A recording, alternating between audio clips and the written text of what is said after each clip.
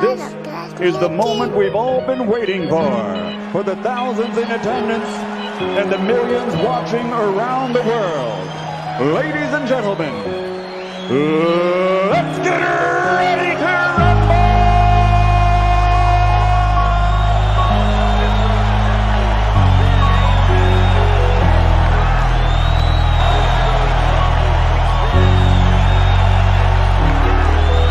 All your feelings hurt when it get real. All of them fakes, so they ain't ready now. It be too hard, we getting lit, cause we speaking now. Fuck all the clowns, yeah, the ones who do it for the bite. All we going now. All your feelings hurt when it get real. All of them fakes, so they ain't ready now. It be too hard, we getting lit, cause we speaking now. Fuck all the clowns, yeah, the ones who do it for the bite. All we going now. Fuck your feelings. Big chest back in the building. Like Betty Boy, I stay winning. Chef Curry, range extended. Splash. Fuck your feelings. Debate all day, that's business. Eat your ass, that's fitness. FYF, gotta hit this. Bitch, I'm the realest. Alpha male strong, that's illest. FYF gang, we'll win this. Fuck the permission slip bitches. Ayy, yo. Fuck your feelings. FYF gang, be the realest. All your feelings hurt when it get real. All of them fakes, so they ain't ready now. It be too hard, we getting lit, cause we speaking now. Fuck all the clowns, yeah, the ones who do it for the bites. All we going now. All your feelings hurt when it get real. All of them fakes, so they ain't ready now. It be too hard, we getting lit, cause we speaking now. Fuck all the clowns, yeah, the ones who do it for the bites. All we going now. The paper chase, hurdles and relays, like a track meet. Drug fiends, bitches, foreign whips. Now that's my back street, stay humble. Be most hated is the consequence of success. Fast money always slows up. You gotta learn to invest. My flow, mastered. Money, I stacked it. Enemies, caskets. To women, I'm attractive. To my haters, outlast them. Passport stamped it. Confronted work on consignment. Come on, now that's a backflip. Principles you stand on. Wasted talent, sad song. Beach house 1.5, but the car dad said 260. God, obedience, Jesus, repentance. The marathon continues, and I'm strong to the finish. All your feelings hurt when it get real. All of them fakes, so they ain't ready now. It be too hard, we getting lit, cause we speaking now. Fuck all the clowns, yeah, the ones who do it for the bite. All we going now. All your feelings hurt when it get real. All of them fakes, so they ain't ready now. It be too hard, we getting lit, cause we speaking now. Fuck all the clowns, yeah, the ones who do it for the bite. All we going now. FYF, okay. No one measure, remember them 3 letters come with pressure. Okay. We be steppers, man, can't stop, won't let up. Real debates, the haters gon' hate. That's what makes it special, it come with level. Yeah, this shit get better, no cap, new era. We got ammunition for the opposition and plenty witness, killing competition. Catch us late night on a panel cooking, but don't be fooled. This ain't your mama's kitchen. They say they don't, but they watch and listen. Typing in the chat, you ain't got a lot to kick it. If you click the link, make sure you got permission, and don't forget, nigga, fuck your feelings. All your feelings hurt when it get real. All of them fakes, so they ain't ready now. It be too hard, we getting lit, cause we speaking now. Fuck all the clowns, yeah, the ones who do it for the bite. All we going now. All your feelings hurt when it get real. All of them fakes, so they ain't ready now. It be too hard, we getting lit, cause we speaking now. Fuck all the clowns, yeah, the ones who do it for the bite. All we going now. I know they ain't ready at all. I stay ready, time to ball. No referee, I got shots to call. Believe I'm the best, so I'm better than y'all. Fuck your feelings, you know that's law. Running it up, now we running it back. It's that full court pressure, don't cut no slack. Jam it to the max. Bank count still full of racks. For the competition, they done went missing. The champ is here, look how the ring glisten. It's honorable mention, don't ever forget it. It's FYF, don't care about the ticket. You know we with it, yeah. We gon' do whatever it takes. Fuck all the hate. FYF still going down. It's one of the grades. All your feelings hurt when it get real. All of them fakes, so they ain't ready now. It be too hard, we getting lit, cause we speaking now. Fuck all the clowns, yeah, the ones who do it for the bites. All we going now. All your feelings hurt when it get real. All All of them fake, so they ain't ready, no. It be too hard, we get it lit, cause we speaking now. Fuck all the clowns, yeah, all the ones who do it for the bites. Oh, we going now, supporters, no fans. LVCM, babe, talking on rear. Yankee hard, could be on the rear. Heart rate up, it's getting intense. All them people just speaking on nothing. Content clicks for the money. Hilarious, a bit too funny. Debunking, they say, yeah, we run it. Cover it up, Lakers to Hornets. Lebron to Jordan, Blazers in Portland.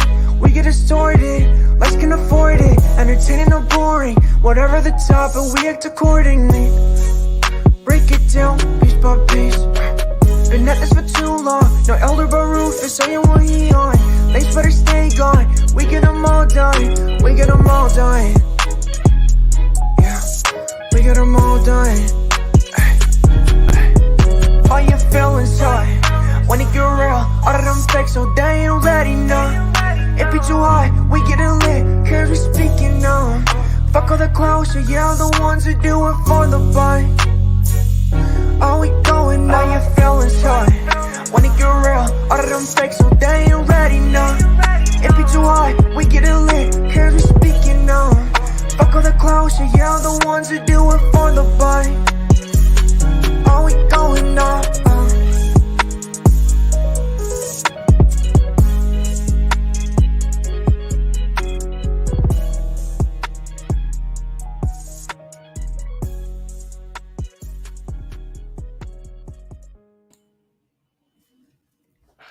FYF Sports, man. It's Lamont, man. We back. Another show. Another live panel discussion, man. We're going to be bringing you guys in for the live discussion. And as you guys know, man, FYF Sports, man, research purposes only, man. We are always consistently researching, trying to get a better understanding on the game of basketball. You know, a lot of JDRs been in my panel. A lot of the JDRs who refuse to click the link, they will type 17 paragraph diatribes in my comments. And I said today, I'm going to actually read and see if I can learn from the 62-page paragraphs that the JDRs leave in my comments that refuse to click the link. And so I learned a few things, man. And so I said today, I'm going to do all of my basketball research the same way Jordan fans do their research. Salute to A. Weezy Bang in that panel. Action Jackson, I see you there. Nicholas Brown, man, one of the greatest minds on the panel, man. Salute, man. Appreciate you being here. So again, today, all my logic is going to be delved from the mindset of the biggest JDRs, the biggest Jordan fans. You got Judith. You know, we know he's a humongous JDR. We got Cho Boy. Grindo says, when you going to be on Players? I don't know, man. This is FYF Sports, man. If they want me to be a guest, I'm sure they know how to reach out. It's FYF Sports. Hold on. The real question, Grindo, is when is Players Choice going to be on FYF Sports? So how about when you go over there to their channel, you start asking them that, all right? Right now, we here at FYF Sports, man. We do things a little different, man. Salute to them over there, man. Great panel, great channel. But it's FYF Sports right now. And so you guys saw the thumbnail today. Okay? And after doing my research with the framework of how Jordan fans think, Jordan fans helped me come to the conclusion that there is absolutely no way, by their own logic, that Jordan could be the GOAT. I'm going to show you guys something. Let me show you guys something real quick. Hold on. By their own logic, I don't think it's possible.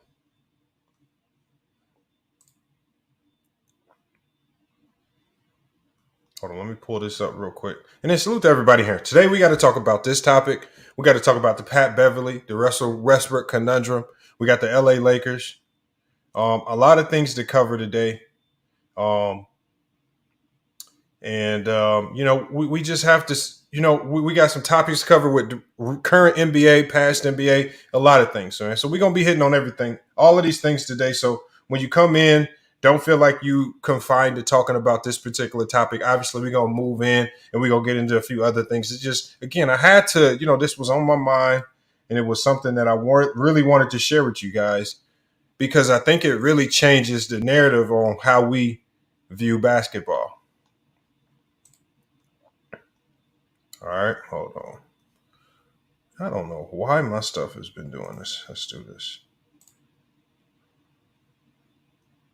I'll go to, there we go.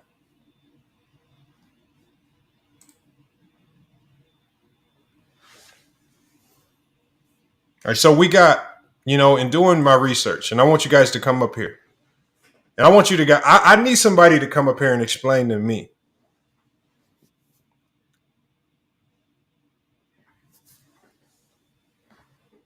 How is John Havlicek not to go to the NBA? J. Mar said, no, he said at JD. No, okay, somebody else. I thought he was talking to me. I was like, no, I ain't been on vacation. Sonia says LeBron is the GOAT anyway. Basketball minds already know this. I don't know. Because if you look at John Havlicek's resume, how is John Havlicek not the GOAT, y'all? I want somebody to come in here and explain to me how John Havlicek is not the NBA's GOAT. Can somebody explain this to me? Can somebody explain how John Havlicek is not the GOAT? I'm going to put a graphic on the screen that I need somebody to explain this to me. I just need somebody to explain this.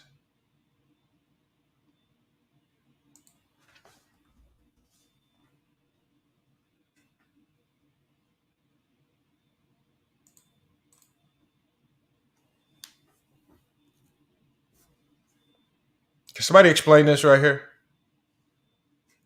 John Havlicek. And there's actually more context to this than you guys believe. 11-time All-NBA Jordan, 11-time All-NBA. Cash Money J. Cash Money J brought up a very good point. Cash Money J says, you're on crack. How many finals MVP bro have? Well, unfortunately for John Havlicek, Cash Money J, the finals MVP award wasn't created when he first came into the league. So there was no finals MVP. Had there have been a finals MVP award, there's a very good likelihood this man would have received multiple. So we can't discredit John Havlicek for not having finals MVPs when the award wasn't even created.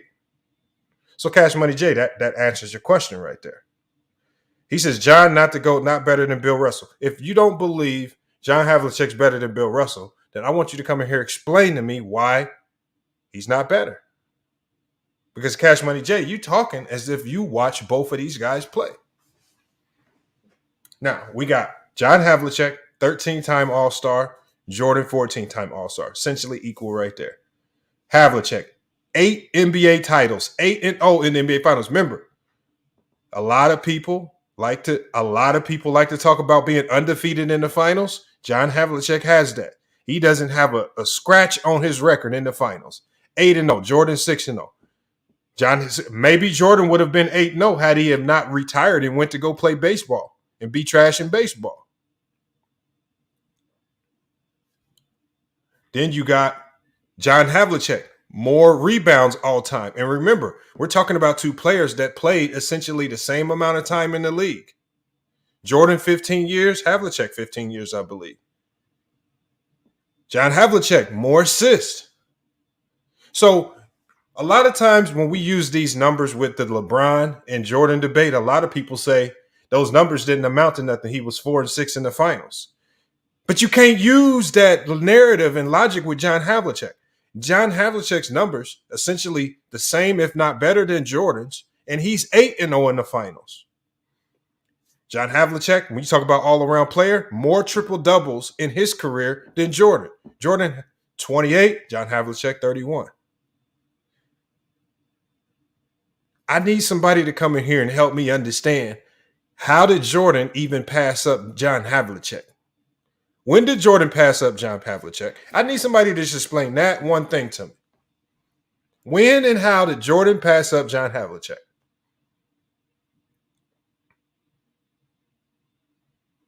I just want y'all to explain it to me. And then I know what y'all going to say. See, I know what y'all going to say, because this is what y'all going to say. There's going to be somebody that comes in here. Actually, you know, I'm going to save it. I'm not even going to drop the additional information that I have. I'm going to drop the link, and I'm going to allow one of y'all come in here and say it and just walk right into the trap. Because I know there's something missing on this screen that you guys are going to be extremely thirsty to say. And when you say it, it's going to be absolute ether.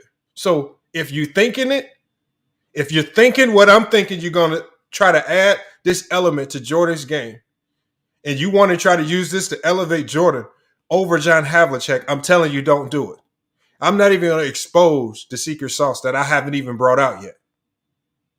I know what y'all going to say. I'm saying, if you're thinking it, I'm telling you right now, what you don't see on this list of accolades, don't say it.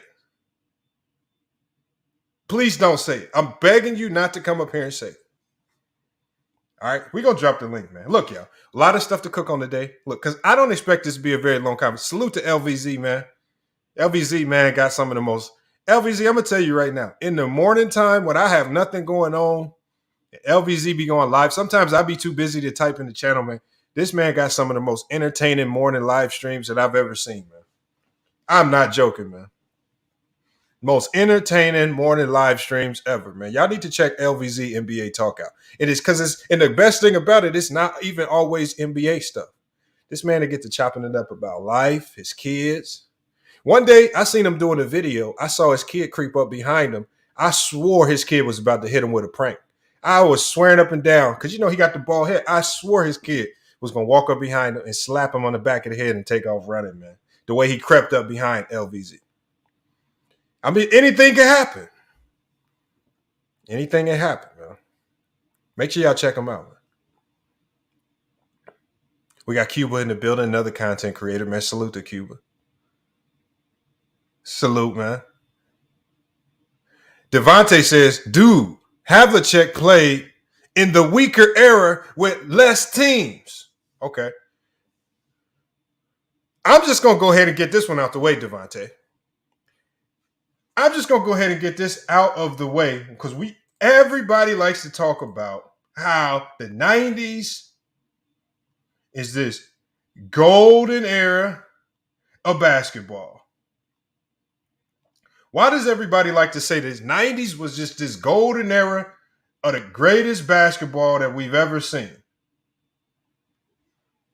Why do people say that? That's a lie. Do y'all know there were 3 occurrences, 3 different years in the 90s? I'm about to drop the link, LVZ. Do y'all know that there were 3 different years in the 90s where 20% of the league lost 60 or more games? That's 3 of your 10 years where 20% of the league lost 60 or more games. I want you to tell me another era of NBA basketball where that ever happened. 20% of the league lost 60 or more games on 3 different occasions throughout the 90s. And you want to try to lie to me and act as if the 90s was this great era? See, y'all always want to run to LeBron played in the weak East. I want you to tell me a time, any time in the league where LeBron played in the league and 20% of the league lost 60 or more games? I just want y'all to tell me that. See, how come when y'all 90s heads, old school mindset people, when y'all talking about the 90s and y'all want to talk about how great it is, how come y'all don't tell us about that? Y'all always want to say, like, just for example, in 1998. In 1998, do y'all know how bad the NBA was? It was just another year where the Bulls had an extremely easy path to the NBA Finals. It was a cakewalk to the playoffs. The league was extremely one-sided, and there was just a few teams that you can even say might even sniff the finals. That's just one of the years. So y'all stop saying this 90s is this great era. Remember, the 90s was handcuffed because the 90s, this is why the 90s was handcuffed. Before I drop the link, you were handcuffed because a lot of the GMs from going into the late 80s into the 90s locked all of their young guys up into 6, 7, 8, 9, or 10-year contracts, and those guys could not move around in free agency the way they wanted to. Scottie Pippen wanted out of Chicago. He was locked into an extremely long-term deal. Remember, Scottie Pippen was like the 200th highest paid player in the league for a long time.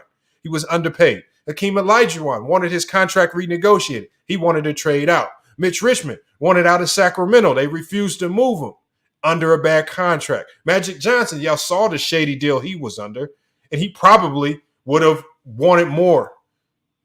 Luckily for Magic, so some players like him, you're making so much in endorsements, the NBA money didn't work. But it wasn't like that for everybody.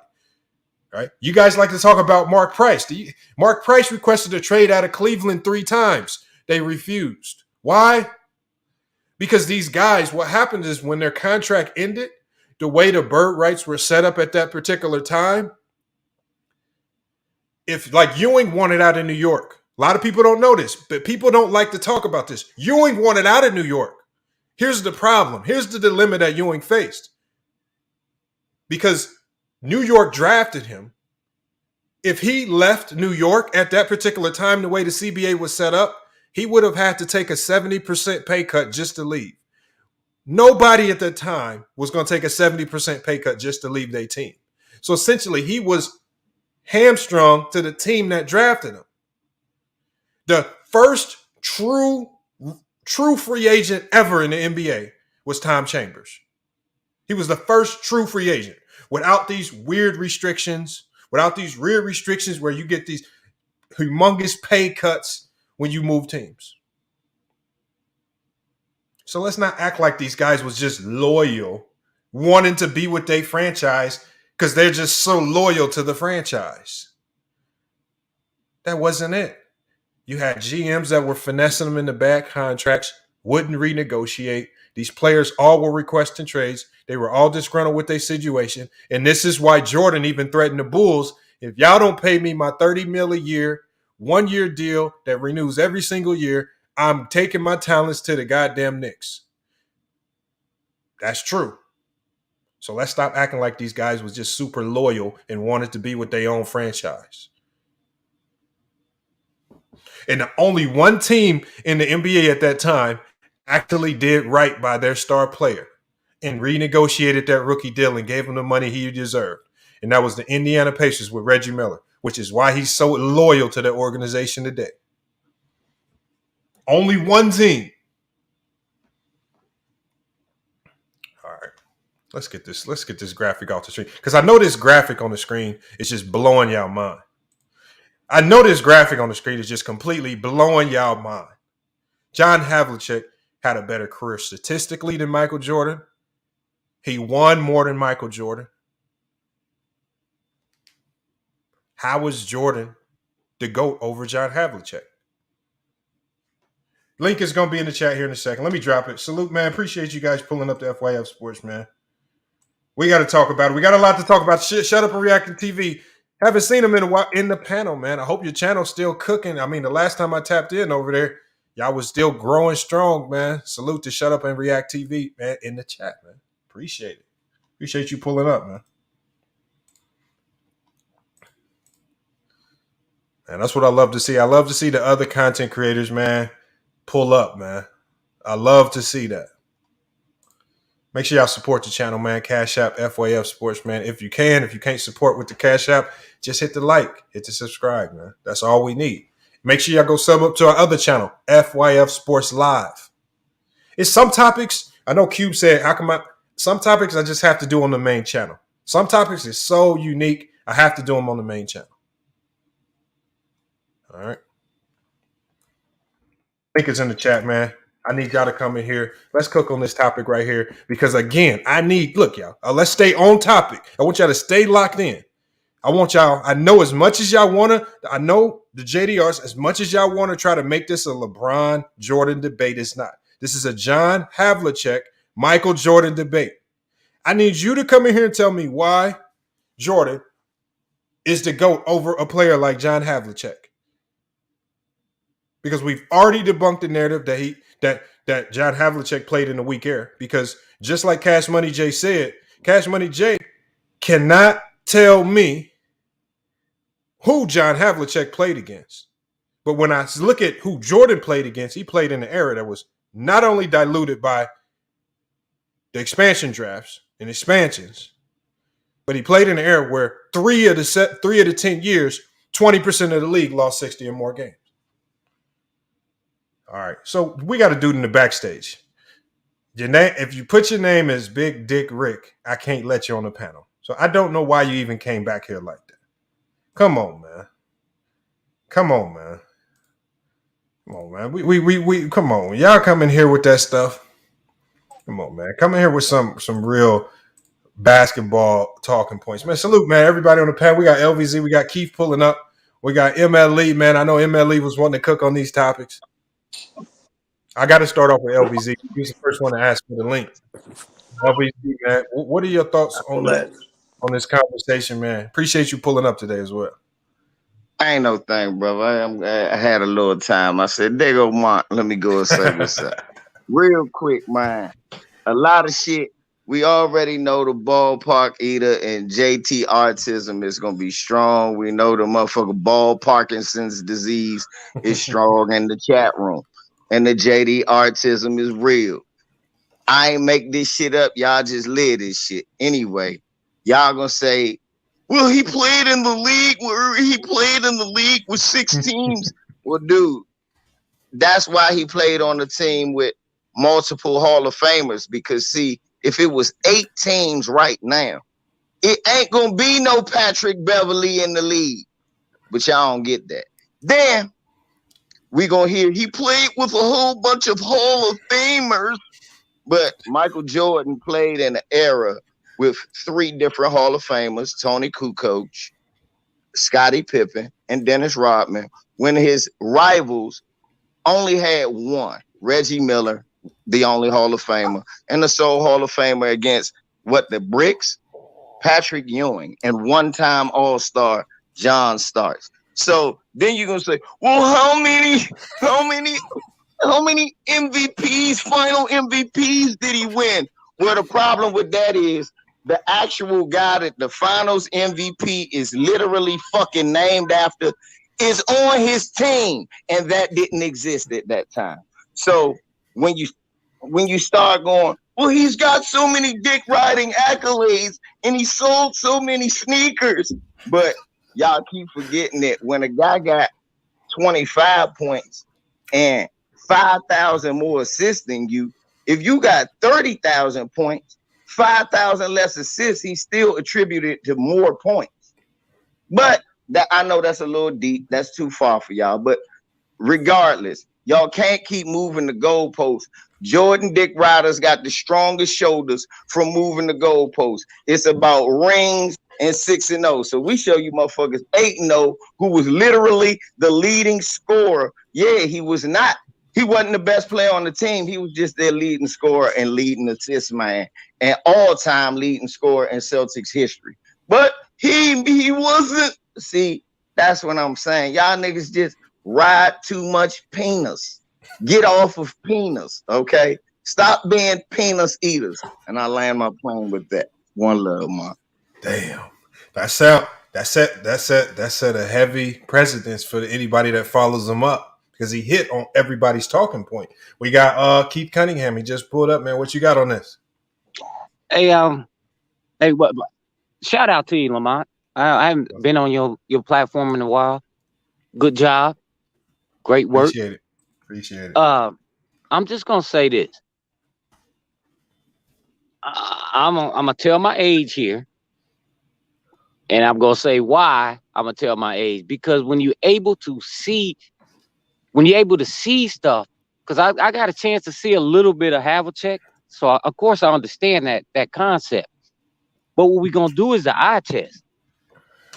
This player changed the dynamic of the game, not Havlicek, Jordan.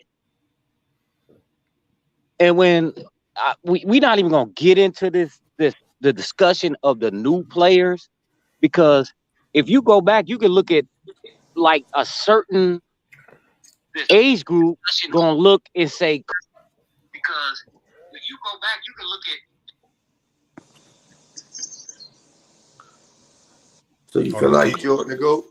Keith, your mic cut out, man. Your mic cut out, Keith. You feel like Jordan the GOAT? I don't know. Something happened with his mic, man. Something happened with his mic.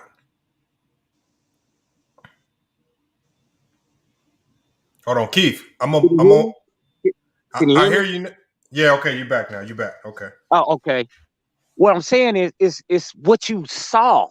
What you saw, you got young brothers that might say Kobe was the best they saw, right? It depends on what you saw. And I'm not talking about going on doing clips and YouTube videos. No, I'm talking about watching that on Tuesday night at 9:00 at night against Milwaukee. You feel me? So there's a difference there. I'm not getting into the concept of who's the greatest. I'm telling you the best I ever seen do it. Mm-hmm. That's my only argument with that. Again, I'm gonna go to MLE and then I gotta go to Bang because I know we're gonna have some interesting takes there. Here's the problem, man. I think as basketball aficionados, we must do our due diligence, whether it's taking in consideration new players that come up now or taking in consideration players of the past. Even if we didn't watch, doing our due diligence, we do our research and we investigate, because when we listen to some of the primary talking points where people label MJ as the GOAT, the talking points are the 6-0. The talking points are the scoring, right? Some of the talking points are the accolades. And so when you hear those talking points and we take those same talking points and we apply it to players of old, and we start to look like, hold on, this player outdid the 6-0. He's 8-0. This player statistically is the same. This player, more rebounds, more assists. This player, same all-stars, right? This player, same all-NBA teams, or if not more. When we start to look at it like that, it's just like, because it's going to eventually come to looking at stats, accolades, and accomplishments. We can't just always go to the eye test, and especially your eye test, because how do you explain that to a young kid when you're playing the game of basketball? My eye test said Jordan was better than Havlicek.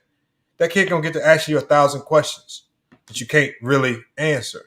So I don't know if the eye test is a real answer. Hold on, let me get to MLE. MLE, man, what you got on this? What's up, Lamont? Yo. Hey, what's good, man? MJ always going to be one of my favorite players. But once I did some research and, I became a student of the game. I love the game. And when people say, oh, you haven't seen this player or seen that player, it sounds stupid to me. They record these stats and everything else for a reason. They leave behind their game for us to dissect. I don't know why people say, well, you never seen this player like Kareem, and be like, you can't say he the GOAT because you never watched him play live. His whole fucking career is right there. That's why it's right there for you to judge it. Now, if anybody who want to say Jordan is the GOAT, cool. Whoever your GOAT is, that's your GOAT is. But don't get mad at somebody else if they don't have Jordan. Like, that's your personal opinion. Don't try to tell me Jordan is a GOAT and it's a fact. And then when you start trying to tear down other players, like LeBron ran from the grind, this player ran from the grind. What do you mean by running from the grind? When shit get tough, he ran or he couldn't hack it? Because if I'm not mistaken, MJ said it out his own mouth that he went to the commissioners to change rules because he could not deal with the physicality of the bad boy Pistons. They changed them rules. He beat them. If that is greatest of all time type behavior, then what the fuck is we talking about? Basketball should just be everybody just make up their own fucking rules as we go. Because that's flat out cheating.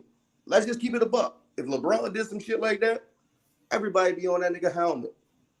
Bro, you changed the rules because you couldn't get past Golden State or you couldn't get past Boston. You went to the commissioners and they changed the rules to stifle another team. And he said it he said it out his own mouth. Other teams were starting to adapt their same style of play, like New York Knicks, Miami Heat, Boston. Even without that style of play, Boston still was smacking his helmet. But people discredit other errors. But as soon as we get to talking about who Jordan played in the finals, it's, oh, he don't have no control over who he plays, which is actually a fact. But why would you try to discredit these players back in that time, like Havlicek and Bill Russell? They had no control over who they played against and how the game was. They just was players. Nothing more, nothing less. 8 straight. Even Jordan said he told Bill Russell he was coming for his record. Bill Russell said, which one? Because you know we won 8 straight. And for anybody who talk about, well, if Jordan didn't retire, he would have won 8 straight. That's cat. You know, he came back wearing a 4 or 5 and Penny Hardaway, Shaquille O'Neal beat him in 6. You know how they like to say, no game 7s? It didn't make it to game 7. Orlando got him out of there. And he tried to cheat the system. He didn't even play the whole fucking season. He tried to come back with an MVP caliber Pippen and and the rest of that team to hijack the NBA. He didn't play a full season and still got his helmet cracked. And I don't want to hear that rusty shit because when he dropped it was 40 or 50 at the Garden. Nobody said this nigga was rusty and all this dumbass shit, bro. He still was Michael Jordan. He's still a great player, great talent. But when you talk about the mental toughness and all that, I don't want to hit because no player in NBA history ever had the commissioners create rules to help them. Wilt Chamberlain said it. They created rules to stop me from dominating and created rules to help you dominate. That's why a lot of legends don't respect Michael Jordan's chips. They don't respect them. And that's a fact. Everything I said is a fact. You can go check it. You want to debate me? Get your ass up here. And that's all I got to say right now. I'm up here. I'll chime back in later. Damn. I'm up here. I ain't even got to sleep. Damn. But I couldn't get on. Oh, I just shit. got off. MLE been for a minute, came back on fire. Damn, okay. Bro, Hey, I yo. just got off work. I'm going to chime back in. But I wanted to catch that other live when that nigga was running his mouth. I just want to add one thing that y'all that can't nobody dispute because a lot of them come out of MJ mouth himself. Hey, all right, hold on. MLE, let me go to Bang, and then I got to go to Dallas, man. Go ahead, Bang. Check this out. They took care of business, bro. They took basically everything I was going to say, right? But check this out right here. They left out one thing, okay? John Havlicek actually played in Chucks, right? Ooh. So it was harder. See, it was told to me. And the point was made that because LeBron James playing LeBrons, that his path is easier because he didn't play in no fucking Chucks. Okay? Chucks, people. Chucks. That's how, hey, that's it. That's it, bro. Damn. Nothing else. They did their job. Okay? It's the shoes. It's gotta be the shoes. Damn. Okay. Hey, we got hit him up. You're real, bro. What up, MLE? Let me say one last thing. Go ahead. I'm a pause for a while and I'm gonna come back later. Fucking yo. For people who want to talk this 6-0 shit, like I said about the competition with Jordan, he didn't play against a bunch of nobodies. Don't get it wrong. He played against some great teams with MVPs on it, all that. I ain't gonna get into Los Angeles. That's a whole nother story, and we could get into that not right now. But if me and you make it to the finals, right, and you play against a team that never won a chip, they're inexperienced, they don't know what it takes to win, and you beat them 3 times, and I make it to the finals, and I play against a team that won multiple chips or at least one. They have the experience and they know what it takes to win. What ring, and I beat them, what ring would hold more weight? The one against an inexperienced team or the one against a proven champion? 6-0, my motherfucking ass. Damn. All right, man. We got Dallas, man. Dallas, what's good, man? Yo, what's good? Can y'all hear me all right? Yeah, we hear you, man. What's good? Okay. I just turned it on, so I'm not sure exactly where y'all were at in the conversation, but I did just hear the gentleman was speaking about Jordan's 6-0 and all that good stuff. I'll say this: I'm at a point now where I really don't get into the ranking, because that's to me that's still a matter of opinion. But when it comes to Jordan's greatness, I mean, 6 championships is 6 championships. You can paint it how you want to paint it. You can say the competition was this or that. But I think you can say that with anybody that won a lot of championships, even with Bill Russell. Their excuse is that they didn't have as many teams. So I don't agree with that. I think he's 11 championships, 11 championships. You know, that's not an easy thing to do. So I think, you know, we can't act like that's some bullshit. That ain't no bullshit. Six championships and 2 3-peats is not no bullshit. If anybody did that, it will get commended very highly. So that's in that now. As far as him not being that great, that's just not true. That's just not true. We can, like I said, we can paint it however you want to paint it. The dude was phenomenal. If he's not he don't got to be your GOAT, but I mean, the dude is Michael Jordan is a phenomenal, transcendent player. So I mean, that I don't want to hear about that 6-0 don't matter. That matters. And that's what everybody's based on, right? Every player now is based on Jordan's excellence right now.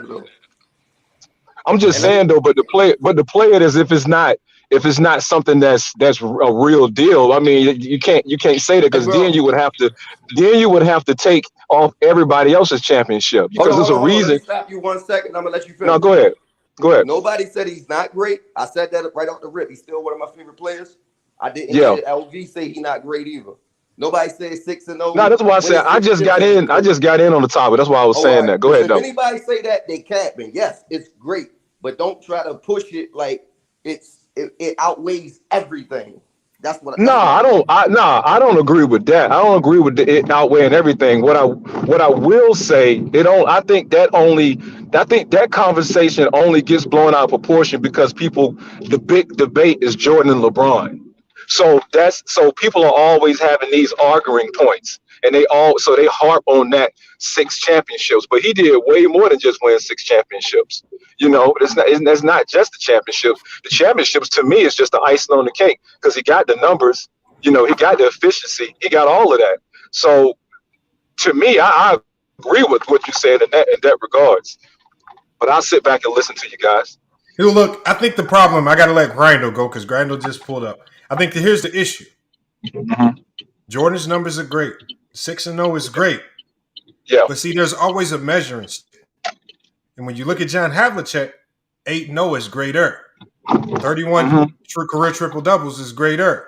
The 6K assists over Jordan's 5K assists is greater. The 8K rebounds over Jordan's 6,000 rebounds is greater. Right? When we look at those things, and there's actually even more to that particular element. How can we honestly say Jordan is the GOAT when there are players who've done all of the same things that he's done at a greater level? I mean, I'll say this now. I know you got to get to the other guy. Let me just say this real quick, though. I mean, like I said, the GOAT thing is a matter of opinion, because you can say John Havlicek got better numbers in certain areas than Jordan, but they played 2 different positions. So, of course, he's going to have more rebounds. He's probably going to have more blocks. You know, he's going to probably lead in those categories. So, like I said, it's a matter of opinion of who you thought was the most dominant player that you had seen. And I think for a lot of people, they hadn't seen nobody like Michael Jordan before. Well, no. Well, And John I think Havlicek was a shooting guard. he played two guard. John Havlicek played two guard. Yeah. I don't know. Did he? Yeah. I don't know if he was a two guard. I think he was more of a forward, if I'm not mistaken. I might be wrong, but Yeah, he's a right-handed. I don't know if he was a two guard. He's a shooting guard, and he has more rebounds? Yeah, more rebounds and assists. But he doesn't have more points or what else? What does Michael points. Jordan have more than him? Michael Jordan got more points, right? Yeah, Jordan got more points. Does he have more blocks? No. He don't got more blocks. What does he have more than John Havlicek? Well, hold on. Well, here's the thing with John Havlicek. We don't know because when John Havlicek played, blocks and steals weren't recorded. So But Jordan that's what had, I mean. That's what I mean. So though, we like, can say Jordan has more because they were recording them. But when you look at the numbers, Yeah. so like let's say we can assume based on John Havlicek's defensive efficiency, based on John Havlicek played the same amount of years as Jordan. Right. 7 years of John Havlicek's career, they didn't even record defensive first teams or defensive player of the year. When they started recording him halfway into his career, he made the first team all defense every year for his career all the way till he finished. So we can assume, and he has the same amount of first team all defenses as Jordan does. So we can assume if they were actually recording him when he first played, he would have more all defensive teams than Jordan, possibly a defensive player of the year because he was a great defensive player. And if they actually counted blocks and steals because of his defensive prowess, it could be safe to assume he would be right up there, if not superior to Jordan in those categories as well. But the only thing about it is, if we talking about John Havlicek, a lot of people are going to say that about who he played with. We can't say that Michael Jordan played with the same caliber of players that John Havlicek played with either. And John Havlicek, then the team wasn't built around him and his skills. The team, Boston was. Well, I mean, I'm driving right now, but I know they had Hall of Famers at almost every position when he was playing. Who he played with? I know that for a fact. I can't tell you about the top of my head, but I can tell you I know that for a fact. I know he played with at least. I know he played with at least two. I know that. Jordan did too. I always hear people say that, but they never can name the people. No, I can. My thing is, I can go look it up because I don't look up the Boston Celtics every day. But what I mean is that we all know that if he won 8 championships, Bill Russell won 11. They didn't win. He didn't win those 8 outside of Bill Russell. So that tells me right there he had about at least 2 or 3 Hall of Famers on his team. Outside of Pippen. I know, but that's only Pippen. We only talking about Scottie Pippen. Yeah, but I don't know. Talking about the thing Pippen. is, here's the thing with Havlicek. Havlicek's perfect. When you put him with Bill Russell, he's perfect. Bill Russell without Havlicek has flaws in his resume. Okay. I mean, what? I don't know what that we can try to see. The thing is, it's one thing to say he's with great players, but he stood out amongst all of the great players on that team. So I mean, I agree. I agree with you saying, but what I'm saying is that can we agree that it does matter? It does make a difference if your team is filled with greats. So having a greater but the Bulls were filled with greats as well. With like who? With outside of Scottie Pippen, I mean, I'll give you Robin. Even though when Robin was there, he wasn't an all-star at that point, but he's a great player. Hold up. He wasn't an all-star. He was not an all-star with Chicago. Hold up. I ain't say all-star.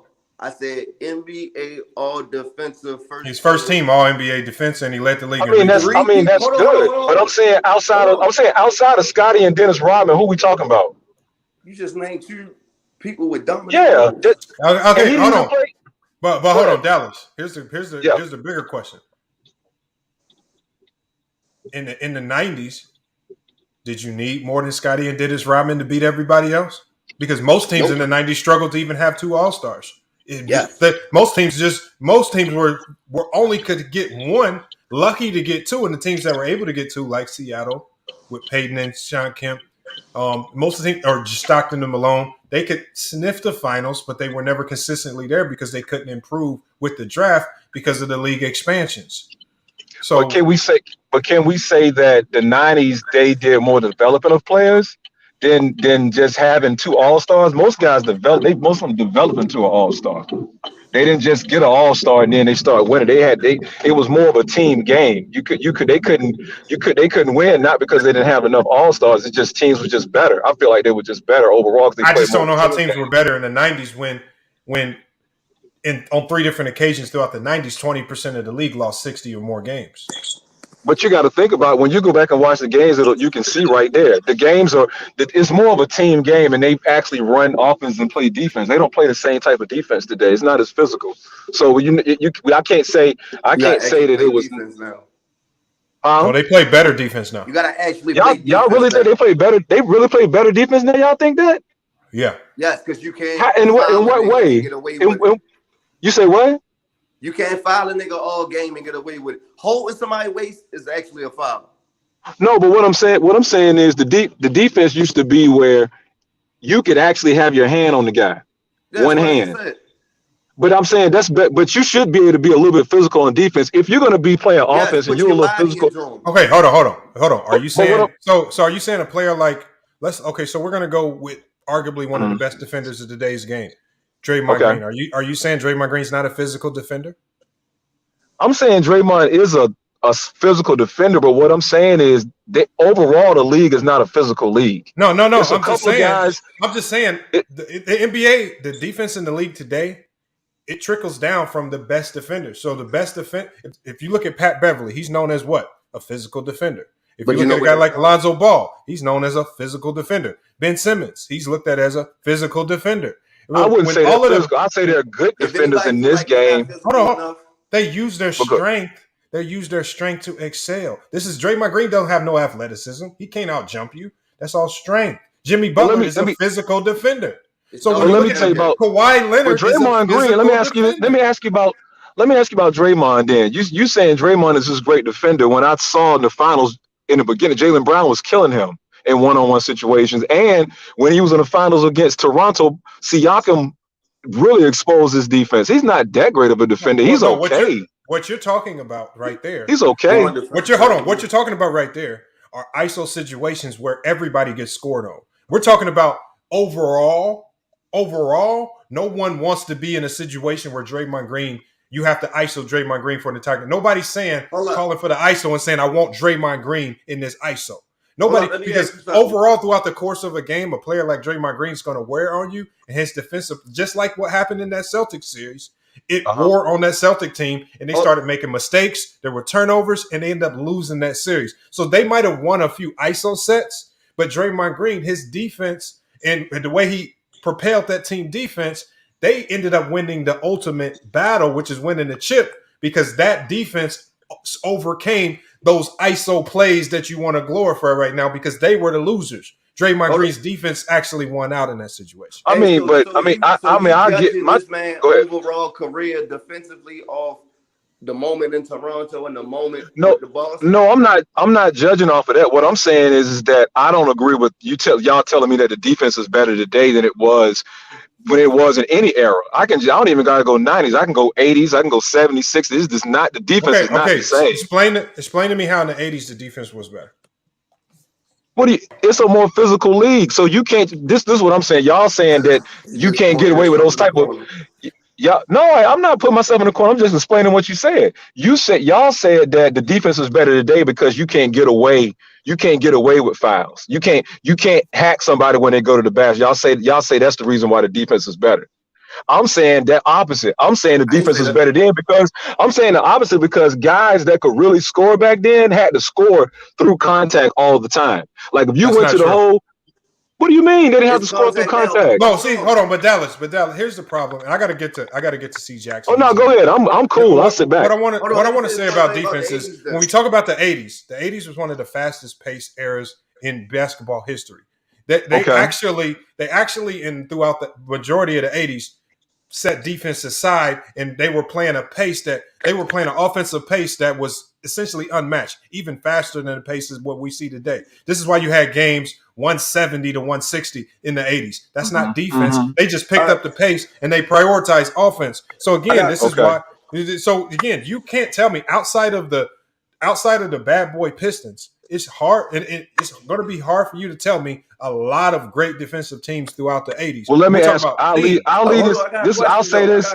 I'll say this, and I'll let you. I know you got to get to your guy. I'm gonna say this. So you telling me that in the 80s with all of those 7-foot centers that were blocking shots all the time, you telling me in this day and era where they don't have those type of centers, that's more finesse. That's not. Tell me one of them. Hold on now. How they don't? Hold on. They don't have a lot of centers in the league right now that's under the basket contesting shots. Hold on. Most of the Dallas, hold on, man. Dallas, here's the. Go ahead. I won't let dude get in. I'm sorry. Dallas, in the 80s, yeah, there was no such thing as what we call today called defensive 3 seconds. So the centers could stay home. So first of all, there was 2 dilemmas. First of all, the centers couldn't shoot threes. Hold on. Let me explain. First of all, centers in the 80s struggled to shoot the 3 ball. So you didn't have to worry about a Jokic or an Embiid floating out beyond the free throw line or 3-point line, being able to hit a 3. The centers could plant themselves in the paint, not worry about defensive 3 seconds, and just block shots as people ran and got to the rim. So again, their jobs were much easier. Now today, you don't see centers planted in front of the rim for an entire game because there's something called defensive 3 seconds. They actually have to get out of the paint and then go back in. So now, to be a great shot blocker, your job is harder. So when you look at the great shot blockers of the day, like Rudy Gobert, you would have to say for him to be a great shot blocker today against more athletic players is much more difficult than it might have been in the past when you're dealing with lesser athletes. And the rules were designed so that big men could thrive defensively. Without the defensive 3 seconds, there was no zone. Right, so things like that allowed them to plant themselves in the paint. They didn't have to leave because they didn't have to worry about the other center being a 3-point shooter, and they could just protect the rim. So their jobs were easier. So you're telling me, okay, I knew all that. I agree with you. I know all of those rules that were changed. So you're telling me because the centers were able to stay in the lane. They're able to stay in the lane. Am I correct? Right? That's right. Is that what you were saying? They can stay in the lane. Okay, they can stay in the lane. So you telling me with guys that didn't shoot a lot of 3-pointers back then in the 80s. Centers. Oh, no. I'm just saying, just in general, like the guards, they didn't shoot a lot of 3-pointers. They shot some, but that's not what they were predicated on. They mostly were going to the basket and shooting mid-range jump shots. We're talking about centers, though, because the thing I know. I'm getting ready to tie it in. So you're telling me back then the defense wasn't better, even though you had big men that were able to sink into the lane and guys that didn't shoot threes and they had to score in the paint. And they were scoring, and they had to try to score with a compacted paint. Is that what you're saying? Again, the illegal defense made things a lot harder. So there's a myth that these guards all went to the rim and scored layups. No. If you look at Isaiah Thomas, he was one of the best ISO players because of something called illegal defense. He didn't have to worry about a ton of double teams coming his way because teams were so worried about illegal defense, he could ISO his way into a lot of buckets. And he was just a great ISO player out of Chicago. I mean, if you look at the great shot blockers of the 90s, if you look at a guy like Oliver Miller, who for the majority of his career was out of shape, how does he go through a full NBA season averaging 3 blocks a game? Why are we using Oliver Miller here? He was not top tier at all. Okay, then we'll go to Sean Bradley. Okay, what about Elmore Spencer? How does Elmore Spencer average 3 blocks a game? What do you mean how he averaged 3 blocks a game? How does John Concact average 3 blocks a game in the 90s? Because there's more people going to the basket. He has more opportunities to block shots. That's how he averaging 3 blocks a game. One, you're dealing with people who struggled to shoot the 3 ball, so they were going to the basket more because they couldn't shoot. With a That's what I just said, though. So they couldn't shoot. So they weren't shooting the 3, not because they didn't want to shoot it. They didn't shoot the 3 because they couldn't shoot it. And secondly, they weren't the same athletes as of today. So if a Ja Morant driving at you is this is why the athletes of that time could finish at the rim with ease. If you were an athlete at that time, you were finishing. So you tell me Dominique Wilkins can't finish in today's league? No, all I'm saying is with the way the rules are designed, Dominique Wilkins will be a great finisher in any era. I'm not saying he couldn't finish. What I'm saying is in that day and time, the centers were not athletic, at least not as athletic as they are today, one. And secondly, if you were any semblance of some type of athlete, you were going to have no problem scoring at the rim because all you have to do is look at the great athletes from the 80s throughout the 90s. None of them had any problem scoring at the rim. I don't even agree with the athletes being better. I think it appears that way, but I don't think they actually are. I don't think they're more athletic today. I don't think it's like that. But I know you got to get your guy though. I don't want to talk over you guy that's waiting. All right. I mean, I mean, it wasn't a lot of them, but the great athletes didn't have any issues. The Dominiques, I mean, the Robert Packs, the athletes could get to the rim and finish. It wasn't. You had all those guys in the '70s that can jump out the gym. You got the Dr. J's, the Connie Hawkins. You got Iceman Gervin was athletic. I mean, there's a lot of athletic guys now. Sean Kemp and there's some athletic guys, man. As athletic as Dr. J was, there's 200 of them in the NBA today that can do exactly what Dr. J did. But the difference is, even though they're athletic as Dr. J, they don't have that same way to finish around. You can jump out the gym, but if you can't finish, it don't matter. I mean, you got to know that the dunks that they were doing to win the dunk contest back then are dunks that they do in game now. I mean, yeah, I get that, but I'm just saying though. But it's still guys that can. It's a plenty of guys in the league right now that can jump out the gym, but they can't really finish. They don't have the touch. Well, the reason why they can't finish is because the level of defense is up with the way the teams can run zones. Some guys just don't have good touch. That's why Russell Westbrook struggles sometimes, because he can jump out the gym, but his touch is not. He don't have real soft touch. Outside of last year, Russell Westbrook's one of the best finishers at the rim in NBA history. No, I know that. I'm not saying that he's not a good finisher. I'm just saying he struggles at times because he doesn't have that soft touch. Like somebody like Dwayne Wade has athleticism with soft touch. That's why he's able to always hit those little shots near the rim. If he got to do a runner or whatever it may be, he doesn't have a problem. Sometimes Russell Westbrook throws the ball very hard off the backboard because he don't have that touch. If you got to take the best of the 80s and we're comparing it to the lesser of this era, then you got a problem. Because a player like Andrew Wiggins is just as athletic, if not more athletic, than the Dr. J's and all those guys. And he struggles in this league at times to finish because of the defense. Okay. It's just the truth. When you look at a Derrick Jones Jr., when you look at a Derrick Jones Jr., you cannot tell me that Dr. J was more athletic than the Derrick Jones Jr. He may not have been. I'm not saying he's more athletic than anybody in the league. I'm just saying there was a lot of athletic guys back then as well. They might didn't have the creativity that the guys got these days, but it was. I think it's a lot of guys that was just as athletic. All right. Well, I mean, like I said, I don't know. I've seen a lot of basketball. It's going to be hard pressed to tell me the athletes, and I can look to the bottom of the bench on any team, and I can get you 5 athletes that could do exactly what all those guys could do. Hold on, let me get to C. Jackson, man. Oh, actually, Grindo was in here first. Let me get to Grindo, man. What's good, Grindo?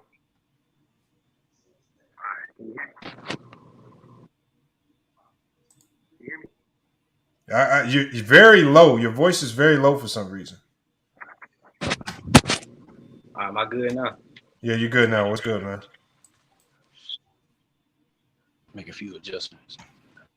All right, so first of all, salute. I ain't been on the panel forever, but salute to UFIL.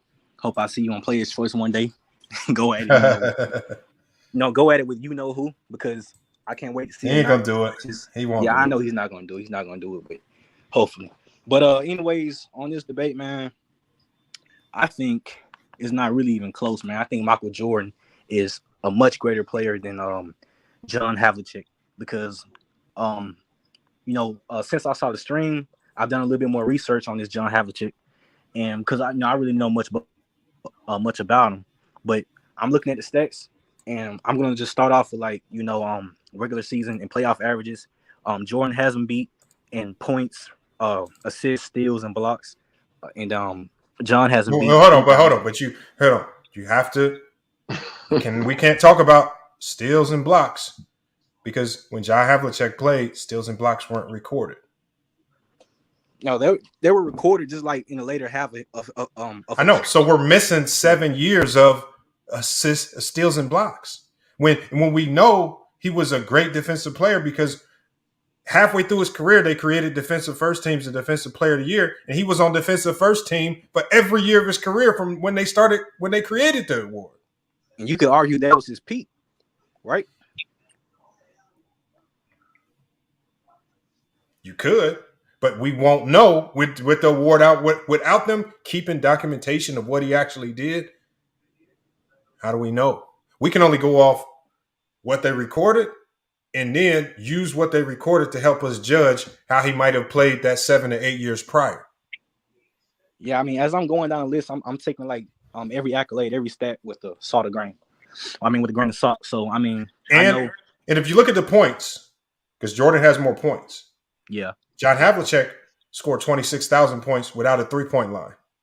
Jordan had a 3-point line, and he only scored what, like 5,000-6,000 more points. So what I'm saying is, what if there's a 3-point line? He would have more points, especially as a shooting guard who could score. Yeah, I mean, look, man, that's great and all. I don't put like much stock into cumulative stats. I really don't. I really don't. And I just want to get this out there right now that I'm not no LeBron hater or MJ fanboy. I got LeBron in my number 2, and I got MJ, of course, my GOAT. But I mean, even if I go with season MVPs, Jordan 5 to John 0, Finals MVPs, which I know didn't get recorded to like the last one that he won, which was, I believe, 1974. Yeah, Finals MVP was brought in 1970.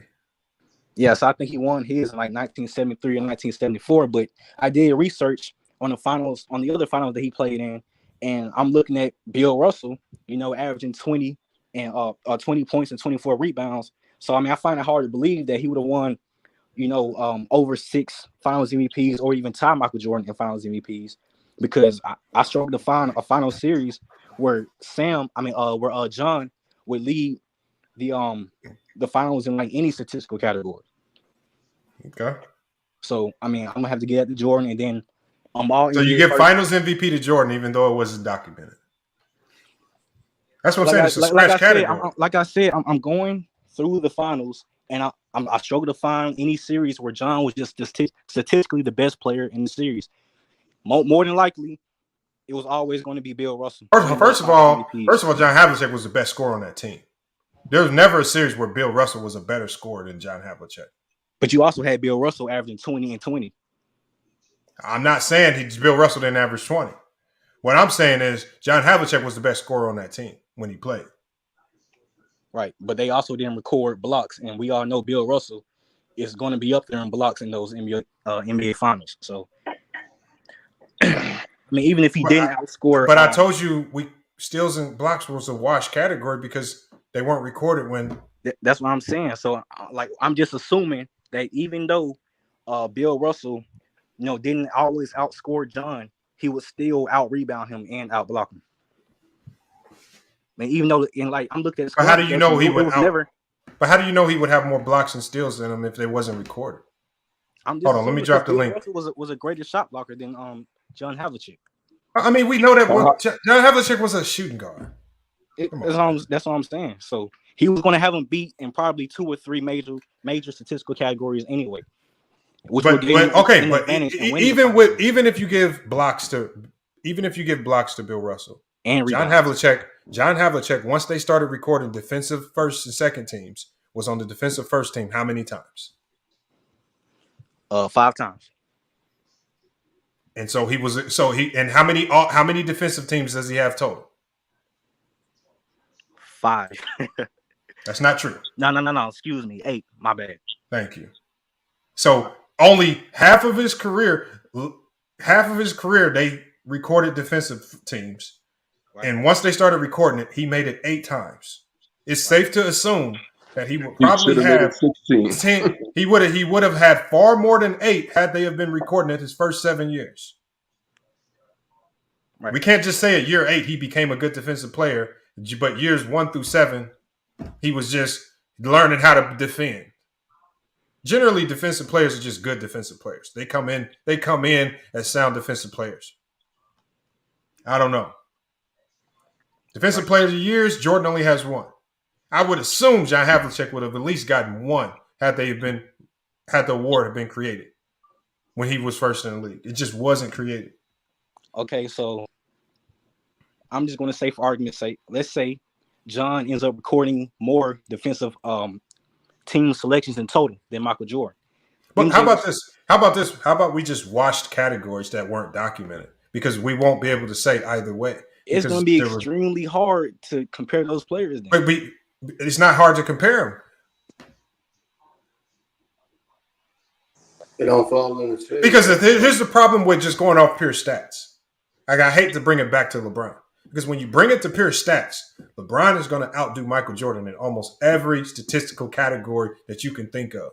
So you can't just rely on stats, because if you rely on stats, that means you have to take the same logic and apply it to how you look at the LeBron-Jordan debate, and Jordan won't stand a chance. So just running down these stats and just relying on that with John Havlicek, it ain't going to do you no justice when players start to bring up LeBron. We all know that the consensus narrative around Jordan that keeps him the GOAT is the 6-0 and the scoring titles. That's the general consensus. Can you hear me? And John Havlicek not only has the stats, but he has the 8-0. How do we diminish the 8-0? And what you try to do is you diminish the 8-0 by saying he played with a Bill Russell. Y'all act like, see, this is another thing I saw in my comments where a lot of people try to lie. A lot of people in my comments will run and say that Scottie Pippen was not a superstar. I want you guys to know that throughout the 90s, Scottie Pippen was regarded as a superstar. Not just by his play, but if you look at his jersey sales, if you look at his shoe sales, as you look at how basketball cards were traded, he was one of not just the most popular players in the 90s, he was one of the best players in the 90s. And if you look at the year-by-year power rankings, he was in the top 5, if not 6, every single year I think up until like 99. So what I'm saying is, how can a player that's top 5 in the NBA, was always top 3 in jersey sales, was like 1, 2, or 3 in shoe sales, was number 1 in trading cards, you gonna sit here and tell me he wasn't a superstar in the 90s? And then when Jordan retired, he was 2nd or 3rd in MVP voting and had one of the best all-around seasons in NBA history? And the Bulls were just as good? And had it not been for some questionable refereeing, they probably would have been in the finals. All right, can I go? Go ahead. Can I get in this? Oh, hold on. Let me let Grindo finish, and I'm going to go right to you, Jackson. I got you. My bad. All right, so, okay, so I guess we're going to wash away finals MVP, right?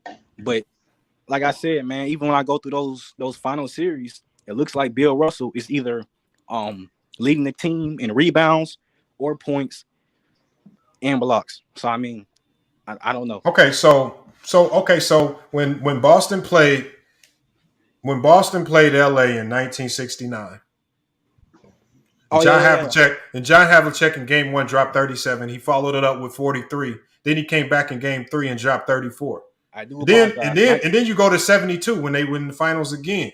When he starts the series off, drops 32. Game 2, he drops 43. Game 3, he drops 31. Game 5, he drops 27. We can go to the next year, right? We go to the next player series when they was playing the Knicks. When they playing the Knicks in the Eastern Conference Finals, he gives them 29, 26, 27, and 32. We can go to 1973 playoffs when he dropped 54 on the Hawks, 20, and followed it up with 29-point performance, closed them out with 32 points. He was the best scorer on that team. You keep bringing up Bill Russell, who scored the majority of his points off offensive rebound putbacks, and you're supposed to try to convince me that he was the best scorer on that team, because Jordan is looked at as the best player primarily because of his scoring prowess.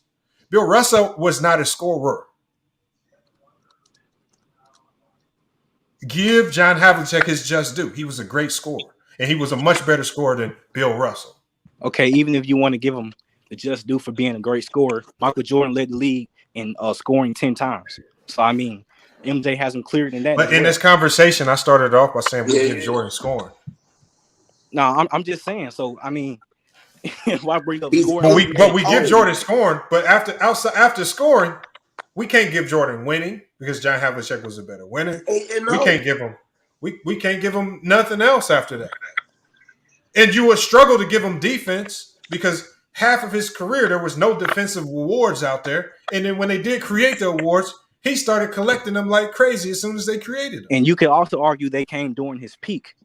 And he was a great scorer without a three-point line. Imagine if this shoot guard had a three-point line, how many points he would have if you add those extra points in.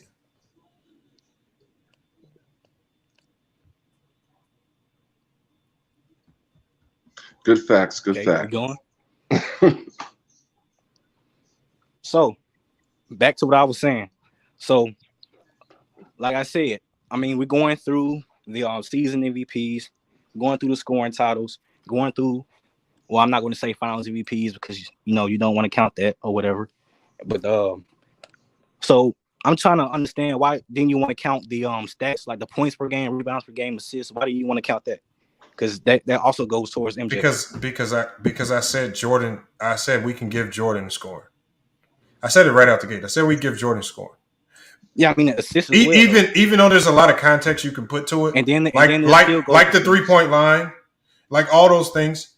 The thing is, we can put a lot of context to it. Even though there's context you can put to it, I said we could just start off by giving Jordan a score. There's no need to go back. We know Jordan was a good scorer. Havlicek was a good scorer, but because even if there was a 3-point line, we don't know if he would have been a great 3-point shooter. We just have to defer and just give it to Jordan. I gave Jordan that.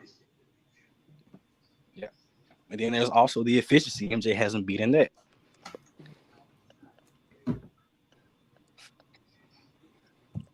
Okay, but LeBron has Jordan beaten efficiency. No, you can't single that out. That's a multi. No, hold on. But what I'm saying is, if you're using these same arguments for Havlicek, yes, it's one argument. Hold on, Grindo. Make sure. If you use these same efficiency numbers with Havlicek to put Jordan over Havlicek, make sure you use these same efficiency numbers to put LeBron over Jordan. Make sure you use these points, the rebounds and assists. Use all that to put LeBron over Jordan. See, because when we start talking about these same statistical categories with LeBron, all of a sudden it's these LeBron 4-6 in the finals. Okay, that's what I'm saying. It makes no sense. It makes no sense to go down this lane when I know for a fact none of y'all are going to use this same arguments for LeBron over Jordan because we know LeBron will destroy him in all of these same categories. Please allow me to rebut him. All right. To that point right there specifically. Okay, so I talked about how I try to argue that maybe John was not the best player on most of his finals, right? But even if I was to try to argue that for LeBron in the MJ versus LeBron debate, I would get cooked on that because MJ was always the best performer in the finals on his team, right? Then you talk about points and hey, let me ask you one question before you go. Why was Bill Russell at that time considered in the 70s, 60s, 70s? Why was he considered the best player? Because this is when players voted. Arguably. No. Because when Bill Russell won his MVPs, this is when not the media voted, players voted for the award. What did players respect about the game so much at that particular time where they consistently said Bill Russell was the best player in the year? The best player in a lot of those years. It was his defense. Players back then respected defense over offense. The game was looked at a little bit differently. So a lot of the accolades that Bill Russell won, he won primarily because the players viewed the defensive side of the ball much more importantly than the offensive side of the ball. So even though John Havlicek was a great scorer, being a great scorer at that time wasn't going to get you all the accolades because they saw how Wilt would put up all them big scoring numbers and it still wouldn't equate to championships. But Russell, with his great defense, it was getting them to championships. So the players had a much bigger respect for the defensive side of the ball, not scoring. So that's why sometimes if you think about how the awards were dished out, it was the players saying that. Now imagine if the media took control of that and the media was like, okay, we need to boost up the league. We need to push scoring. We need to glorify the players that can score. I guarantee you that Havlicek would have more of these same awards. Unfortunately, that's just not how it was voted on. I mean, let me get into this. Okay, yeah, go ahead. I'm done. I'm going to just sum it up in one word. Box office. The reason why Jordan is considered the GOAT because he is box office. Yes, you have Havlicek. You have Havlicek with all those great stats. You have Havlicek with all those great numbers. Yes, he has the 8-0 because that's why everybody says Jordan. Jordan's got the 6-0. Havlicek's got the 8-0. But when we put the game in an aspect, whose game would you rather go pay your dollar to see? Would you rather go pay your dollar to see Havlicek, or would you rather go pay your dollar to see Jordan? The reason why they gave Jordan all these accolades and titles after his first and second championship, because he was doing it in a way that nobody has seen it. He was doing it from a two guard dominating. He was doing it from a two guard being clutch. He was doing it from a two guard having defense. And plus, he was just different. Nobody was seeing his aerial game. Nobody was seeing his attack. He brought flair. He brought style. He brought a thing to the NBA at that time that they just didn't have. Yeah, they had Magic, and yeah, they had Bird, but they were going out, because of age. So now you got this new flashy new car on the scene. All right. And so let me ask y'all believe that Michael Jordan should have more MVPs than whatever, right? Everybody may say that he's got 6 or 5. He's got 5. People will say that he should have more. So when it comes to MVPs and things like that, I automatically take that out, because MVPs are, at the end of the day, they're given to you by people that may have ulterior motives, or things that they want to push, agendas that they want to push. Everybody knows LeBron should have more MVPs than he should have. Everybody could say the same thing about Jordan. So I don't put MVPs into things like that because of who they're given by.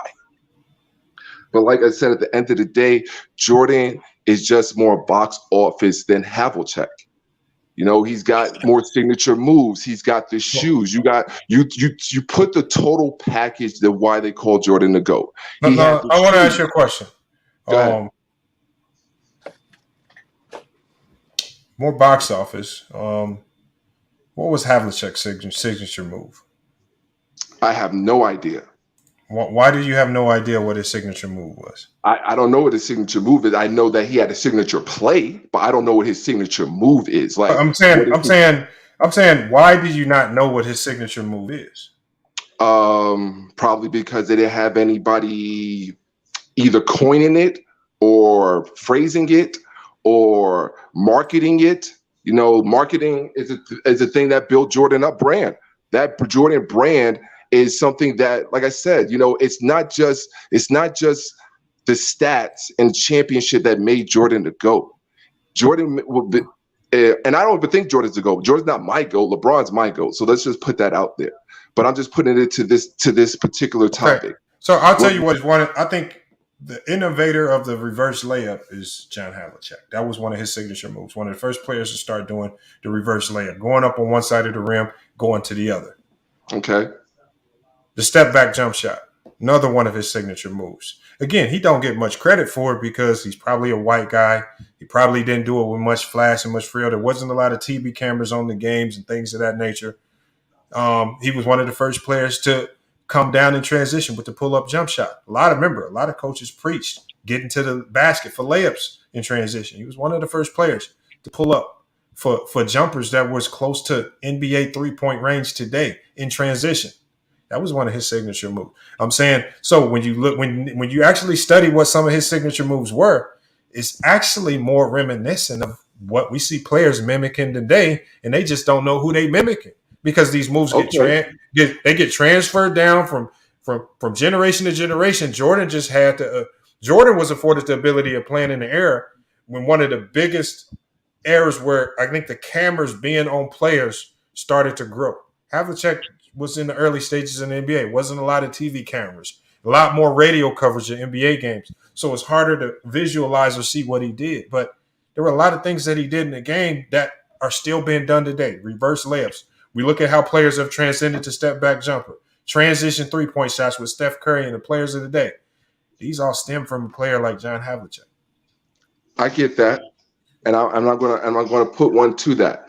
Like you said, one, they didn't have cameras on it. Okay, so not many people were able to see it. Two, you said he didn't have the swag, so not many people were following it. When basketball really became basketball, who was the people that was pushing basketball? Black people, okay?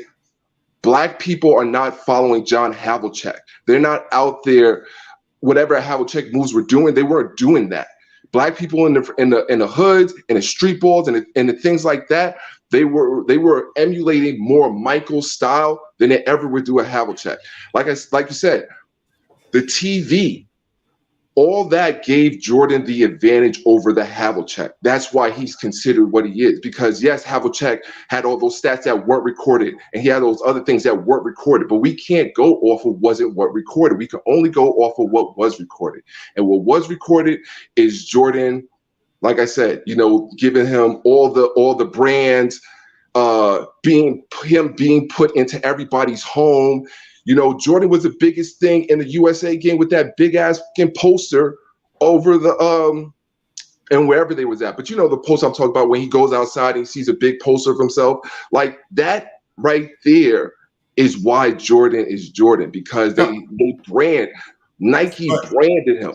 So you're basically saying the media pushed him, but what I'm saying is there were black players who played in the league with a little flavor to their game when Havlicek played, but there were no black people mimicking Bill Russell or even the hook shot. The hook shot is probably one of the most deadly moves in NBA history. Ain't nobody mimic no hook shot. I mean, again, it wasn't until, like you said, the media got involved and they started popularizing certain things. And because of the popular, like when Nike gets behind it, a big shoe brand gets behind these players, everybody now wants to be like Mike. You see him all commercials. He's on TV every Sunday, NBA on NBC. Right? Everybody had that channel, so everybody could watch. So we saw, but what I'm saying is, so we know now, was it the media pushing MJ that elevated his greatness, or was it actually just his game? Oh, I would definitely say the media. Like I said, Jordan is not my GOAT. I'm just saying in regards with this debate, why do we consider Jordan the GOAT over Havlicek? That is why we consider Jordan the GOAT over Havlicek, is basically because partially the media keeping this narrative still going. Who's the GOAT? Media, like it's all media bias. But yes, I definitely believe that the media puts, their spin on it, and that's why we have this debate. Do I think that? But do I believe that Jordan is better than Havlicek? Hell yeah, I believe that Jordan's better than Havlicek. But like I said, yes, in regards with the debate, why do we consider? At the end of the day, that's the question that you're asking. Why do we consider Jordan the GOAT over Havlicek? Yes, the media pushed him. We didn't have the opportunity to see Havlicek in his prime, because I mean, like you said, they didn't start recording the stats till what? 7 years after. He could have made he had 5 or he had 8 defensive teams. He could have made like 10, 11. Who knows? Like I said, all those stats weren't recorded. So we don't have the ability to go back in time and see how great Havlicek was. Yes, he was a great player, but I would still pick Jordan over a Havlicek. All right. I would still pick Jordan. But I just don't know how people can honestly say that, and they're not even giving Havlicek any due diligence by just saying, let me go do a little bit of research and watch something on this game before I come to a conclusion. People are just making the conclusion because they say they saw MJ and they didn't see Havlicek. And so because of that, MJ's better. No research, just run with it. And then I'm going to pass this same narrative down to the next closest person that'll listen. Didn't see him play. MJ got pushed by Nike and all these major media. So we have to just say MJ's better. Because I'm saying, if you look at all of the same metrics that we use to say Jordan is the GOAT, Havlicek checks all those same boxes. That's all I'm saying. He checks all the same boxes, if not at an equal or higher degree than Jordan ever did. That is true, and I don't take it away from Havlicek. Like I said, I don't think that Jordan is the GOAT. Okay. I think, like I said, the media pushed Jordan in regards with the GOAT situation, and I think that Havlicek is a great player. But I think if I put it in a time capsule, I put Havlicek in whatever era, and I put Jordan in whatever era, and I always put them on a one-on-one situation, I think that Jordan would outplay Havlicek. That's what I believe.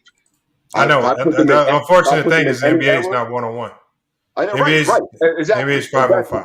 5-on-5. But like I said, if I put Jordan, if you give me a Jordan-led team and you give me a Havlicek-led team, I believe that a Jordan-led team without a bunch of all-stars, because like I said, for sure.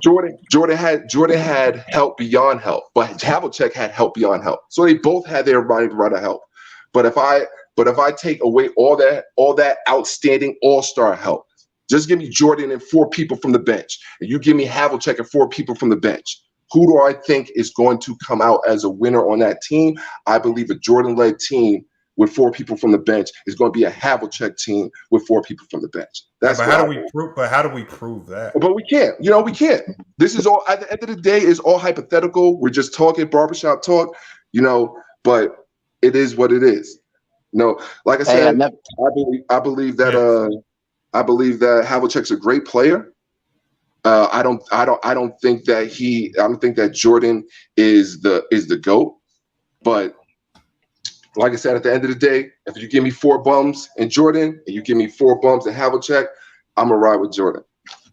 All right, he said he's right in there. All right, let me get to Mahari, and then I got to get to Professor JB. Yeah, for sure.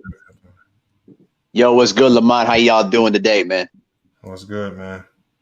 Hey, and by the way, for everybody in the chat, make sure to go check out the Spotify podcast that we've been doing, man. We've been doing episodes, different type of topics around here, man. So please go check out the FYS Sports Debate podcast on Spotify.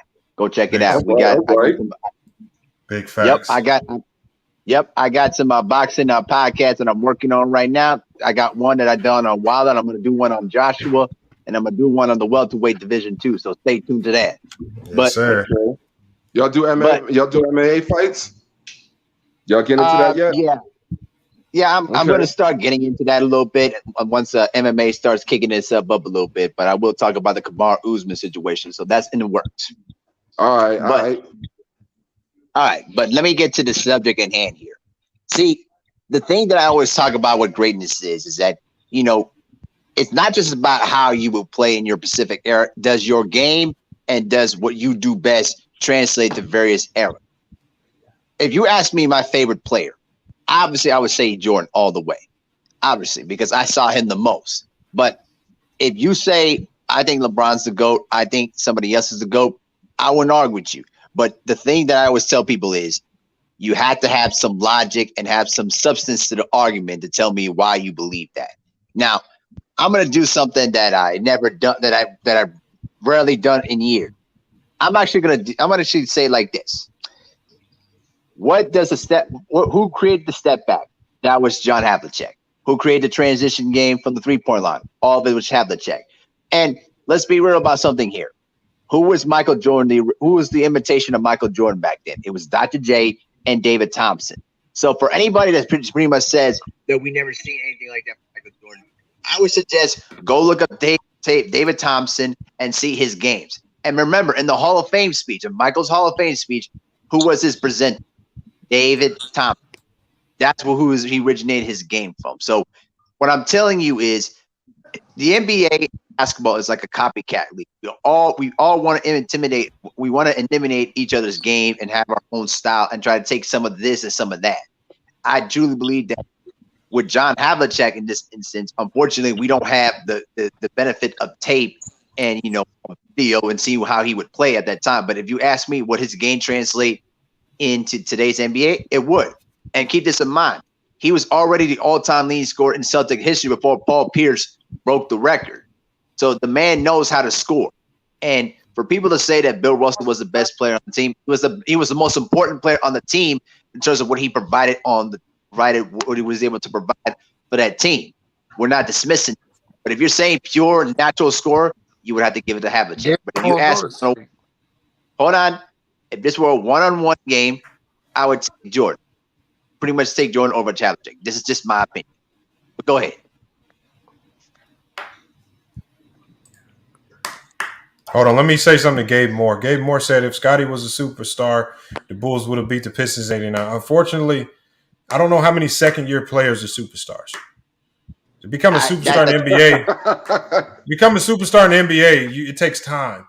By the 90s, by the time the 90s hit, and by the time Pippen figured it out, he'd been short into it. So, again, Jordan wasn't a superstar. He was a superstar. Jordan was not a superstar when he first entered the league. He was a great scorer, yes. By year 3, year 4, I think he maybe broke that threshold. And then the greatest of the great are going to break that threshold a lot sooner than others. Right. So again, Scottie Pippen, we're not going to say he's top 10 all time, but when he played throughout the 90s, he was a superstar. Did he do it the traditional way that you might want to see it and scoring a ton of buckets? No. He did it a different way. He did it his own style. He did it in a way that was going to allow the Bulls to win championships. Hey, that was by defending and being a great playmaker. What's up? And I'll say one quick thing real quick. Getting it hold on. 1 second. Grind. Why can't nobody explain to me why Jordan couldn't deal with the 80s rules where he never won and had to go to the commissioners to change the rules to help him beat the bad boy? I was just about to say that. And he said it himself. He did it for that reason. So thank you. How can you measure greatness? Is that greatest of all time type behavior? Hey, let me ask Vibe Star question. And you're right about that, MLE. He said Jordan averaged 29, 6, and 5 as a rookie. Yeah. Once you go look at Shaq's numbers as a rookie, he still wasn't a superstar yet. Shaq did the same thing, averaged more rebounds, more blocks, and everything. But and the same thing with Zion. Zion, his second year, averaged 27 a game. He is not a superstar. Yeah. So again, I don't care about the numbers. The numbers don't make you a superstar. The numbers don't. It's your impact. And Jordan's impact was not being felt his rookie year. It put up a lot of numbers and a whole bunch of losses. When your impact starts to his impact was felt when he put up 37 a game, even though they still struggle. But that's a little different. But that was by year 3. And then year 4, year 5, things started to change. Just like LeBron's year 3. It was when Jerry West said he was the best player in the game. Y'all gotta stop, man. I mean, just accept it. Just accept it. The facts as they are. Oh, let me go to Professor JB, man. I know he's been waiting. I'm gonna let him chime in on this. What do you think? Oh no, man. Hey, salute to the chat. What's up, Lamont, man? I hope everybody is well, man.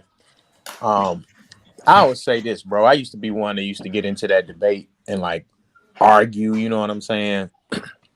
But this is where I'm at now with it.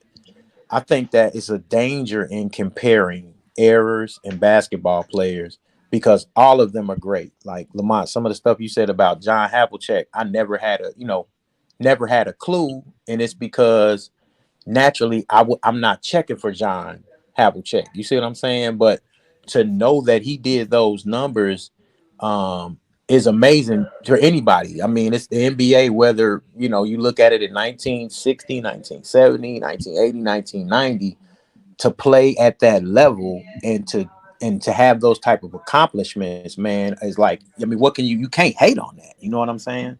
So that's what I think. I stopped comparing because I think when you compare them, you like take away from the accomplishments and the greatness and you diminish those guys as players. You know what I mean? I'm a Mike fan, through and through.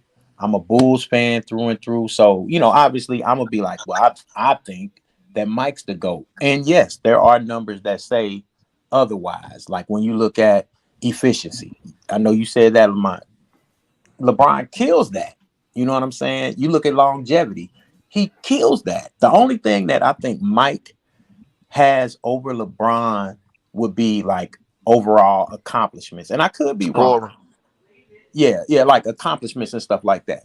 I think that's where he edges them out. But that, to me, that's not enough to say, to say all of, okay. And Professor, I don't mean to cut you off. No, go ahead. I like that you brought that up because if you just think about how the other guy, when we were talking about John Havlicek, I think it was Grindel, he was talking, even though John Havlicek was the best scorer on the team, he was talking about some of the other things that Bill Russell was doing outside of scoring that made him the best player on that team, which is a fact. Bill Russell was the best player on that team.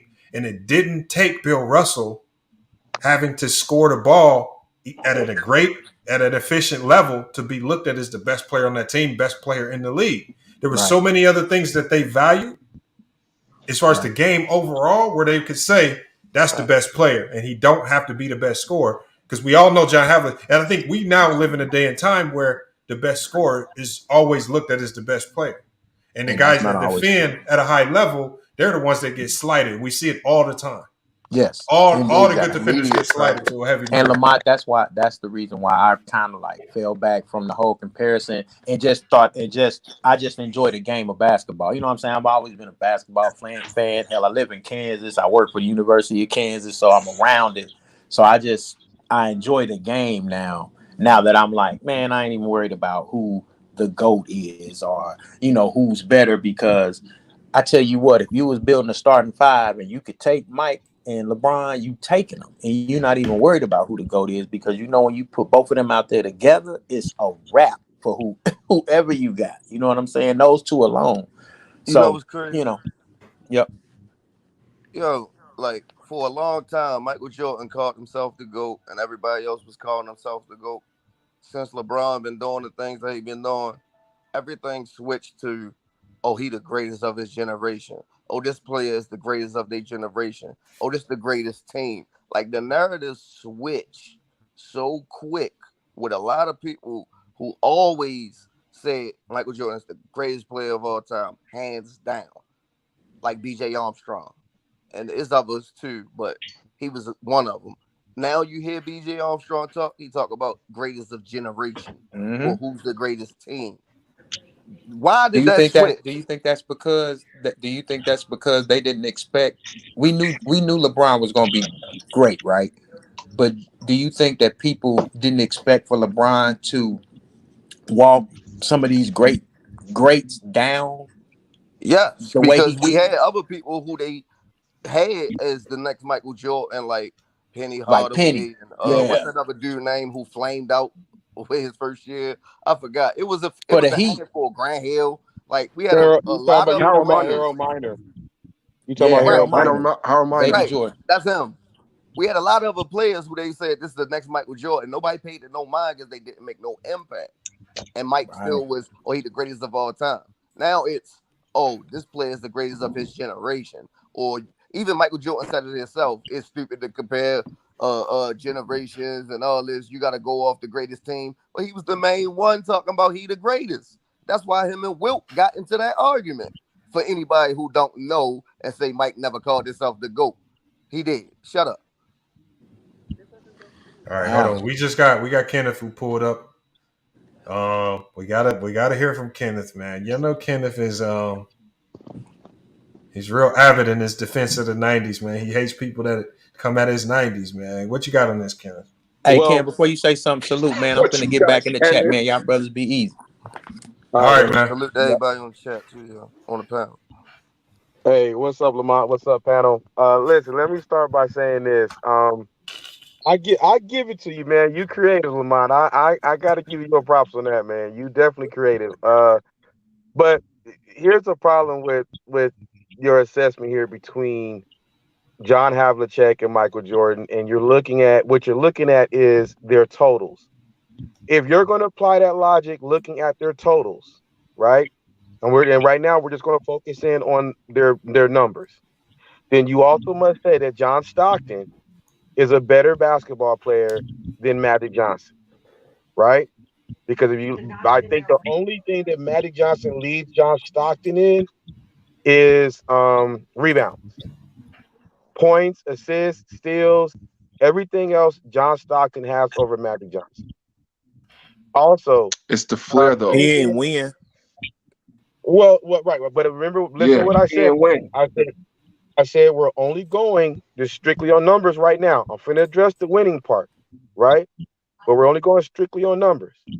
Another one, Dwayne Wade and Larry Bird.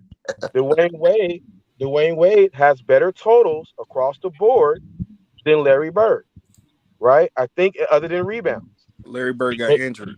Hold on, let him finish, y'all. Let him finish, y'all. Well, but nobody will say Dwayne Wade is ranked. Well, most people, I should say. Consensus says that Larry Bird is a top 10 player. Nobody puts Dwayne Wade in the top 10. No, but Kenny, I want you to elaborate on the averages. Why do you say we should use the averages? Well, because the averages are a better indicator of what they were doing when they're at their best. Okay. You taught me something right there. So now, if we ever go back to the LeBron Jordan debate, I should use averages.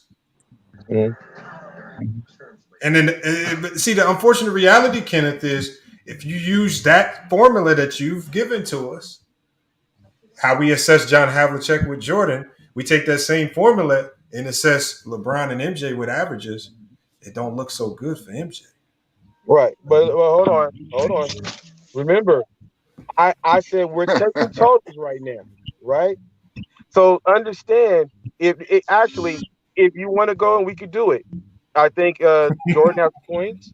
LeBron has the rebounds and assists. I think And Jordan still, has the steals and blocks, right? no, well, LeBron has the blocks. You sure about that? Yeah. Oh, okay. So Jordan has the points. LeBron averages more steals, more rebounds and assists. LeBron has Well, you said LeBron LeBron averages more rebounds, assists, and blocks. and Jordan has more points and what was the other one? Steals, Points and steals, steals. Yeah. right? Steals. Okay. So and again, I'm only going off totals. We're not talking about this solely totals. I said let me start with totals, right? Because that's what you utilize. Okay. Now I do think it's still better to go off, when a player is in a prime, because when you start going off totals, I mean, a lot of times you just like John Stockton. He was able to play longer than Magic Johnson for whatever reason. You But know, Magic does average more assists, don't he, than Stockton, right? no. I I can't think remember. I average. think Stockton might average 10. I can't remember. He might. I just know in totals, John Stockton basically beats him across the board. But because John Stockton played longer, so okay. So let's talk about their championship. Havlicek was never the best player in any championship team. Never. It was always Bill Russell or But Dave what Cowens. made Bill Russell the best player? Because Bill Russell was a defensive anchor. Rebounder They too. were keying on Havlicek because Yeah. he been doing what he been Y'all doing know for y'all the making year. that such a good point. Understand. Bill Russell had MVPs playing on the same team that Havlicek was on. He also So averaged like 20 rebounds.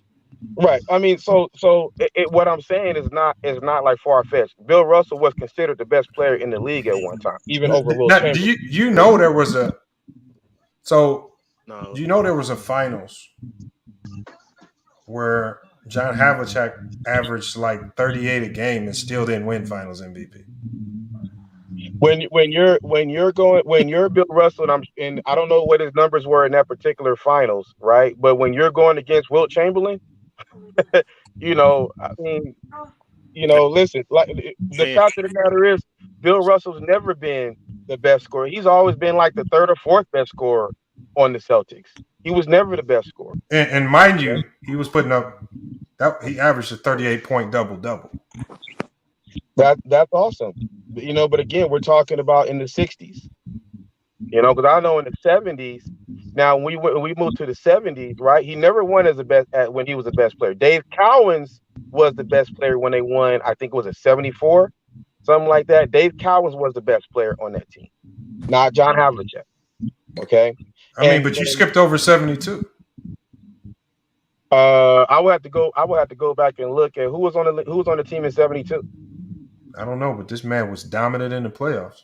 I'm not. Listen, don't get me wrong. I'm not saying that John Havlicek isn't the best But see, player. Kenneth, I think the worst argument you can try to do is to try to compare his numbers to other players on his team and say he wasn't the best player on his team when it was still great. His numbers by themselves, however you try to slice who was the best player, I think they all were great in their own right. His numbers are what they are. Right. Because back then, see, according to our standards today, if they were playing today, we would have said Havlicek is the best player because we live in a time where the media glorifies scores. Back then, they were saying Bill Russell was the best player because the players voted on these awards and they prioritized defense. So if we look at let's not look at it through a lens acting as if that's how we view the game today, because half the people that are trying to big up and say Bill Russell was the best player on the team don't give any credit to the guys of the day to actually defend and play defense and struggle to score the ball like Bill Russell did. Well, I mean, we see them tear down Ben Simmons, and we see them tear down Jimmy Butler when he struggles, or the Draymond Greens, and all of the great defenders who, similar to Bill Russell, struggle to score. Yeah, no, I agree with you. I mean, listen, you preach to the choir with that. I've always maintained that defense is just as important as offense. But I'm just talking about, and then the last thing, you're talking about like all the first team ones and all that stuff like that. again, he won all those accolades, or a lot of in the 70s. In the 60s and the 70s, you had the ABA, and so a lot of the great players, the talent was split between the two leagues. He wouldn't have won a lot of. He wouldn't have garnered a lot of the stuff that he got had he played in the same league where all the great players, the George McGinnis, the Dr. J's, shoot, I can't think of, but But Kenneth, he won most of his awards after '69. The ABA was still right in the 70s. I mean, what I'm saying is a lot of the awards that he won, didn't even exist for half his career. He really didn't have accolades. He's not going to stack up to Jordan.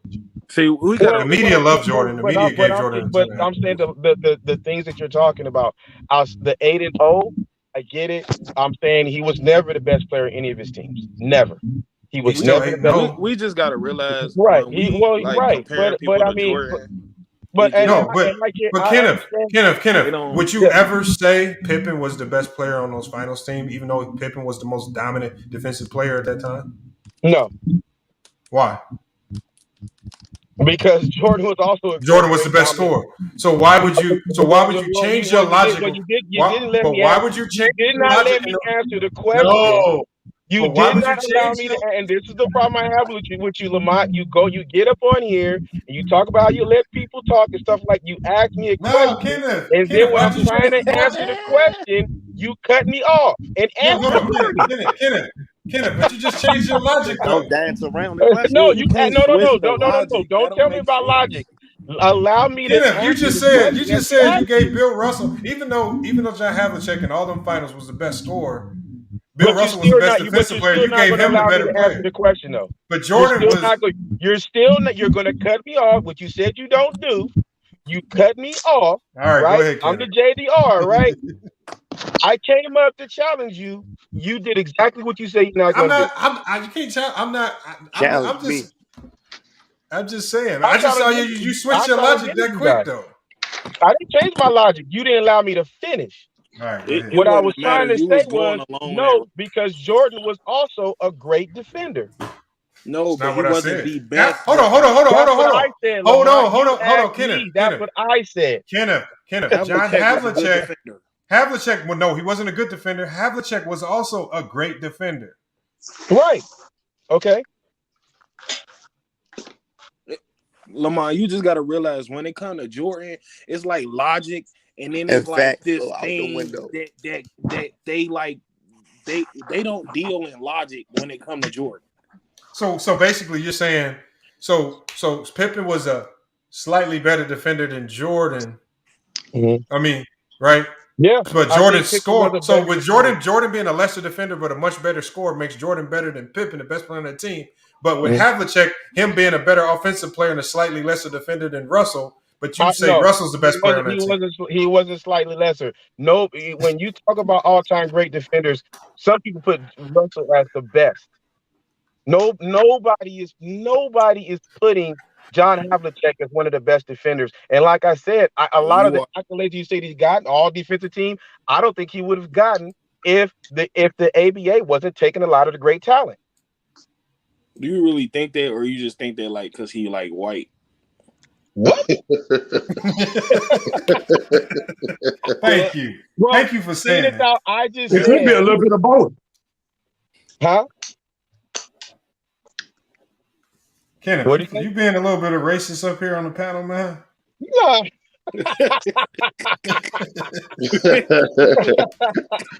Absolutely not, man. I mean, listen, I think personally, John Stockton is a better pure point guard than Magic Johnson. Cap. No? I do too. Hold on, Kenneth. Can you repeat that, man? Put me back on the marquee, huh? Yeah, I think John Stockton is a better pure point guard than Magic Johnson. I do believe that. And I stand by that. Why? Please tell us why. Because I think that John Stockton was a better defender. I think he had a better jump shot, which means that Magic could guard all 5 positions. Hold on, y'all. Let him cook. Magic Johnson was an atrocious defender. Atrocious. Horrible defender. That nigga was terrible. Horrible defender. Okay, he was horrible. He got a lot of steals, but he was a gambler. You know, if he didn't get the steal, he get taken out of plays. You watch Magic Johnson. He was a great offensive player. You know, ahead of his time. He was 6'9", could run the floor, great. But as far as with John Stockton, he's your prototypical point guard. He is. He's a prototypical point guard. So you got John Stockton over Magic Johnson all the time. I said as a pure point guard. As a pure point guard. And no, I think the best point guard to me, I would go to Chris Paul over anybody. So. What? Yeah, I would. They got to keep blowing 3-1 leads. Well, he didn't blow it. See, this is the problem. Did he blow it? Or did the team blow it? Well, he was involved, but he didn't blow it. The team blew it. Yes, the team blew it, and he's the leader of the team. You can't get one game. You got 3. You can't get the 1. Well, like I said, I think you were the one that said it's a team game, bro. It's a team game. So Lamont, what really is the argument? I'm saying the argument today is, and Mingo, you might be able to help us with this. Okay, let me put this back on the screen just to give you a little bit of a visual aid to assist you. All right. Can you explain to us? Can you explain to us why John Havlicek is not the GOAT over Michael Jordan? What am I looking at? Okay. 6 titles, 30,000 points, 6,000 rebounds, 2,000 assists, triple double, 6-0. Well, I'm gonna tell you like this. I'm gonna tell you like this, and I'm gonna leave it alone. See, one thing about it is, first of all, John Havlicek had a hell of a career. Let me go ahead and get that out of the way first.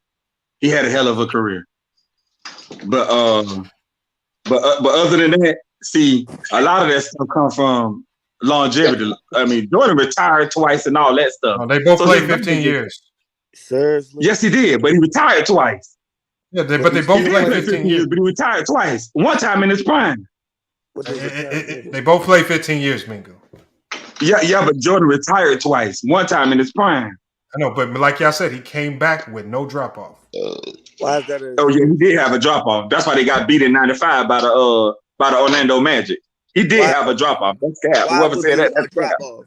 Why was it? Because he was playing baseball. He wasn't in basketball shape. No, I'm saying like as far as his stats and shit like that. Oh, you telling me that a baseball player came into the NBA and dropped 50 on the New York Knicks, a team that y'all say was one of the greatest teams of the 90s? So the competition in the 90s must have been John Stokes. Lamont, you know, and I know the playoffs and the regular season is two different animals. You know that, and I know that. You definitely know that. Don't even give me that. Then you know like 40 the playoffs and the regular season is two different animals. You done been around basketball long enough. The intensity go up in the playoffs. You know that. You know that. In that same series he lost, didn't he drop like 40? He did. I think he did in game like 2, I believe. They still got beat though. Figure out where the drop off at. But it don't matter. They got beat though. So it don't matter how many points. Hey, Mingo not Justin. Because he played bad or nothing. The drop off was just because they lost as a team. They got down right. That's what to me. That's what matters. That don't make sense. I don't care about stats if you lose. If you lose, I give the fuck about stats. Because you didn't win. Lost a lot before that though. But hey, can I just ask y'all Jordan fans a question real quick? Let me just ask y'all this real quick. Can it just be possibly that you just really just feel like at the time in which he came in the game, he was like the most athletic player. He was flying through the air. Didn't really actually have anything to do with time, bro. Titles, or because he looked like he was ahead of his time. Like, could it just be that, just that simple? Like all that other shit y'all be saying, y'all just be putting out y'all ass. He came back, but was still also high flying, and he was still. That's what I'm saying. I'm asking the Jordan people this here. Could it have just been that? Could have been what? Okay, I'm gonna repeat it again. So could it have just been that when Michael Jordan hit the league, it was like a Ferrari playing against the Ford T? Basically, LeBron would have been like, Michael Jordan would have been like that in any era. No, okay, He would have been fine. like that in any I'm era. not debating that. I'm not debating that. I'm saying. So what are you saying? So what are you saying then? Oh, okay, I'm gonna repeat it again. At the time in which he played, because we know that the whole era wasn't like how Michael Jordan was playing. It was very unathletic when he came in. I mean, He would have been like that in any era. No, that's the He'd point. been Kobe in the same. Okay, he would have been like that in any era, regardless. 80s, 60s, 40s, 2000. Hold on. Mingo Jester, where does in today's game today, where does athleticism without a 3-point jump shot get you? Hamidou Diallo. Listen. Westbrook. Today, first of all, today. Exactly. First of all, Diallo. First of all, today's NBA, they don't play no fucking defense. That's number yes, one. they do, man. That is a lie. That is a lie. Why do y'all keep saying that? That is a lie. They don't play no fucking defense. Hold on, y'all. Let me go just explain how they don't play defense. Oh my God, y'all know these. Y'all know their asses don't play no damn defense. Mingo Jester, y'all definitely know that shit. We're gonna give you the floor to teach us. Tell us how today's listen, game. Let me break it down. Let me break it down to y'all why they don't play no defense. First of all, look at the scores. It'd be like 124 to 115. What the defense at? They had that back in the 80s too. They were scoring 120 games. Where's the defense? Like what are we saying here? Y'all know, man, dude, y'all are not slow. Y'all know what the hell going on here. Jester, that's not the average scores. But what I'm saying is, most of the time you look up at the screen. Both of the teams don't score over 100 points. Most of the games, you look up at the screen. Both of the teams don't score over 100 points. Where's the defense? Okay, when they weren't scoring over 100 points, they were beating each other up. What are you talking about? Hold on, though. Hold on. The 90s and the 80s, the average score in the 90s was 101 points a game. Exactly. So what are you saying? All I'm telling you is that, and I guarantee it's way lower than today's NBA. Now look up today's NBA total score. I bet it's like 110 or 115. So you want to see like 65 to 70 and shit? No, I ain't saying that. All I'm saying is they don't over 100. It doesn't matter if it's 115 or 100. Okay, hold on. No, but what I'm saying is they changed the rules. They changed the rules for the offense to get more shine because the game be bored when it's a defensive game. They did that when Jordan was playing though. Because of the bad boy Pistons. Because of the bad boy Pistons. It don't matter why they did it. They did it when Jordan was playing though. Yeah, right. They were beating the shit out of them. You can't play no basketball with how they were doing. Come on, bro. That was out of wrestling, bro. You can't score no fucking. Okay. Mingo Jester. Lamont know that too. Lamont even said it last year. Hold on, Mingo Jester. Last year, the average score in the NBA was 103 points a game. Say that again. It was 103. Today, today? That was just last year, yeah. Mm-hmm. I bet. But all I'm telling you is, oh man, all I'm telling you is, most of the games that I watch be over 100 points. Majority of them, not all of them. I know, around 103 points. But most of the games in the 90s were around 100 points as well. But the 90s was a more defensive era. How? Than today, because today it looked like they was playing better defense because they today is definitely because of the lack of skills. Because of the lack of skills. That's why lack of skills. They were missing shots because of the lack of skills. You got everybody getting off in this era. You got unknown dudes getting off in this era. Like dudes you ain't never heard of. It was unknown dude. Who was the dude that cut Jordan from the Wizards? Don't nobody know who he is. Nobody knew who he was to the Last Dance. Ooh. The dude who cooked Jordan and then from the Wizards. LeBron for Michaels, whatever his name was. Yeah, exactly. Yeah. Fuck out of here. It been random niggas. Put 36 on his head, man. Put 36 on his head. It been randoms getting off. Hold on. I guess that's the same equivalent to JJ Barrell cooking LeBron. Hey, hold on. Let me tell y'all. Let me tell y'all one of the leading scores. I guess that's the same equivalent. Hold on. Mingo Justice says that anybody gets off in today's game. So I want y'all to tell me, how was Don McLean one of y'all leading scorers? Top 20 scorer in the league. Probably because he was a premier scorer. Some guys are just scorers. Who is Don McLean? I don't know, but some guys are just scorers. He might have just been a bucket. That's crazy. Some guys are buckets, man. You gotta understand. Some guys are just a bucket. They just a bucket. Okay, Kevin Willis was not really looked at as an offensive guy. How was he one of the leading scorers in the 90s? What year that was? We just go to 93. He was top 20 in scoring. Hey, but wait a minute now. Kevin Willis was decent though. Don't do that now, Lamar. He wasn't looked at as an offensive player. He was real decent now. Kevin Willis was decent now. He wasn't the best, but he was decent as hell. Kevin Willis was real decent. He played for my Rockets, so I ain't gonna kill him. But Kevin Willis was decent. I ain't saying he was the best, but he definitely was decent. Hey, Mingo, just let me ask you a question real quick though about defense. Hold on, let me ask you a real quick question. Have you ever heard a player say, "I got to go in my bag"? The player got to go in their bag. In his area. Right. You got to. Okay, hold on. That's because of defense. You have to have multiple moves. You have to have a bag to get away from a defender. That's what the bag is for. Because of defense. But see, in today's era, though, it's less one-on-one defense and more like team defense in today's era. That's harder. It's harder though. That makes it harder to score. There's more strategies today. Like a lot of these guys, they not good one-on-one defenders, but they great team defenders. But team defense is harder to score on. I disagree with that because I be scoring on team defense pretty easy. When do you do that? What you mean? When we be going to the court? What you saying? We be running. Well, hold on. What's the name of the gym? It's Don't not say a gym. YMCA We be or LA outside. Fitness. We be outside. We play outside. What? That's even worse. That's crazy. We play outside. Well, MJ said it was harder to play against the defense today. That's what MJ said. Zone defense. MJ said it was harder to play against defense today. Zone defense is harder to get past. But see, Jordan had a good mid-range though. Jordan had a good mid-range. But he said it would have been harder for him today. That's what the zone is for, to take away the mid-range. Right. Exactly. But he had a good mid-range. So I think he'll still be hitting.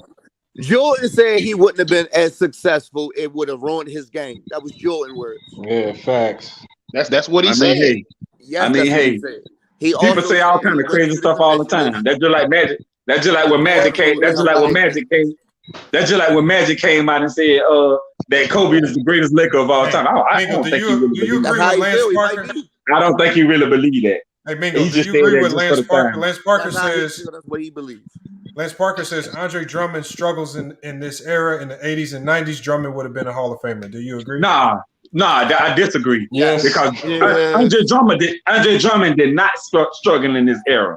What it was, no, he did not. Andre Drummond just wasn't in the correct situation. If you want to put Andre Drummond in the correct situation, there's no situation in which you can miss. Because let me tell you something. When Andre Drummond first came to the league, he was a monster.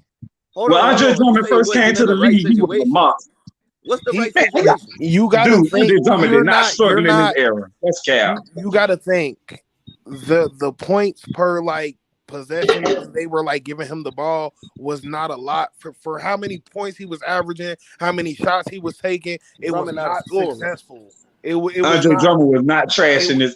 He was not trash in this era. Andre Drummond was actually pretty good in this era. We're just giving you the ball. We're not saying he's trash. He has skills, right? But what we're saying is he could not do that on better teams because he's not really that kind of guy. He's not. But back then, all the missed layups and get the rebound. I missed my shot, get the rebound. He'd have been the GOAT. Everybody, we love Andre Drummond. Look, he's a bad girl. Was on Detroit Pistons. Hold on, but Mingo, we just talked about how essentially Bill Russell got all of his points off offensive rebound putbacks. Exactly. Yeah, but not the 60s though, in the 70s. Because Andre Drummond always missed the first one, get the rebound, throw it back up. Hey, what y'all think about? What y'all think about that dude? What his name was? The one that played for he was going off, but I don't know if he would have did anything in the 90s. All this stuff is hypothetical. I don't speak on hypotheticals really, but I mean, I let y'all handle that because y'all come up with all these scenarios. Who would have been like this in that era? That's all hypothetical. You can't prove it. Do you feel like the talent has evolved since then? Prove that. Y'all be saying that Michael Jordan dominated. If the talent be saying that. I don't be saying that everybody else say that Michael Jordan the dominant. I don't know what Michael Jordan would do in this era because he didn't play in this era, so I don't know. I don't know what he would have did in this era.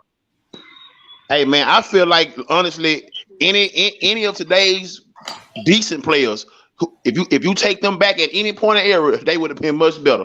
That's just how I see it. In my personal opinion, that's just how I see it. Even though I don't speak on hypothetical, but I'm gonna do this time. On my personal opinion, the only players in today's NBA that I think would have dominated in the 90s is it's all of them. It's all of them. No, it ain't. No, it ain't. It's all of them. Steph Curry. DeMar DeRozan would have been a Hall of Would have dominated. No, he wouldn't. DeMar DeRozan would have been just like. Oh my God, trash. He got a serious mid range though, like Jordan. Okay, hold on, Mika Justin. What did Mitch Richmond do that DeMar DeRozan couldn't do times 10? Man, DeMar DeRozan ain't that good of a player, bro. I don't like DeMar DeRozan. Hold on, he's not better than Never liked DeMar DeRozan. What? Man, LeBron James used to cook, flip, and burn that nigga.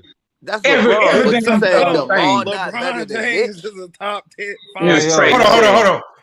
What did Chris Mullin do that DeMar DeRozan couldn't? Man, Chris Mullin, really? No, let's up it a little bit. Wait a minute, let's up it a little bit. You going to God? No, let's up it a little bit. I'm comparing All-Star to All-Star. DeMar DeRozan's just a run-of-the-mill All-Star today. Chris Mullin was the run-of-the-mill All-Star back then. What did DeMar DeRozan do? DeMar DeRozan could do everything Chris Mullin could do, but more. Except, no, that's cap. Except having the team success. He can't do that. And we're talking about individual play. Individual play. We're talking about individual play, man. Individual play. But see, he the star player. He the star player, so he's supposed to elevate his team, right? He the star player, so he's supposed to elevate his team. Man, Chris Mullin will be lucky to make the NBA today, bro. He'll be lucky to make the NBA. That's cap. He'll be lucky to make as a what?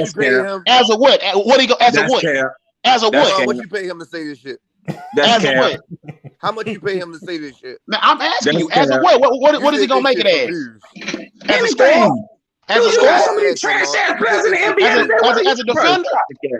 Hold on, so I'm asking you a question.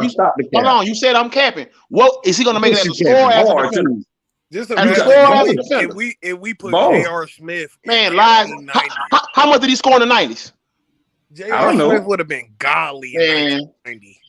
Man, J.R. Smith wouldn't have been nothing. J.R. Smith trash dude. Hold on. If Cliff Robinson could average 20 in the 90s, you telling me DeMar DeRozan couldn't average way more than 20? No, I don't think so. Byron Davis would have been one of the GOATs. Cap. Hey man, salute to Flex Sweat, man. See, but the thing is, he says DeMar definitely will be an all-star. That's facts. Like DeMar DeRozan. That's why I said J.R. Smith. You got to take it down notches. DeMar DeRozan trash. Players like J.R. Smith, he's like DeMar DeRozan trash. Man, you're who man's is this? I don't even pay attention to guys like DeMar DeRozan. I be looking at hold on. If Mark Price could average 20, you telling me DeMar DeRozan couldn't average 20? He crazy. DeMar DeRozan ain't worth a damn. So you saying you would take Mark Price over DeMar DeRozan? Nope. But Mark Price averaged 20 in the night. DeMar DeRozan better than John Starks. That's crap. That's crap. That is crap. He's way better. He's way better. That's crap. He's way better than never averaged 20. That's still cap. I don't give a damn about that. That's cap. You said John Starks is better than DeMar DeRozan? Yes, I do.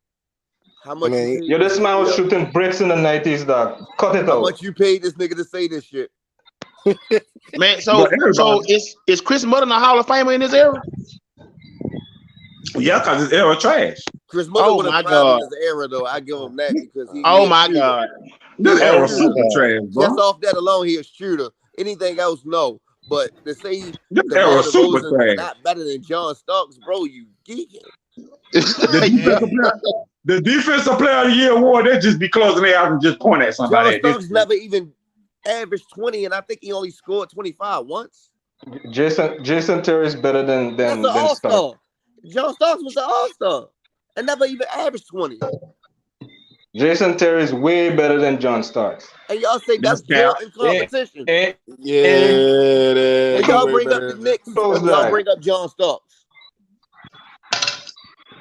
These players in today's game don't have no fundamental. Yes, they do. These players in today's game, they lack fundamental. That's why a lot of them, when it go and get tough, they don't know what the fuck to do. Outside of LeBron, outside of maybe LeBron and Steph Curry, outside of them two, anybody else that get in a little trouble, they don't know what to do. They like a deer in headlights. Mo Williams is right better than John Starks. I'm a LeBron fan, man. LeBron might be the most least of the fundamental people in this era. He might be the most least.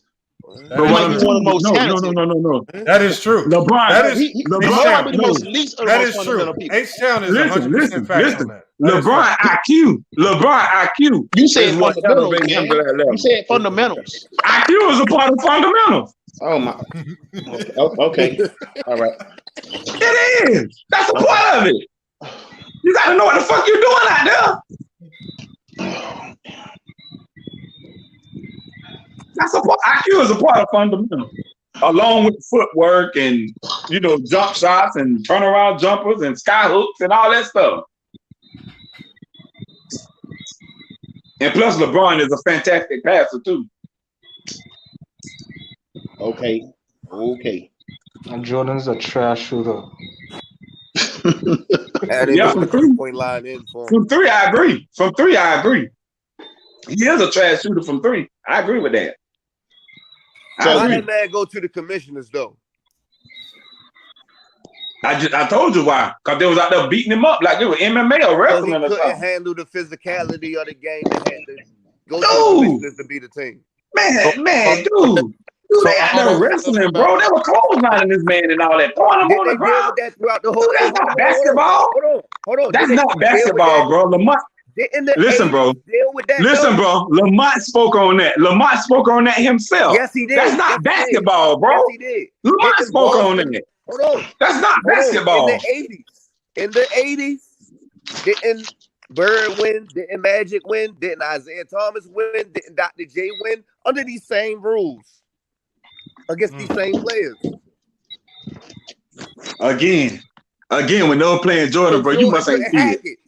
So you must ain't see it. That's not basketball, bro. They wasn't actually playing basketball, bro. They was out there trying to hurt that man. Deal with it. That's not basketball, bro. Right. You gotta get back to Michael Jordan. You gotta think about it on the grand. That's not basketball, bro. But wasn't it legal? They tried to make it seem like it was legal, right? At the time. Hey, Lamar, I brought that up for a reason because nobody can beat them off. Hey, hold on. Make sure. Hey, y'all. Let me just remind everybody in the chat. Make sure y'all go sub up to Flex Sweat, man. He got a YouTube channel, man. He putting out a lot of content, man, over there. Flex Sweat. He's a personal trainer. But look, he's a personal trainer, but he can also help you with online training if you need help with like your diet and all that stuff, your macros tracking and all that. So again, man, y'all need to check him out, man.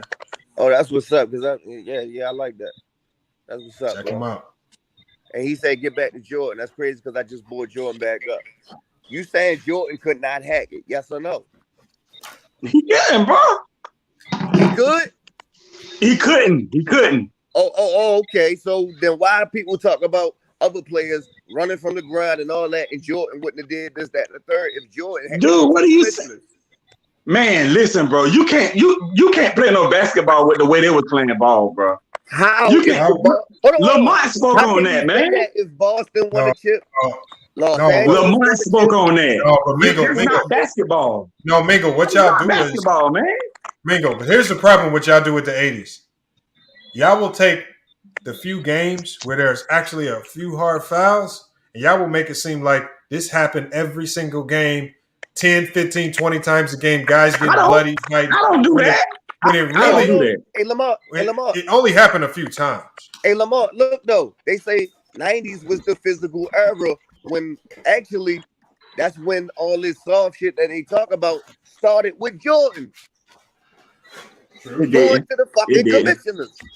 Yeah, he did because, man, dude, you can't play no basketball when somebody clotheslining you out the air and all that. This era is soft if you ain't gonna say Jordan. It is soft. This era is soft, though. Now, this era is soft. Put the spin on that. That it is. No, Nigga I'm not started saying with soft as Jordan in. soft Wait a minute. I'm not calling this era soft as in. I'm not calling this era soft as in physicality. I'm calling this era soft because the refs blow the whistle too fucking much. They did it for you see the refs Jordan. more than you do the players. They did it for Jordan. You see the refs more than you do the players. I mean, like, let them fucking for play. Jordan. That shit is aggravating, bro. They blow the whistle every play. That's how Magic and everybody else felt when they played against Jordan. Yeah, they did it for Jordan too. They did it for Jordan too. That shit is Y'all aggravating. yourself Man. in That's the all I'm corner. saying. Let them play, bro. I mean, damn, you don't have to call a foul on everything. Jordan That's all I'm couldn't win in saying. the 80s, so he changed the rules so he could win. No, That's he a changed the fact. rule because there was like that clothesline in him and shit. He changed That's the why he rules changed so the he rule. could win. And he also said There was like that Knicks was trying clothesline in to him and adapt shit. their style of play. Miami Heat and Boston was trying to adapt their style of play. Dude, that is not that is not basketball. You clotheslining people, pushing them out there. That's not basketball, bro. They still That's not caught the foul basketball. when it happened, though. That's not basketball, bro. They still That's not. caught the foul. Regardless of Only what thing you feel, Jordan like did was how you make feel, it that's to not where as though basketball, bro. they get thrown out the game. That's not basketball, bro. Did you hear what I just said? Now I would say this about the They days. still called the foul. Only difference is Jordan made sure if they did that, they got thrown out the game. Anyway, all I'm saying He is never won in the 80s. he didn't. I never said he did. I never said he did win in the 80s. Jordan didn't beat none of them until he changed the rules. But most people that first came to the NBA, most people that first came in the NBA outside of maybe Magic Johnson didn't win their rookie year. Keep it a buck though. That's weak. And that's not weak. Teams. That's not weak, dude. Listen, so they dude, can change the rules. Wait a minute. Your argument is stupid, bro. No, that's not weak. Cause if me you out there playing basketball and I'm elbowing you, pushing you out there, dude, you don't get sick of that shit. I don't want to ever hear you call nobody in the NBA. And you gonna want to fight, and you're gonna be like, dude, that's not basketball, bro. What you doing? You gonna get mad about that shit, ain't it? They still called the foul. I'm saying you gonna get mad about that shit, ain't it? They still called the foul. Bird won under them same rules. Magic won under them same rules. No, they didn't. No, they didn't. Under them same rules. No, they didn't. No, they didn't. How did they won in the 80s? No, they didn't. No, they didn't. It wasn't. It wasn't to that level. Man, you see how they were beating up Jordan? It wasn't. It wasn't to that magnitude. It wasn't to like Lamont said. How they played against the same teams. Lamont just said it. Lamont just said it. In the 80s, they act like every play was a foul and all these hard fouls. It wasn't close to Michael. It's a foul. And it didn't change until the 90s. Foul in almost a year and a half, man. How can you talk? What ain't you understand about that part? Bird won chips. Magic won chips. Isaiah Thomas won. Y'all heard what Magic said. You can't get too close to Michael. You couldn't go near Jordan, and it was a foul if you haven't committed a foul in almost a year and a half, man. How can you talk? It started with MJ in the 90s. I don't think you ever fouled out of a game. Y'all heard what Magic said. You can't get too close to Michael. It's a foul. You haven't committed a foul in almost a year and a half, man. How can you talk? My goodness. I don't think you ever fouled out of a game. So Michael Jordan said he haven't committed a foul in a what a year? No. That was just said you can't get too close to Michael. I heard that part. That's the first part of it. Then Jordan said something about what you didn't commit a foul in something and a half. So what are you talking about? Hold on, Mamingo. So there's two truths. We all admitted earlier Magic couldn't play D. He didn't foul a lot. And he said you can't get too close to Michael or it's a foul. That's also a truth as well. Yeah, because once those rules were changed, that was it. Once they changed them rules, that was it. So MLE is right. Exactly. No, what are you saying? What are you saying? No, what I'm saying is once they changed the rules, which started with the Bad Boy Pistons, that's how they got their name, Bad Boy Pistons. Once that happened, it went to that. What? Yes, it went to the bad boy Pistons. The bad boy Pistons. That's how they got their name. Because of their reputation on the court. That's how they got their name, bad boy Pistons. Because of their reputation on the court. So was there any other teams like the Pistons? Was there any other like real overly aggressive teams like that?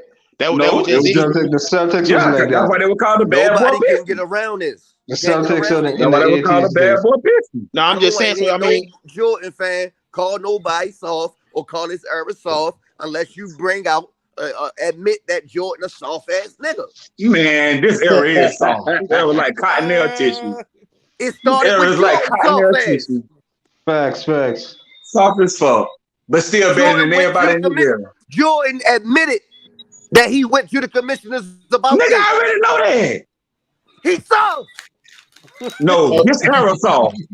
This era soft. Then why is No, you ignoring Mingo. Why is you ignoring it? Mingo, you have This to era understand, soft. if a player goes to the league and says they need to stop fouling me, I mean, and you need to change the rule because I'm Lamar, don't do that shit. Don't do that shit, cause you made a whole video on that shit. Talking about that ain't even basketball. Don't do that, bro. Don't even do that. You made a whole video on that. We agree with that, bro. We agree Don't with do that. that. But it was the Don't rule. do that. Hold on. Agree with that. It would. He's right. It's not basketball, but those was the rules.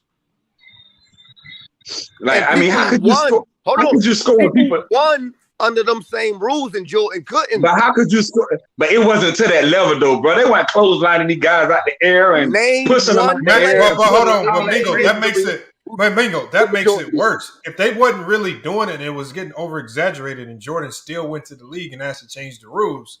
That's even worse. Bro, what are you saying? That's not basketball. I agree.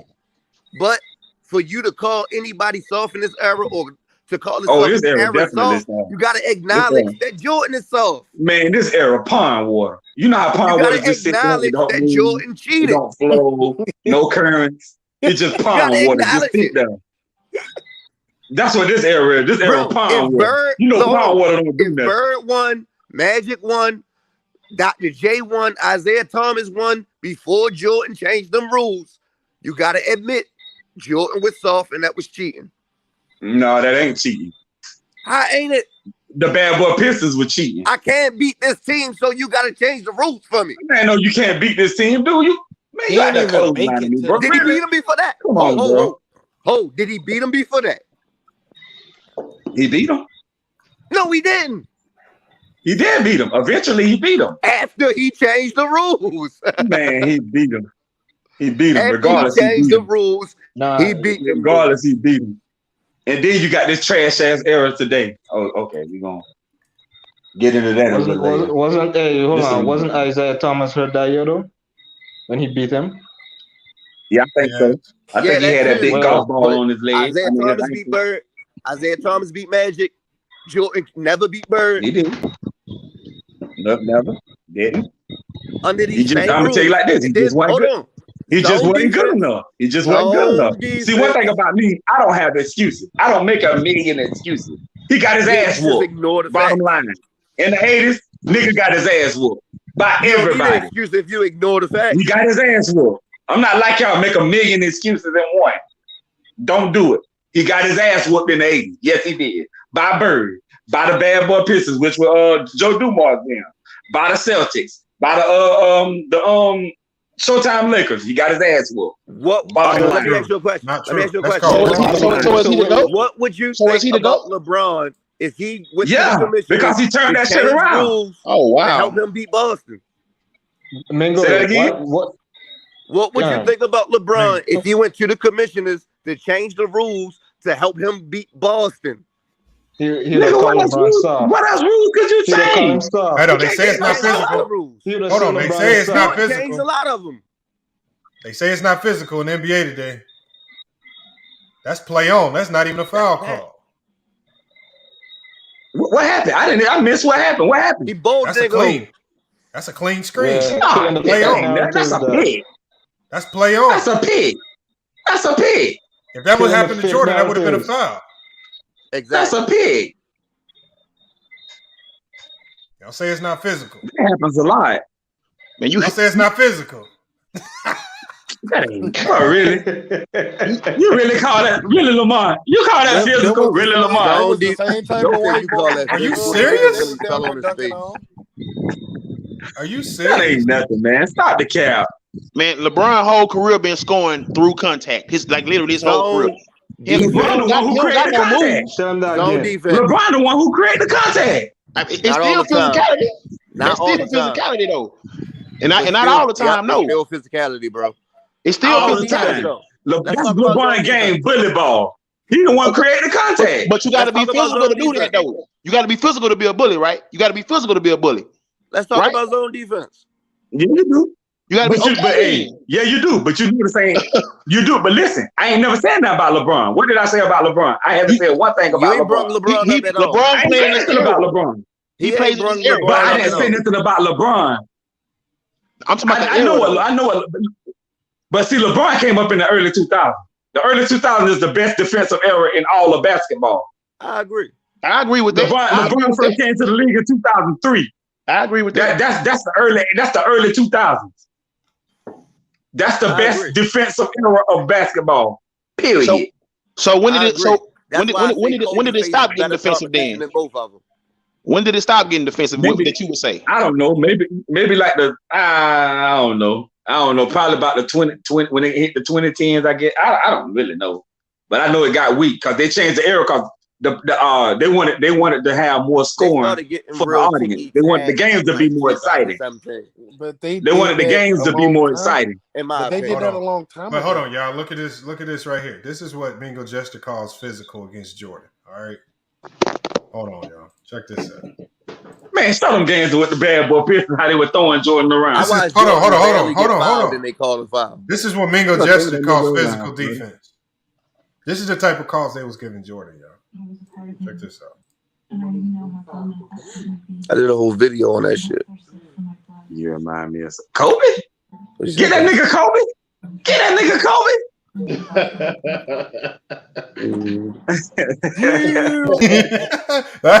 He jumped over this nigga. Get that nigga Kobe. Kobe was killing his ass. Remember Kobe? Shit, when you come out of Kobe now, hey, I'm a Kobe Bryant fan now. When they come out of Kobe, I don't give a fuck who out there. Kobe still my nigga. Yeah, Kobe, my guy. That's But my he guy says right Jordan there. could not survive. He cap said about his Jordan career. himself could not survive in the Jordan era. Repeatedly complained it was too rough for him, causing the league to change the rules. Yeah, I know that. We already know that, Lamar. You ain't telling me nothing new. Oh my goodness. That dude over there wanted to join my crew. He wasn't rough enough. What you talking about? Nothing. People talk about the juice LeBron got. Nobody ever had the juice Jordan had. Ever. Yeah, you sound like Spiffy. You must be from Baltimore. Look at that. Look at it. Look at these bad calls. Look at these calls. Watch this. This is the calls Jordan was getting. You wonder why the Knicks said the league was rigged? This is why. Look at these calls. That's crazy how people can identify me like that. Cause all y'all Baltimore got that same accent. Y'all all got that same that's accent. crazy how people can point that out though. I be tripping out that shit. Yeah, you can definitely tell. Yeah. I hear that shit a lot. Perfect defense, foul call. Look at your Kobe face.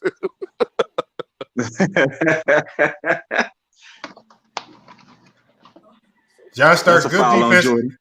Nope, that should have been a foul on Jordan. I'm saying, but now I agree that should have been a foul on Jordan. That should have been on Jordan. Perfect defense. That should have been a charge. Oh, that was Doc Rivers. Yeah, that should have been a charge. Great defense. That should lower the shoulder. That should have been a charge. He lowered the shoulder. That should have been a charge. I agree. Now y'all got me on that one. That should have been a charge. You can't win. That should have been a charge. Well, at least you're being real, man. At least you're being real. Hold on. Here goes another. Look at this call. Look at this call. No, look. They just called this a charge on Starks. Look at this. That was a foul on Jordan. Yes. Go back. I didn't see it. Go back, Lamar. I didn't see it. Watch this. Starks, look at this. Jordan just come wild. Watch this. He just ran into him. Jump all out of position. Charge. The knee though. The knee. No, ain't no knee. That was he need him. He need him. He ain't even stationary. He need him though. No, bro. That might be legit. He need him. Not even stationary. He need him. That might be legit. Look at this. Look at this. No, didn't get touched. They call a foul. That wasn't a foul. That wasn't a foul. This is the 90s, that though. wasn't a foul. 90s. That wasn't a foul, bro. This the 90s. That wasn't a foul. It wasn't.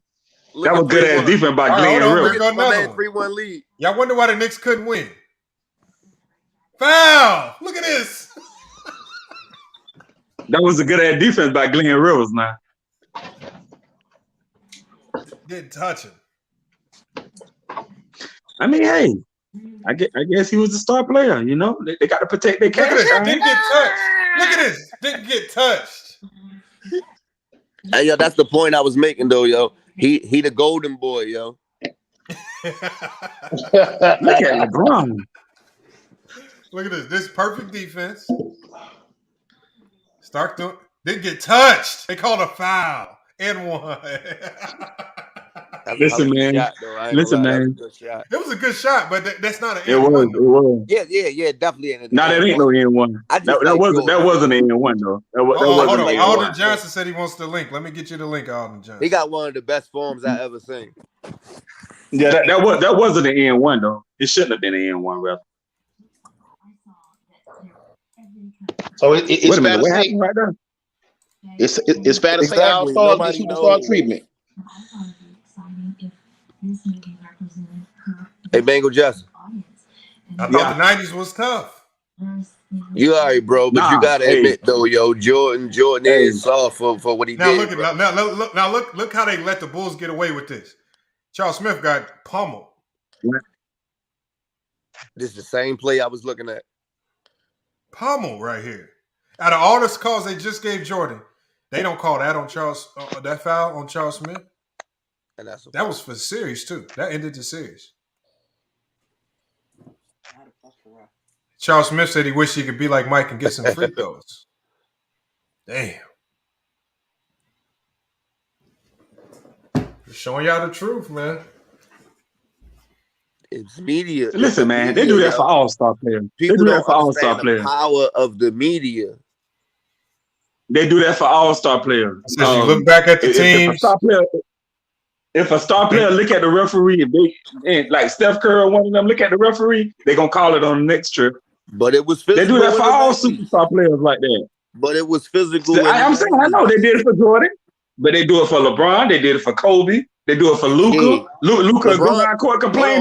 Come back up and they'll call it for him. Hold on, Mingo. Hold on, Mingo and MLE. Hold on, Mingo and MLE. Hold on. We got Alden Johnson. Hopefully, I'm saying his name correct. He just pulled up. What's good, man? You said it right, man. What's up, brothers? What's good, man? What up, though? Well, hey, as you see, I'm a Bulls fan. You know what I mean? I've been a Bulls fan since Jordan. You know what I mean? Yeah, you know what I mean? Jordan had a lot of calls that go his way. He did. He had a lot of calls that went his way. He did. But, you know what I mean? We can't sit here and say he's not the greatest now, man. This dude has been clutching the fourth quarter better than almost any other player in the game since Larry Bird and others in the past. That dude is close to it when it comes to fourth quarter, like, greatness. Like, he's hitting a lot of game winners in his career, too, when he counted. Because nobody else on that team can't take the last shot but him, but he had all the abilities to do it. Like, we was going to count on Scottie Pippen to take a big shot on a one-on-one. I mean, Jordan has done that his whole career. Now, Alden, what if I brought you a player? What if I showed you a player that had equivalent numbers to Jordan and more game winners and more buckets in the clutch? Did he win in the really matter, the finals? Yeah, got 4 championships. He has 4. Who's this player? LeBron. I know you're talking about LeBron. Who's this player? LeBron James? Get the heck out of here. He does. He got more game winners, yes. In his career? Yes. That's cap. How many? How many is this? You gotta show me some receipt on that shit. All right, I'll pull it up for you. Hold on. I'll pull it up for you. Y'all can continue talking while I pull it up. You said nobody else on the team could hit game winners but Jordan? That's cat. I mean, unless he's a playmaker and passing to another player to shoot the jumper or something. Yeah, I mean, that's what I meant. But I mean, like as a one-on-one, like a one-on-one situation, Pippen is not going to hit the game winners more than Jordan. It's not happening. His moves, he doesn't have a video one-on-one situation. Jordan missed a game winner 3 times in one game and fumbled the ball out of bounds in a clutch play. Yeah, he's done that. I've seen all his games and stuff. He's messed up in clutch time as well. Yeah, he's not perfect. Like when you made that statement, it was incorrect. Tony Kukoc, because he had people on his team that hit game winners. Tony Kukoc was actually pretty much, to me, like, I mean, when it came to Pippen and his scoring and Kukoc, I mean, Kukoc is hitting clutch shots more than. I mean, he's hitting more clutch shots. And he was an MVP overseas and all that shit before. Oh no, Tony Kukoc is legit. He's legit. Yeah. He was better overseas than in the NBA though. That one season, I think that he should have. That was I know he wasn't like big in the body and stuff like that, but I always thought Tony Kukoc should have started at forward that season when we won the championship as well. I think his game was just gotten. How do you feel about players running from the grind? Running from him? Yeah, from the grind. No, running from the grind. What do you mean running from him? Like no, running from the grind. From the grind. His mentality, he don't want to get it out the mud. He wanted the easy way. Oh man, hey, it's the new era, man. Everybody, you know, there's more athletic players in this league now that it's just like they're so different than the legends we've seen. Because the legends, you know, the moves the legends had back then was pretty much more simpler, but with a tough system when it comes to the defense and stuff that year. So, you know, it's a big difference, man.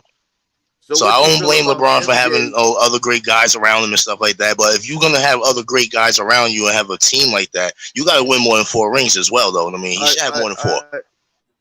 All right, we could get into that, but that's not my question right now. But what do you feel about Jordan going to the commissioners to help him beat the bad boy Pistons? He changed the rules. What did he do?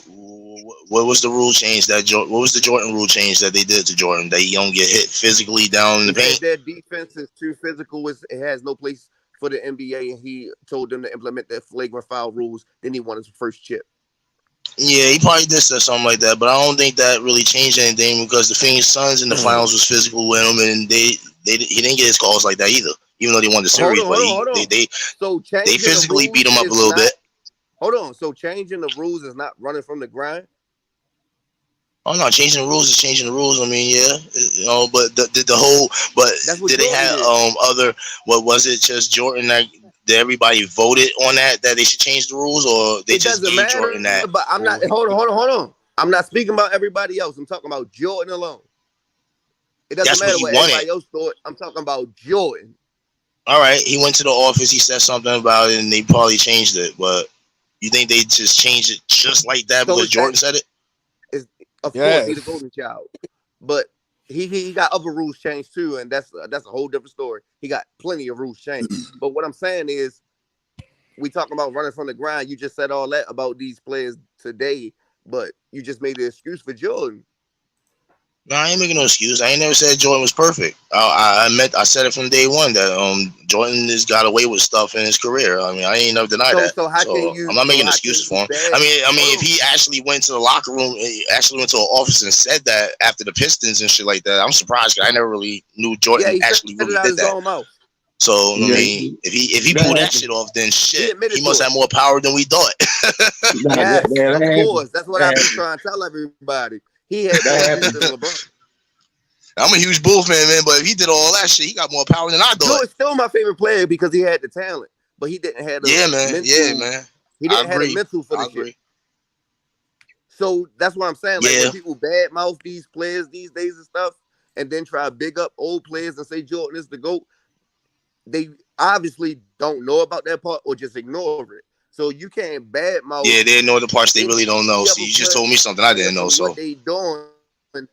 If you're not gonna get in Jordan ass about that because that's weak and that's actually cheating. Nah, but see, but the reason I'm just asking how you feel about it.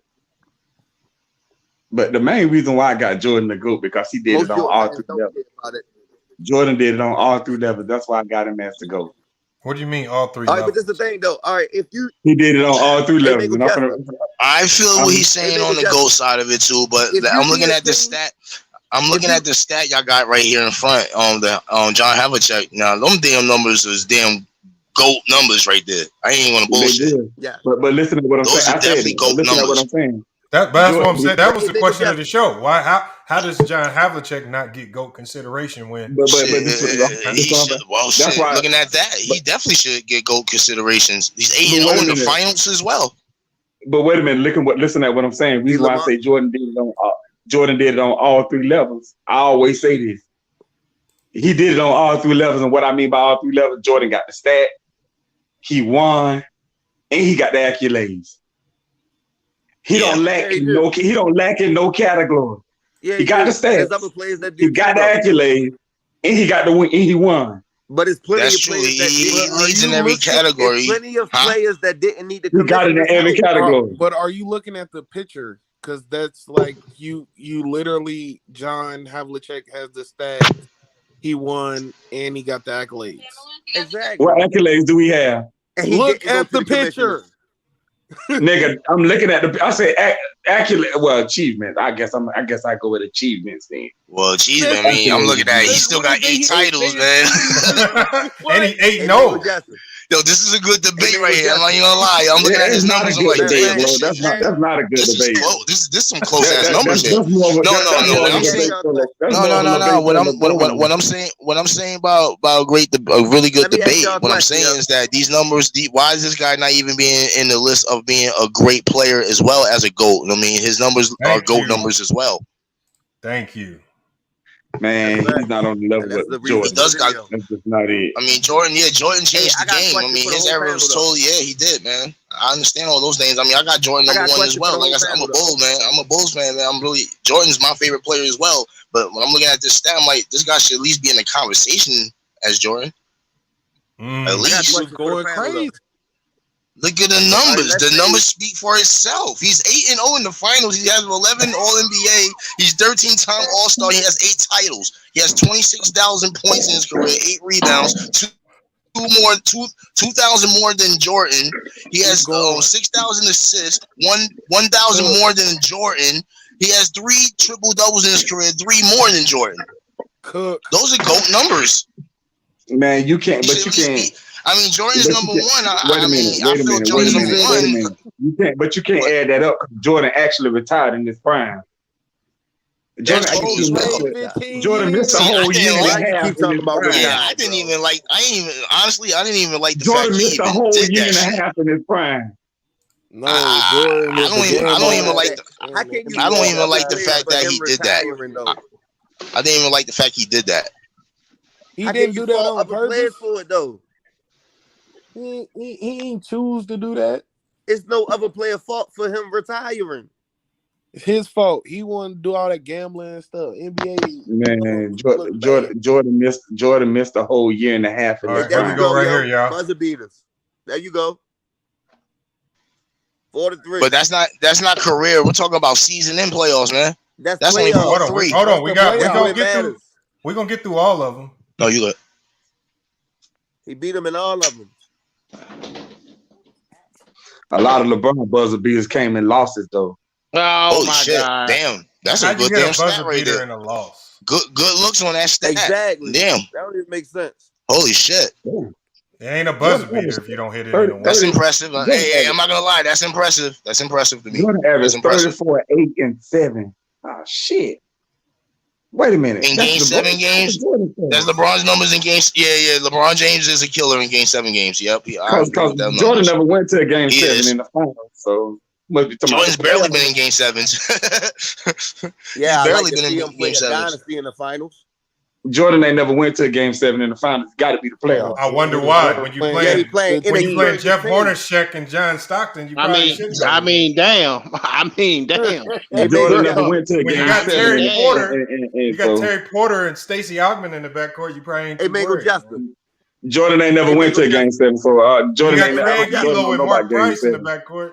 You ain't got Jordan don't know about Game 7. Jordan never went to a Game 7. He don't know in the finals. He don't know about Game 7. Hey, it wasn't just because of Jordan. It wasn't just because of Jordan that never won a chip, and somebody else play against a team that won multiple chips, and you beat them. Which chip holds more value? The one when you beat somebody that's inexperienced that never won before, or the one when you beat a proven champion? Hold on, y'all. Let me get to the new guy in the panel.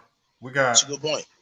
We got Pretty number 6. Hopefully I said it right, man. That's why nobody wants to debate me. What's good, man?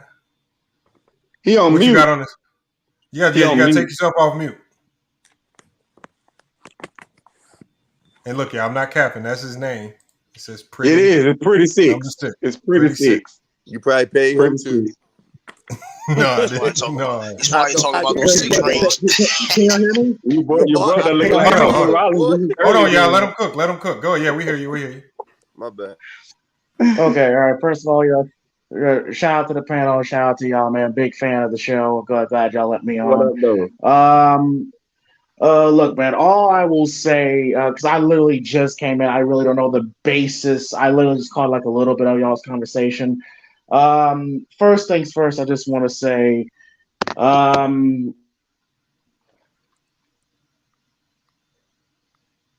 hello? What happened? Shit. Damn. You can actually make Damn, somebody cut off the Wi-Fi. There's other things. Why somebody Jordan's energy. Hold on, y'all. He came back. I think his mic. Fell out. Hold on. There All right. You good? There you go. Go ahead and finish. You're on mute. Okay. There you go. All right, sorry about that. But as far as the whole 90s, comparison. Again. You in the Matrix. You in the Matrix. Yes, it was. Hold on, he's back. It was more. Something ain't right, man. Back up from your mic a little bit, yo. Yeah, man. Can you hear me? Off the hook. Yeah, we hear you. Go ahead. Okay.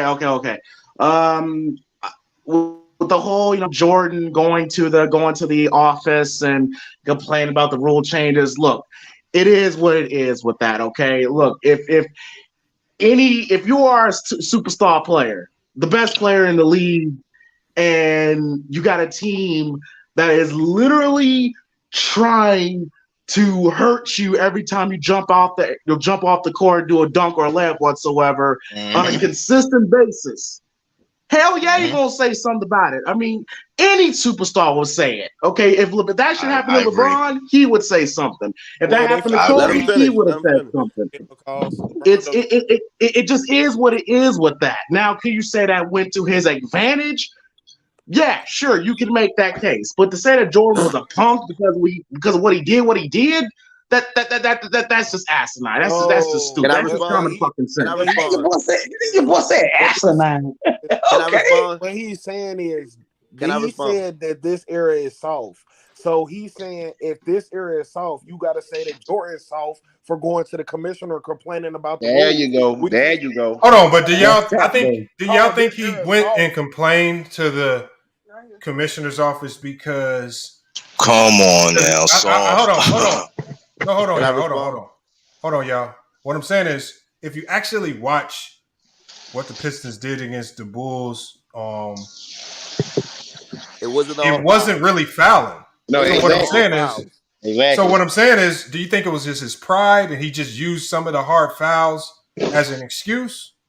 Because if you actually watch what they were doing, it wasn't hard fouls. Yeah, yes, it was pride. Yes. Can I respond? He was about to be one of. Because I can play the clip for y'all. I can play the clip. Play the clip of the Jordan rules. Can I respond? It's actually good defense. Why you find that clip? I got it. I would love to see the clip. I love stuff like this. Joe had that bitch in his back pocket. He got that good explain. Look, now that's not a hard foul. That's not a hard foul at all. That's not a hard foul. He made himself foul already. Look, that's not a hard foul. He was fading away on that shot. Yeah, he made himself foul. But look at him on the ground, rolling around. Yeah, he just fell awkward.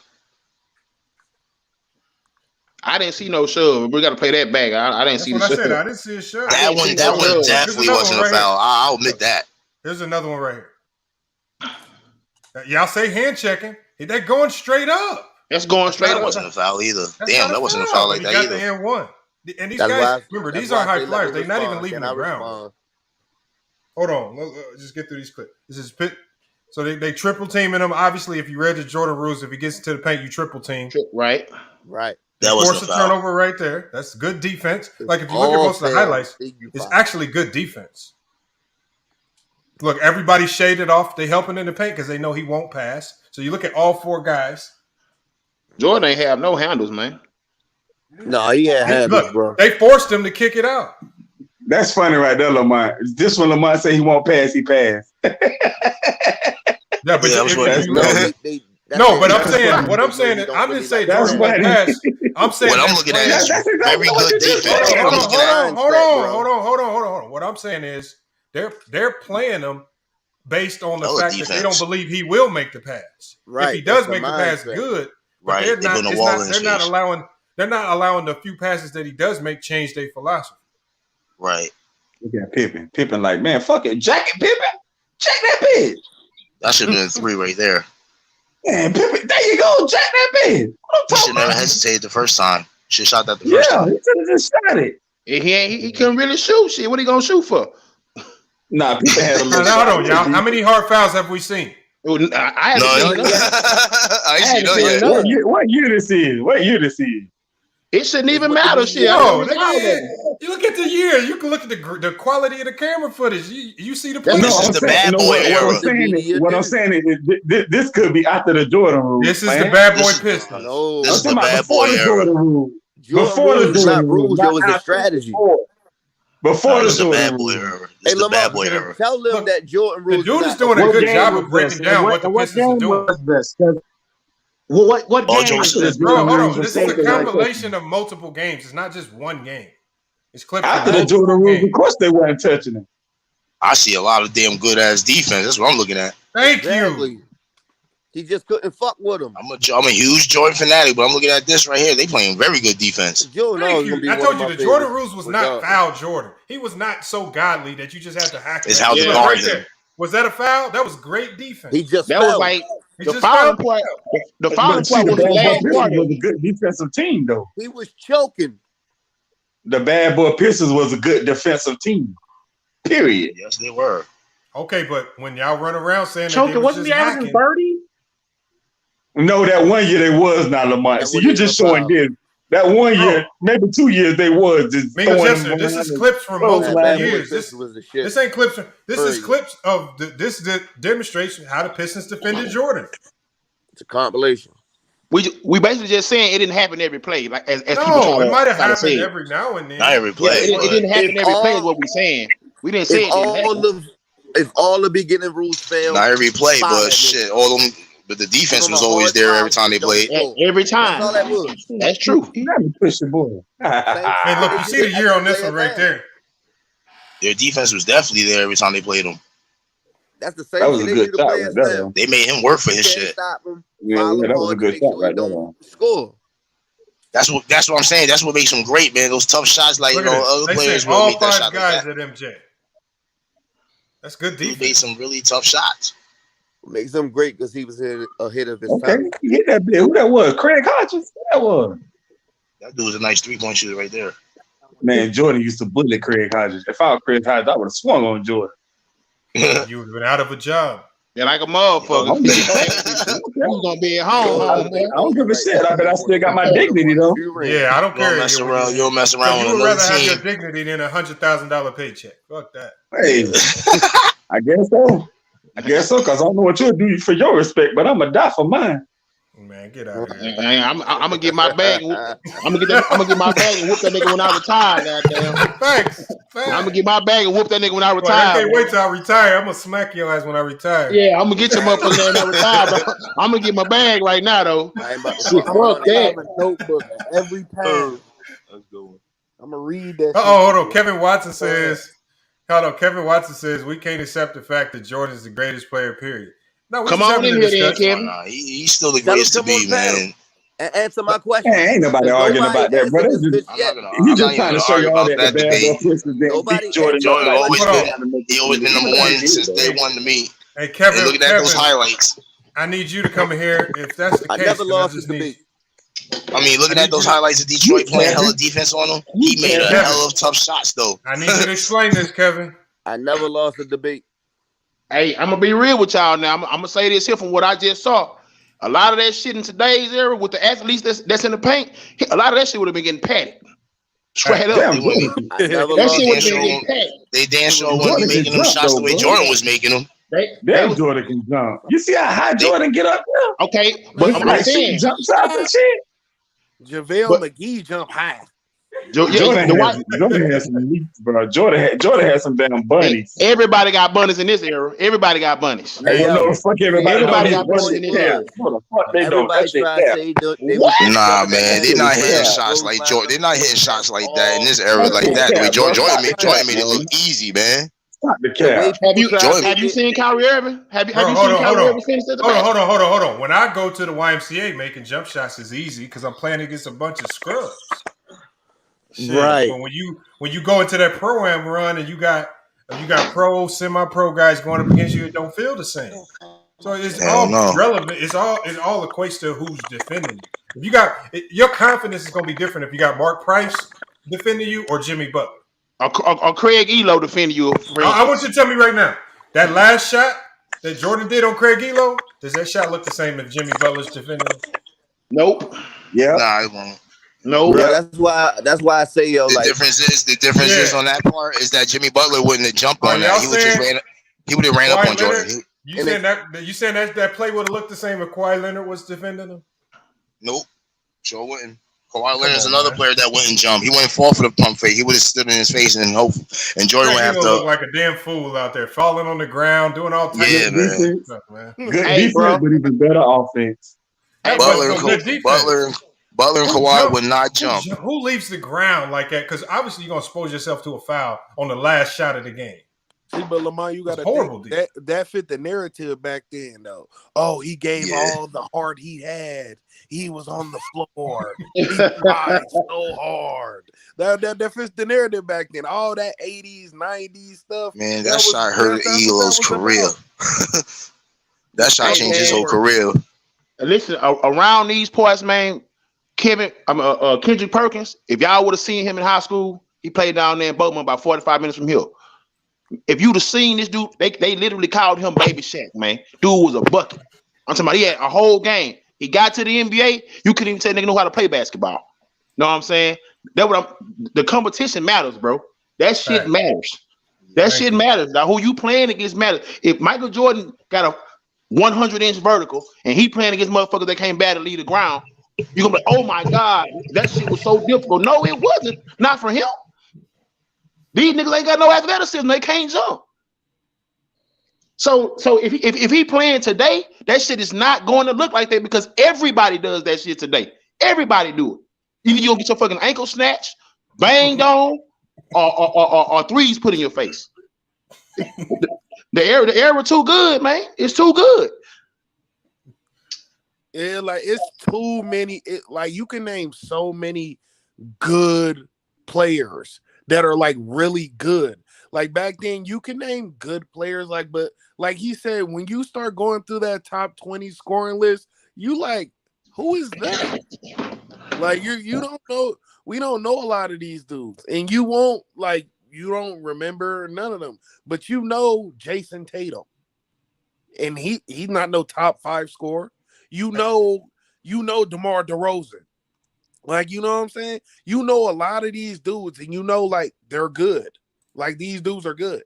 Back then, we knew Jordan was good. Barkley, you know what I'm saying? It was the main, but then other than that, it was like, nah. I can't imagine any point of this era where Scottie Pippen would have been a top 10 player. I just can't see it. And he one of my favorite players of all time. As a top 10 NBA player, I can't think of any time. Who would he be over? But he was like a top 5 player back then, though, right? In the 90s? Yeah, he was definitely top 5 in the 90s. Okay, so at what point of this era would he be a top 5 player? At what point? I can't say he was top 5 in the 90s. Yeah, you don't have, but see, Ken Bender, top 5. But Ken Bender, here's the problem. You don't have to believe it, but I've done this before on my show. I can go to 10, 15, 20 different power rankings throughout the 90s, and Scottie Pippen usually lands around 4, 5, or 6 on every list. On top of the fact that I can go to articles written in the 90s that all allude to him being a superstar in the 90s. I mean, I know a lot of people used to say it, but nah. Man, in this era, he'll be like number 40, bro. Like 40, maybe mid 30, some shit like that. Easily. Nah, he'll be a little higher than that. Nah, don't do him like that. You doing too much. Overall. And Ken, the reason why he's correct is because we are in a day and age now where the great defenders don't get any credit. Look at how Draymond Green gets disrespected. All he does is try to defend. But he's stud though. He ain't nobody took his stud. He a stud. No, but what I'm saying is Draymond Green's gonna go down as a Hall of Famer. He's a 4-time champion, defensive player of the year. He's always on the defensive teams. Yeah, but yet, every time we look up, people are disrespecting his game because he can't score. We're in an era now we're in an era now where defenders don't get any praise. They don't. That's true. Pippen can score though. Man, as basketball heads, man, all of us gonna be like, hey man, that dude Scottie Pippen out there doing his thing defensively. We gonna give him his cards. But when the rankings come out, ain't nobody gonna talk about Scottie Pippen if he played today. In this day and age, NBA in the system the way it is, Draymond Green should be scoring more than he does though. This system is perfect for him to score like 15. So you saying he should switch out of his regular style game and change up for the fans? I'm telling you, man, he got all the other accolades. He plays his game. Somebody got to. I don't know who it is, man. Oh, MLE is you. It's me. Yeah, you got to echo. I'm gonna come out and I'm gonna leave out and come back in. All right. Yeah, I don't know why in this era we disrespect great defenders. Like, look at how much slander Ben Simmons caught for his one offensive mistake, and everybody glossed over the fact that all this time he's been one of the best defensive players in the league. True.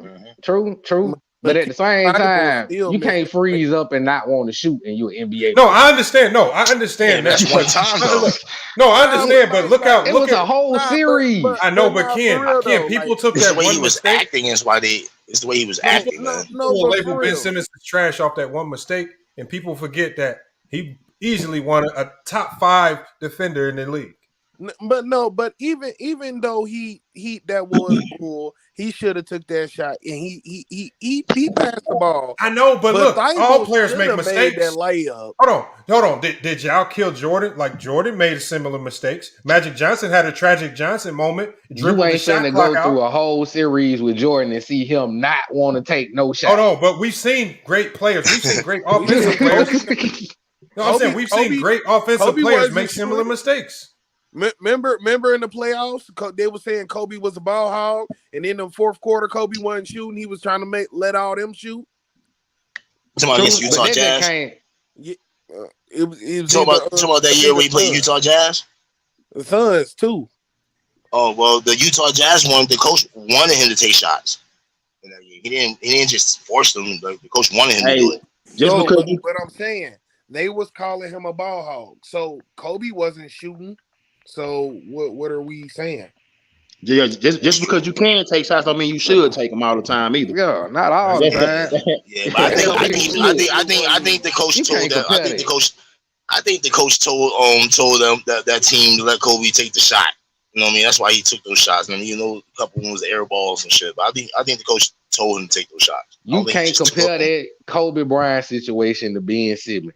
Period. You cannot. Cause Kobe can shoot and Kobe but he can shoot and he refused to shoot. He was passing up open shots. Oh, Kobe. Oh yeah. That was just because of what people were saying, though. You know what I'm saying? The ball hog narrative and all that. That's worse. Because he was trying to show. He tried to show the world. Look, this was gonna happen when I pass this motherfucker. They ain't gonna make it. You know what I'm saying? That shit is stupid. Yeah, but you lost your team the game to prove a point. Yeah, that's can you lose to prove a point? You don't do that. I mean, when you that great, it don't matter. That's like sabotaging your squad. You lose to learn. You don't lose to prove a point. You lose to learn. Exactly. He was trying to teach y'all and they ass why he was ball hogging. he still ended up with 5 rings. He knew he was gonna be back in the final. He wasn't studying that. Yeah. No, what I'm saying? Come on, stop! Don't hype up them 5 rings, bro. Kobe, my Man, nigga. hyping that, bro. Now you tripping. You in tripping. Kobe was hungry, man. When Shaq left, he was hungry, man. He was even more hungry. Hey, hold on. Let me ask you a question then. Them 5 up though. Let me ask you a question. You say he knew he was gonna win. You knew he was gonna be back in the final. So why he tried to lead that summer? I think that shit right there was just play. Just like that KD shit that just went on, man. I think that shit was just a whole play. But don't hype them 5 up, bro. Yeah, man. Who hyping the 5? I said he got 5. He got him. Hold on. Him the other he beat Boston. He beat a good ass team to get it. So I mean, hey. Hold on. I wanted to hear from I know Kool-Aid. He said he was gonna come in earlier. I want to let him get his take in real quick before we continue on with this. Kool-Aid, do you think John Havlicek is the GOAT over Michael Jordan? Yo, salute FYF and everybody on the panel. Can y'all hear me? Is my mic already? Yeah. All right, cool. John Havlicek, it's funny because a lot of dudes don't even know about John Havlicek. That's the crazy thing. But he definitely has a case, But, the problem with these JDR ballpark, iguana-looking motherfuckers, okay? What they like to do is, they're like, oh, no, you got to put stuff into context. Okay, so it's funny how y'all want to use context, just when it fits y'all narrative. So my thing is, John Havlicek, man, this dude, look, 8-0 in the finals, 11-time, All-NBA, 8 titles, bro, disgusting. You know what I'm saying? But his problem is he ain't do it with enough flair for everybody, man. He ain't no game tape on him. That's what it is. You know what I'm saying? Mm-hmm. That's definitely showmanship. I didn't even know this shit. When I seen it, I was like, God damn. I had no idea, bro. I did not know this shit, bro. You see, I think it is, just like how you said, brother. It's really just, it's really just nostalgia, because the thing is, and look, bro, Jordan was a great player. I'm not going to take anything away from Jordan, right? But the thing is, well, first off, I'm not a fan of any player. I'm just an NBA fan. You feel what I'm saying? And so my thing is, I'm able to critique stuff objectively, and I'm not going to allow these JDRs, to freaking lie and shit for no reason. You know what I mean? So obviously John Havlicek was not as flashy.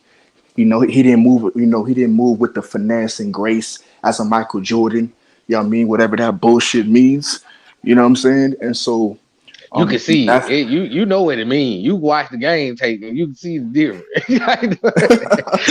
That's right, bro. Hey, don't say that. But you know what's funny though, bro? Like, to me, honestly, bro, for me, I don't even have Jordan over Kareem. And I don't give a fuck what any JDO has to say. Kareem is that nigga.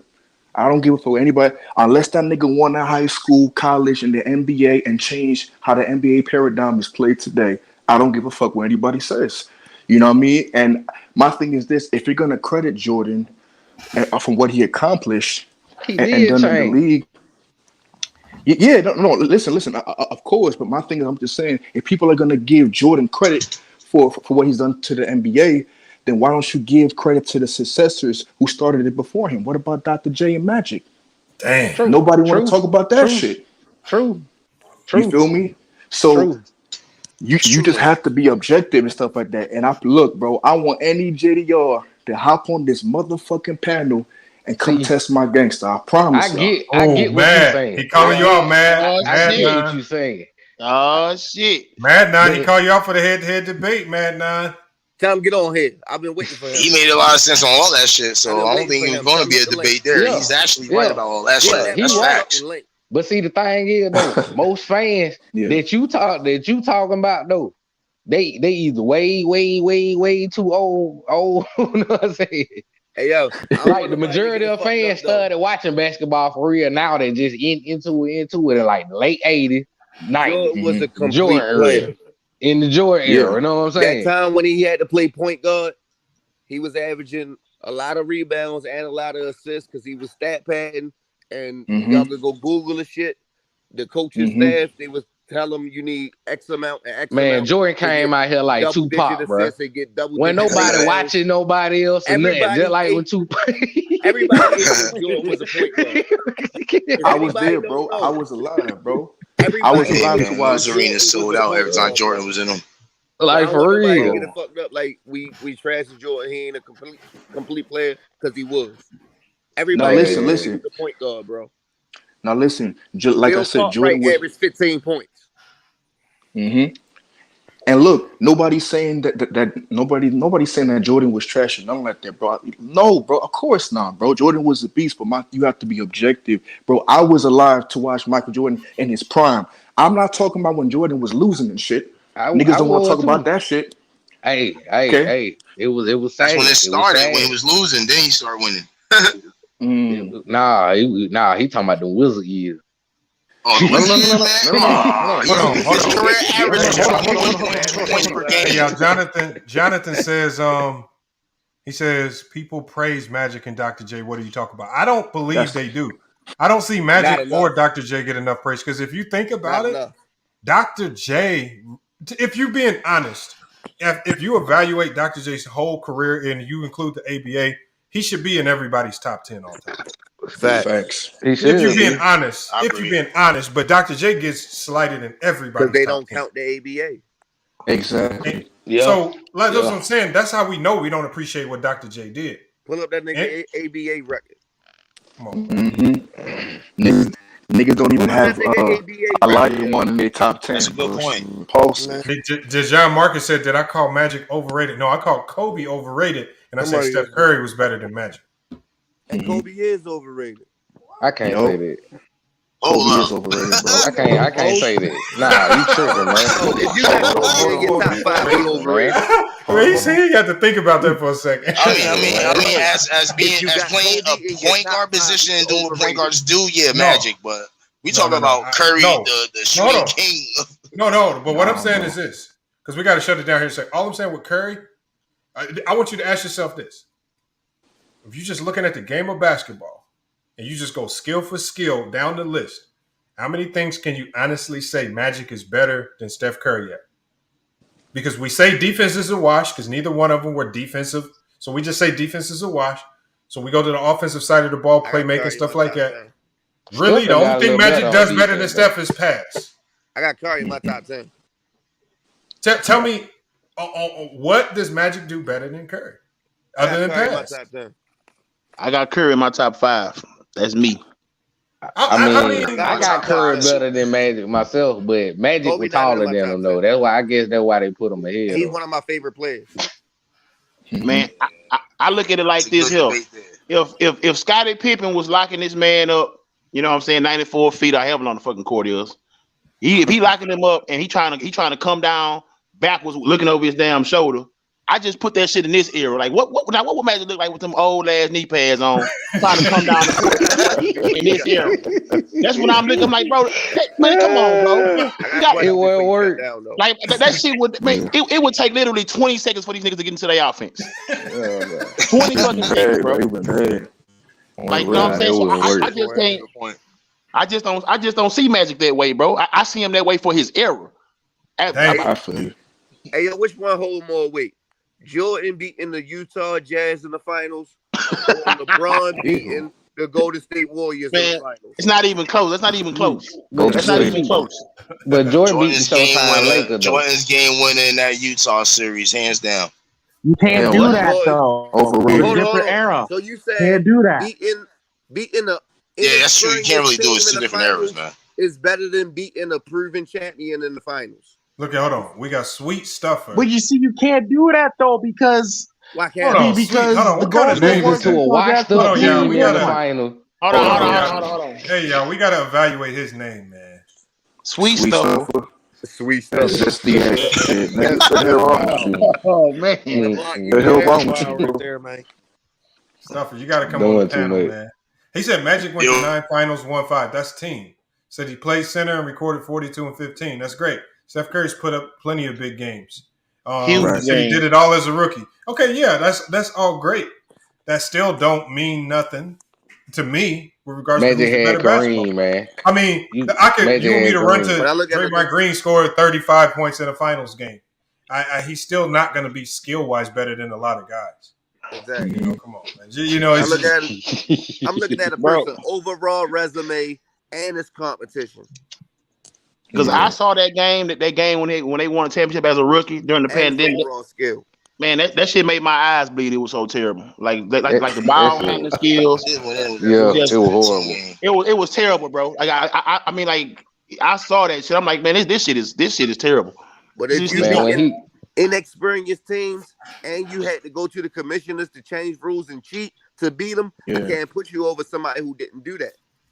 This is why I say, bro, you know, like personally for me. Stop it. Oh, man. Hold on. You ain't watching. He got his way because everybody in the whole league knew that Jordan was the V1. He was the guy. It was a fact, though. Ain't no cap in it. What? Ain't no cap in nothing I said. Nobody faced tougher competition in the finals than Magic. That's facts. That's what Mac Def says. Yeah. No. Oh, all right. Magic's had tougher competition in the finals. I agree with that. I mean, but what is Larry Birds and shit? Hell yeah. I could probably agree with that. Yeah, but Magic also probably had a lot of good super duper help around him too to help him win too. Let's not act like most definitely. It ain't like he had to guard Bird. It ain't like he had to guard Bird. The opponents he's going against is like an even match though. No, it ain't. You can make a good argument that Jordan's toughest game wouldn't be Utah. I think Jordan's toughest finals game was against Phoenix. No, Jordan's toughest playoff opponent was the Pacers. I think Phoenix Suns did a way better job than Utah. The Pacers was his toughest competition. Phoenix came into that Chicago arena and played them like they weren't. Hey, like it was let me tell y'all this: why were the Pacers his toughest competition? A lot of those games were close. Who Magic play in the finals? Yep. We sell them up. Facts. I'm saying the Pacers were Jordan's toughest competition because that was a team similar, kind of built. If you really think built like a team like today. Mm-hmm. Yeah, they were. A lot of athleticism. Jordan against Reggie Miller. They had a lot of shooting. They had a lot of shooting. They had good playmaking. Oh, you're speaking on the offensive side of the ball. You on Indiana's offense. No, I'm saying that Indiana team was built like with a lot of size. They had good shooting, and that gave the Bulls fits. And then they had a whole bunch of it, so they were super deep. So they had problems. And I would say this too. I'm looking like, okay, when I saw that series, I was like, man, these dudes had a hard time guarding Dale Davis. He was a matchup problem for them. He was a matchup nightmare for the Bulls. Dale Davis. Yeah, he was a physical dude. So now imagine if that Bulls team was playing some team from the day. He was afraid of the Rockets. Man, come on, man. Like Ronald Tibbs says Mitch Richmond used to cook MJ. Is that true? Bro, Mitch Richmond used to dog the fuck out of Jordan, bro. Hold on, I got to pump this. I'm gonna pull up the head-to-head. Bro, Mitch used to cook Jordan. Mitch Richmond you have to play the video on that. There's a whole video about that shit. Mitch Richmond was nasty, yo. He was putting some numbers up against Jordan, though. He was playing hard. Let's be for real, though, y'all. His own mouth how he was cooking Jordan. Let's be for real though, man. Jordan wouldn't hold no guards like it is today. If we just really being real, he wouldn't hold. Jordan said it himself though. Who was he going like he's going today? Come on now. Jordan said it himself because of Jordan said it himself, bro. Hey, so when the Bulls played the Sacramento Kings, who was guarding Mitch Richmond? Was it Jordan assignment? It was, but Pittman was guarding most of the time. Man, Jordan always had Pittman doing all the tough work, man. Pittman was guarding most of the time, but it was Jordan assignment because they was guarding. Yeah. They were switched. Richmond, when Jordan guarded Mitch Richmond, I seen a lot of Richmond scoring. He was scoring on Jordan, man. Man, I seen Mahmoud Abdul-Rauf give Jordan buckets. Bro. Mahmoud Abdul-Rauf. Who really that boy shooting right there. He was a Jordan fan, man, but Richmond was doing his thing. The best player. My nigga, man, Jordan couldn't hold nobody that had handles, bro. No, Jordan couldn't guard nobody that had handles. That's true. He struggled with he couldn't guard nobody that had handles. Yeah, I ain't gonna lie. Rex Chapman, bro, he still won. Rex Chapman and Latrell Sprewell. You talking about the Rex Chapman that was in Charlotte? Rex Chapman? Oh shit, Rex Chapman. Yeah, I ain't petty like that. Come on. Yo, bro, yeah, he was balling. He was balling too. I remember when Sidney Moncrief, bro, held Michael Jordan to 4 points, my nigga. I'm not even fucking lying to y'all niggas. Damn. Sidney Moncrief, my nigga. From Milwaukee? Hey, man, you gotta come on the panel. Jordan still almost had 30 points per game on him. Hit the link. Come get cooked. Is we having a cookout? Now I remember KD holding Kobe. Show some Mitch Richmond highlights with Jordan, him scoring on Jordan and shit. Show that. Y'all won't believe this shit though, but James Harden used to hold Kobe pretty good, man, when he was with OKC. He used to hold, I ain't say he shut Kobe down, but he used to hold Kobe pretty good though. He used to guard him pretty good. KD shut James Harden was a 6-man. Yo, can't nobody shut when he was 6-man, yo. He said he ain't coming on. James Harden. My bad. Hey, man said he ain't coming on the panel with a bunch of Brownites. Hold on, bro. Hold on. Oh no, I'm a KD fan, bro. Don't even do that. Let me say this real quick. See, no, tell him. We talking about Havlicek, bro. We talking about Havlicek. Hold on, let's go one at a time. One at a time, y'all. We talking about Havlicek, man. Oh, go ahead. My bad. Go ahead. I got you. Tell him debate me one. Yeah, no, man. You want to do the head-to-head debate, man? For the gift card? Niggas always like talking about what's it called, that shit. But look, this how these JDR's fans are, bro. If you, whenever you tell the truth, or let's say y'all have a conversation, right, and then about Jordan and then LeBron, somehow mysteriously gets popped up in the conversation, and then let's say they lie on something. Oh, you're a LeBron fan, nigga. What? Not everybody's. Why do y'all assume everybody's a LeBron fan? Iguana looking motherfuckers. That's y'all problem. Y'all be riding his dick so hard. They said Mr. Monster. Hold on, man. I like LeBron James, but he ain't my favorite player. My favorite player is having a hell of a off season with all this crazy shit going on. That's KD. I feel you. I fuck with KD. I'm not a Bron. I feel you. Yeah, I'm not a Bron either. Mr. Mass. This is my favorite. Hold on. Ronald Tibbs said I put up 300 for the head-to-head against Mad. Oh shit! Man! I'm gonna pay my 300 right now. Pull up, man. Hey, let me fall back then. I'm gonna fall. Let me pay my 300 right now. Man, you gotta pull up, man. Come on, 300 on a debate battle. Shit. That's it. You say you want 300 head to head. And look, I don't vote. The chat votes on who wins. On the real. Hold on, man. You got to hit the link now, man. And Giannis is my favorite player. Oh, yeah. Hit the link. Yep. Also put a poll out. Shit, we could really vote to see who won the debate. Shit, that's what I'm going to do after the debate. If he pulls up. Yeah. And I'm going to be objective about it, too. But that nigga mad none trash, though, bro. I done already heard. And if I lose, I give him his props. I give him his flowers. Yeah, he'll pull up, though. He will pull up. I never lost. I never lost. That nigga is easy work, bro. That nigga is easy work. This is what I do. I do my research. Hey, man, John Davis, who mad now, still didn't pull up, man. Nah, he ain't gonna come, man. He ain't gonna come, bro. He ain't coming. Like I said, if you be the inexperienced team and I be the team that won multiple chips, which one hold more value? Mm-hmm. See, I can do that though. I'm saying he beat the Showtime Lakers though. I think if we say a player is the greatest of all time, though, right? If we just think about it, if we say if Kareem is your guy or if Mike your guy, let's just say okay, you feel like either one of those players are the greatest of all time. Okay, but the game has evolved. Hold on, Matt. Look, go ahead. Matt pulled up. Oh shit! Oh shit! Finally. Matt, you want the head-to-head debate? Since y'all want to talk shit. But do you want the head-to-head debate? Can you hear me? Yeah.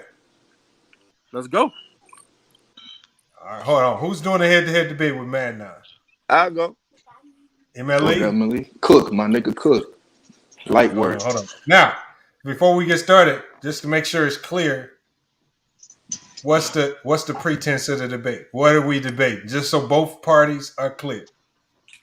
What's the topic? What What makes LeBron James the GOAT over Michael Jordan? That's the debate. I don't know if a lot of people have LeBron as the GOAT over Michael Jordan. Well, a lot of people in the chat do. So let's go. You gotta figure out what's the criteria. Because all if criteria, what makes him better? If cheating is allowed, greater, all that. Yeah, but see, but MLE was talking about the soft aspect and some of those things. Yeah, cheating. Say it again. I was talking about cheating. All right, Michael Jordan cheating. Let's go. How? Let's go. Yeah. Cheating. So you saying he didn't? How did he cheat the game? How? So Matt, hold on. We got set the groundwork for the debate, and we're gonna start the debate. He just said cheating, right? That's what he just said. Right? I got a nice comeback cheating. on that shit. Let's go. Cheating. So you saying he didn't cheat? What I'm saying is that if you're gonna compare Jordan as cheating, you gotta look at LeBron James as having a super team. Who created the super team? We can go there. I never brought up nothing about Don't super nobody team. say nothing. Don't hold nobody say on. nothing. We can go. Hold on, there. y'all gotta let Matt respond because that was somebody else talking. We can go there. I didn't bring up nothing about super teams. He said Michael Jordan cheated. Let's talk about the cheating of the game. Let's talk about that. That's what he said. Okay, right? so the debate is did Michael Jordan? So the debate is gonna be did Michael Jordan cheat the game? Yeah, that's the basis. Let's go. Is that cool? MLE, that's what they said. Who's gonna that's what they said. $300? That's cool. No, Matt. I mean, Ronald Tibbs said he got it. He's sponsoring it. He gonna send me the 3? Yeah. If you win. All right, let's go. How didn't he cheat? Hold on. No, but bro. MLE. Hold on, man. Hold on. Jordan cheated the game. So hold on. Man, hold on, y'all. Remember how we do the debates. We got 2 rounds, 2 minutes each. I'm gonna put you on the big stage. I'm gonna let you cook and nobody else. I'm gonna put everybody else on mute. That way you get your time and nobody else can interfere. So we're gonna start with Matt since he's the challenger. And I'm gonna put him on the big stage. Let me get my clock started right here, so we get your time right. Remember, you got 2 minutes. I'm gonna have to cut you off at 2 minutes. I'm gonna let MLE go, and then you get another round, and then we're gonna do our vote in the chat. Hold on 1 second. All right, here we go. All right, man. Matt, you ready? Yeah. All right, man. Your time starts, man. He said Michael Jordan cheated the game, right? How did he cheat the game? He didn't cheat the game, period, bro. Hello? Can you hear me? Yeah, I hear you. I'm listening. I'm listening. We listen. Bam. The man played all 82 games. How many times? At least 8 or 9 times throughout his career. Never cheated a game. Never ran to no friggin' super team because he couldn't beat the friggin' Pistons. Couldn't beat the friggin' Celtics. Couldn't beat who else? Detroit. All them other teams that he played. Oh. He never had, according to y'all, he never got out the first round. How many times? Because he's a scorer. He has no teammates. He never had no friggin' super team like friggin' LeBron to get out the friggin' first round. Many years before he even started winning championships. So don't give me that bullshit.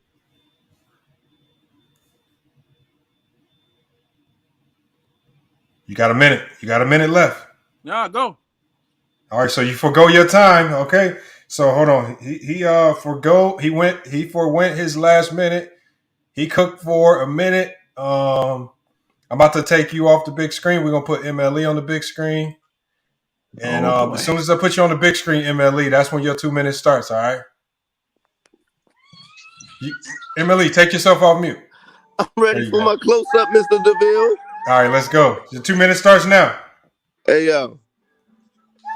By MJ own words. And from, if you do your research, this man said he went to the commissioners about the bad boy Pistons and their defense and how it had no place in the NBA for them to change the rules about the physicality, and there's no serious penalty about serious fouls. His own words, and from commissioners and everyone else. If you Google it, it pops up. He got the rules changed because he could not win in the 80s. That same year that he got the rule changed, he beat the Pistons and he won his first title.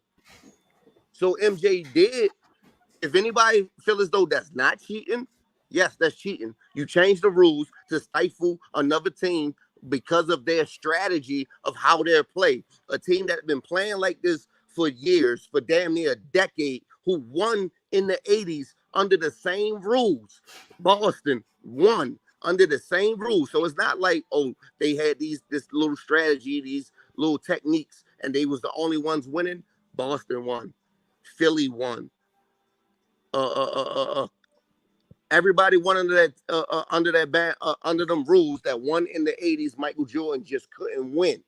So when you say he didn't cheat, that is cheating. That is cheating at its finest. No other player in NBA history ever had the juice that Michael Jordan had to change rules. He also blocked rules like the zone defense. He made sure that the zone defense was not implemented, which got implemented in 2003 or 2004 when he went to the Wizards after the year after the rules was implemented. Michael Jordan came out of retirement. All right, that's time. Okay, that's your 2 minutes. I mean, so that's the first round. No, that was 2 minutes. I got the clock running. No, I wasn't telling you, bro.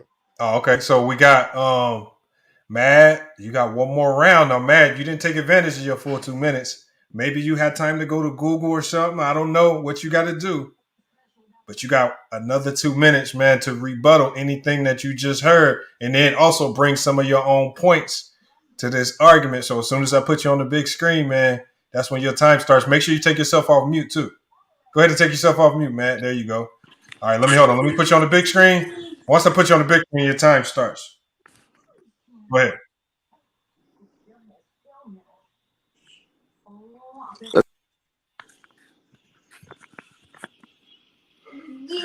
Let's go, man. Yo, you can hear me? Hello? I can hear you. You On the big screen. All right, whatever. You just said Michael Jordan ran to the NBA and asked him to change rules, which is friggin' dumb as fuck. Where's the friggin' evidence that says that? Wrong. 2, you said, oh, stop. Go, stop. You said Michael Jordan cheated the game. If he supposedly went to the friggin' Stop. If he supposedly went to the NBA and did that, why the NBA didn't change that for everybody? Wrong.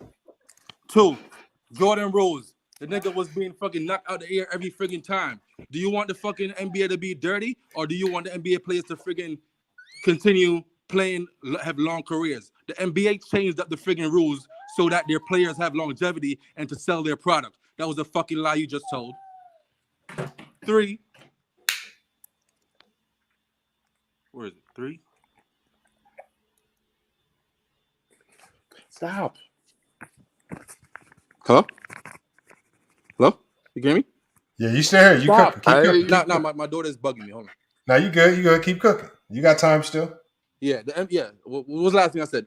The rules for the NBA players, longevity and all that. 2, he never went to NBA and complained to get nobody suspended and all that other stuff when he was losing. Oh, Draymond knocked me in the balls. Nah, he didn't do none of that. That's cheating the game. Michael Jordan never changed. Oh, let's change up the whole NBA system. I can't beat nobody, so let's form super teams and all the other stuff. That's cheating the fucking game. Fuck out of here. And okay, you got some more time. What time I got? Hold on, he ain't finished. Come on, you got 25 seconds. Cook. Use it. Let's go. Hey, leave that. Yeah. Michael Jordan never once called himself the greatest player of all time. And all the others. Come on, bro. I already won. Fuck out of here. I won. All right, Matt. He self-proclaimed. Hold on, Matt self-proclaimed himself the winner after his second round. We got MLE for one more round, man, to close it out for the $300 prize. We're gonna put MLE on the big screen. As soon as you're on the big screen, your time starts, man. Come at the king, you better not miss. Bro, first of all, you could Google it. MJ said it himself that he went to the commissioners about the Pistons defense and that the Knicks was starting to adapt their style of play. Miami Heat and Boston was starting to adapt their style of play. The flagrant foul rules was implemented the same year that he won his chip. That go the proof right there. Go Google it. You lost. Okay. Now, far as cheating, all right, you said LeBron went to the commissioners about getting Draymond suspended. You got a certain amount of technical fouls that you get until you get suspended. Those are the rules. He got suspended. Those are the rules, not changing any rules. Okay, super team. Chicago Bulls got 3 players that made first team All NBA. Dennis Rodman, Scottie Pippen, Michael Jordan, all 3 first team All NBA. That's a super team, shorty. Sit down, go to sleep, take a nap, wake back up, and apologize, little nigga. That's what I'm talking about.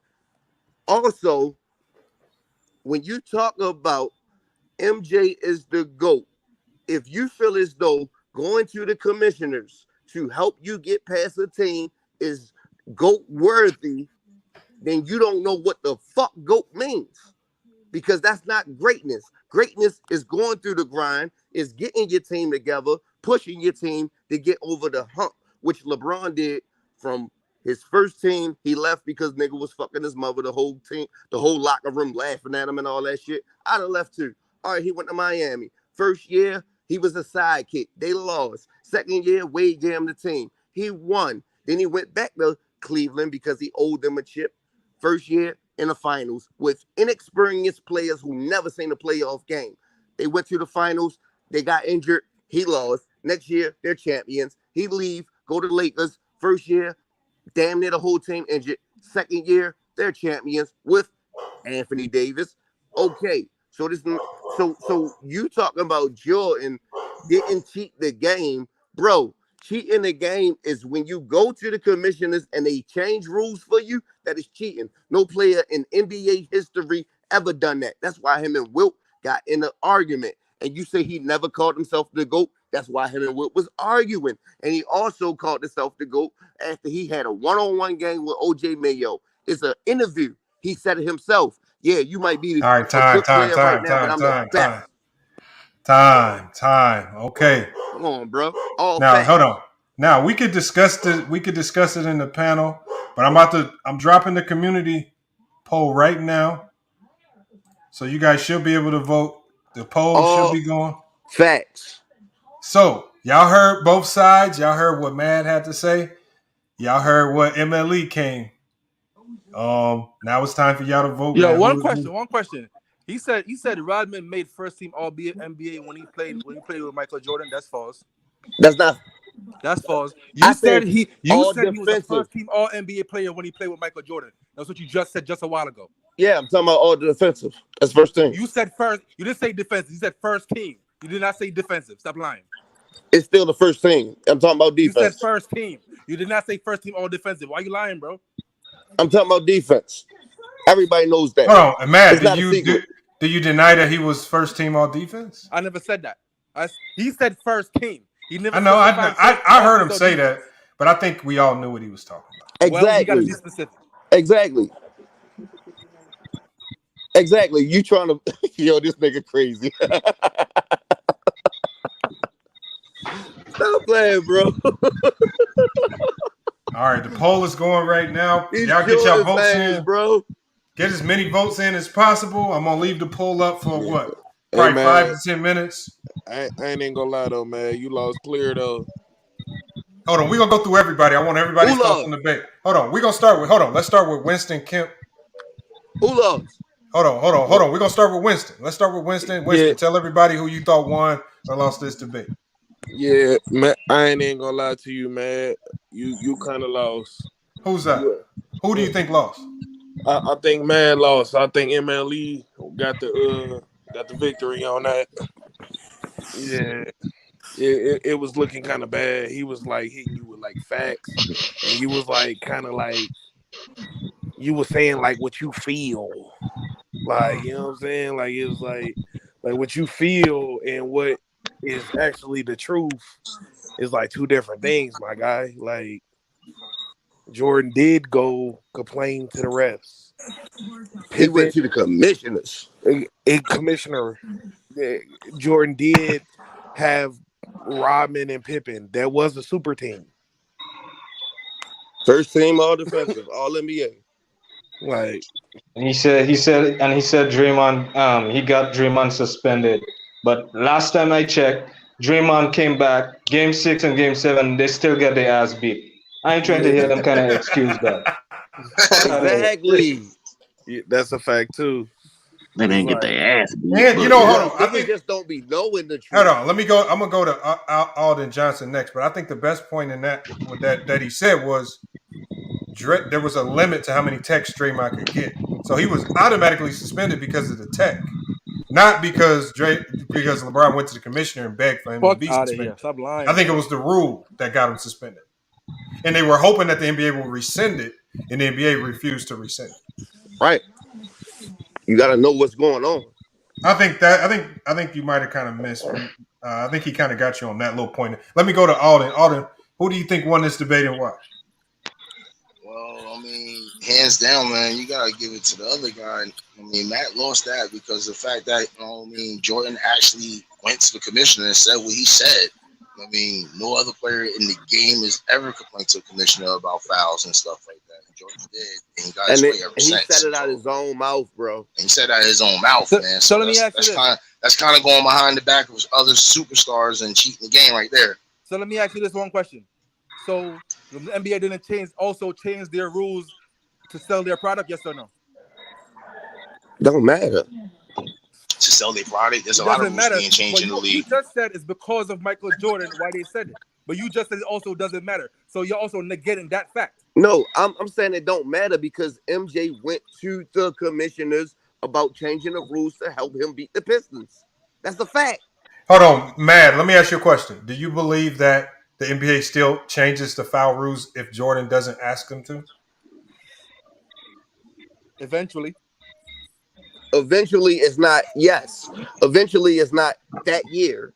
Nah, the only way that happens if a superstar or somebody like that's a MJ was the golden child. They would have to do the same thing that Jordan did, pretty much. Nobody was playing the way MJ was playing. Only thing that was close to it was Clyde Drexler. And they would have been did that if that was the case. Because he was in the league years before Jordan. All right, we got we got Ken. In the videos that you showed just now about his defense, bro, I didn't see you showing the one where Michael Jordan was getting clotheslined. I know because you specifically chose I didn't choose clips. What I did was I just went to video that showcased the Pistons defense on Jordan. See, the problem is you lost the debate yourself, man. Hold on, man. The problem with when people talk about the Pistons, and Isaiah Thomas alluded to this, he says he felt that the stigma of them being the bad boy team that fouled people was a stigma that the media placed on them because they were black players. And he says that wasn't placed on the Celtics, who were just as physical. He says he felt that they labeled that team a certain way just to push media narratives. When you actually watch the video on how they defended, it was actually sound defense. And then every 5 or 6 games, you might have a hard foul, and that would get completely blown up in the media as if they're this bad boy team that's fouling every game, when that wasn't the case. You know where you went wrong? Debating me about that alone, which is a fact. Facts. It's a fact, bro. Man, look, he could have won. He lost it himself. Yeah, he could have won. Like he lost the whole debate himself. Go through it. It just, I feel like the thing is on that whole thing, he didn't cheat just because he went to the commissioner and said that shit. He not the commissioner. You know what I'm saying? But he can't change shit. It don't matter what the fuck they did, bro. Hold on, MLE, let him finish. It's still a rule. You feel me? It's a rule. Did he come to the like I said? Did he come play the next year? Did he come to the next year? Did he come to the damn league the next year and break any rules? No, he followed the rules. He just showed y'all clips of Detroit Pistons. Let me finish. He just showed y'all clips of the Detroit Pistons defending them without fouling them. So therefore, they should have been able to do that same defense the next year, right? Yeah, they should have. You know what I'm saying? That ain't the reason why he won the championship that next year. You forgetting that they got other players in that next year. They got. That's what you said. You said the rules is why he won, nigga. That's what you said. He changed the That's not what he rules said. in order for him to win. Hey, exactly. That's what you said. But that listen. Hold on. Let me finish this. you just reworded it. Let me Just finish because you reworded on me, you just said the same shit. I'm not rewording nothing. That's the same words I said. Let me tell you. Listen. How is complaining during cheating? the game, I could care less whatever happened. The point is, LeBron cheat every game. And hold on, y'all gotta go one at a time. The rules to help you win. I didn't say that's why he win. I said it helped them win. It ain't help him, bro. But Ken, to be fair, help them win. Hold on. Just so we can move on to the next person. To be fair, there were a lot of players. Look, we just saw examples of what Charles Oakley said, Charles Smith said. We saw what Magic Johnson said. There are examples of what players talked about how they wish they could get the same calls as MJ because it did ultimately impact winning and losing. It did have some impact. Let's not act like it didn't have any impact. It did have some impact. Win. You know what help means? To help him win. It did help. It didn't help them win. Because if it didn't have an impact, other players wouldn't have spoke up. Because players that get suspended. Bruh, that's just because they were getting their ass whooped, bro. That's because they were losing. Losers always got something to say, bro. Got something to say about the dude. Hold on, let me go to Ghost 2000. Ghost 2000, who you got winning that?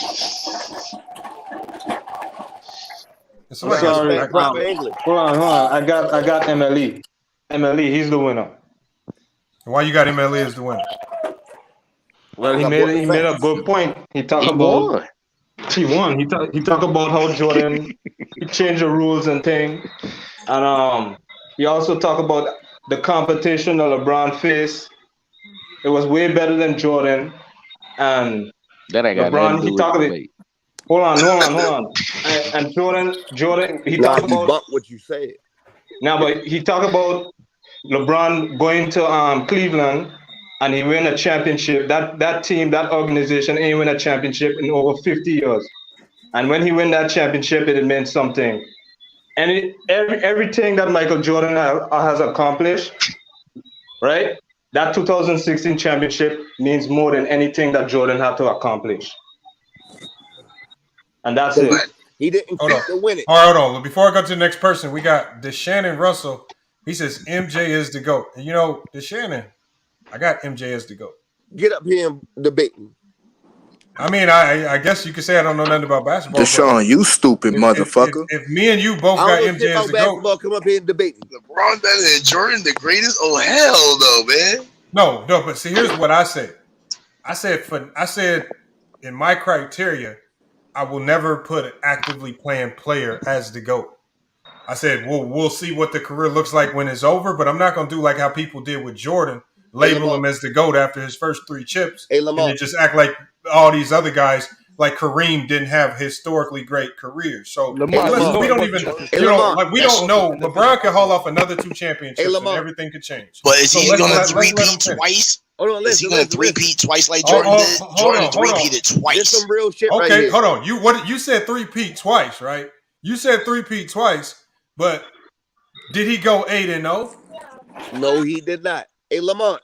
Did he go 8-0 like John Havlicek? But that also has to do with the competition he faced. But he had a 3-peat and went 6-0. Did he go 8-0? For a while now. We've been on Ticket Channel. We've been on your channel, etc. Me and you never gotten into a debate about who's the GOAT. Right. Because that's your opinion. I have my own opinion. I respect it. We never said, oh, you wrong for this or you wrong for that. Yeah, I only challenge people's logic as to why that's how shit supposed to go. Oh yeah, it's good. It's good. That's a good thing. Hey, I know he got Jordan as the GOAT. Lamar, who's the GOAT? Lamar, who's the GOAT? I knew that. I got Jordan as the GOAT. But when we talking about LeBron James and Jordan, this is a whole different thing here. Hey, I debate any one of y'all, especially you, MLE, because you sound too confident. I like you. You sound confident. You know what I'm saying? Because you can't debunk what I just said. I debate you on any on your go to man. Why you keep talking? You can't get around this man changing the rules. I smash you. So when y'all yell super team, Jordan had a super team, and he changed the rules to help him No, win. he didn't. You No, he didn't. I cannot believe that Dennis Rodman, Scottie Pippen, and Jordan's a super team. Dennis Rodman wasn't even an offensive player. Tell me what Y'all better not lie. Dennis Rodman was 36 years old when he joined. One at a time. One at a time. Y'all better not lie. All right, hold on. We Y'all can better just not debate lie. that. So you trying to tell me Draymond Green, Klay Thompson, and Steph Curry is a super team? Yes, they are. How ain't they? Wow. Hold on. I can't Listen. that's a super team. Hold on, let me finish. 2016. No, that's Hold not. on, listen. That's not a super team. Listen. Then they wouldn't need Kevin Durant if they was that special. You gonna let me answer it or not? Yeah, bro. What is your criteria of a super team? Let me ask you a question first. What is 3 your criteria of a super team? Yeah. He's right. 3 superstars. What is your criteria of a super team? You gotta score, play defense. You not only that you play defense and rebound, you gotta score the ball when it counts. Hold on. No, let me say one thing, Emily, because we can end it real quick. If his criteria is 3 superstars, by your definition, that means LeBron has never played on a super team because he's never played with 3 superstars. Because if you think about, That's a good point. That's a good point. Hold on, Bosh was not a superstar. Yes, he was. Bosh was a perennial all-star, averaging 20 and 10 in Toronto. Stop capping. Oh God! Hold on. Stop. Hold on. There's a difference between a star and a superstar. Like you talk about LeBron's, the Giannis's, the KD's, and the Steph Curry's. Those are guys in that upper echelon. We talk about there's a tier below that. Kyrie Irving has never been a superstar. Kevin Love was never a superstar. D Wade might have had 1 season as a superstar, but after that, he went back down to being a star. So let's not act like. And Anthony Davis has had, but even if you count Anthony Davis, there hasn't been a third guy that you put next to him that you consider as a third superstar. So don't create criteria that don't even fit what people claim LeBron James has always had. Exactly. Absolutely agree. Hey, Lamar, that's facts. Listen. Ain't no dude. When has Chris Bosh ever been considered a superstar? Hey, listen, if 20 and 10 makes you a superstar, that means Rasheed Wallace is a superstar. Exactly. Josh Smith is a superstar. God damn, everybody is super. Like you put too many people in the superstar bubble. Absolutely agree. He's right about that. Defense wins championships. So if you got 3 players starting that makes first team all NBA defensive, how is that not a super team? How the fuck is it a super team when nobody wanted Dennis Rodman? Nobody wanted Dennis Rodman. The Bulls hold on. But tell the truth. Tell the truth. Why did nobody want Dennis Rodman at that time? Because his antics off because he had an attitude. No, it wasn't his age. It's who he is. That nigga wanted attitude, personality.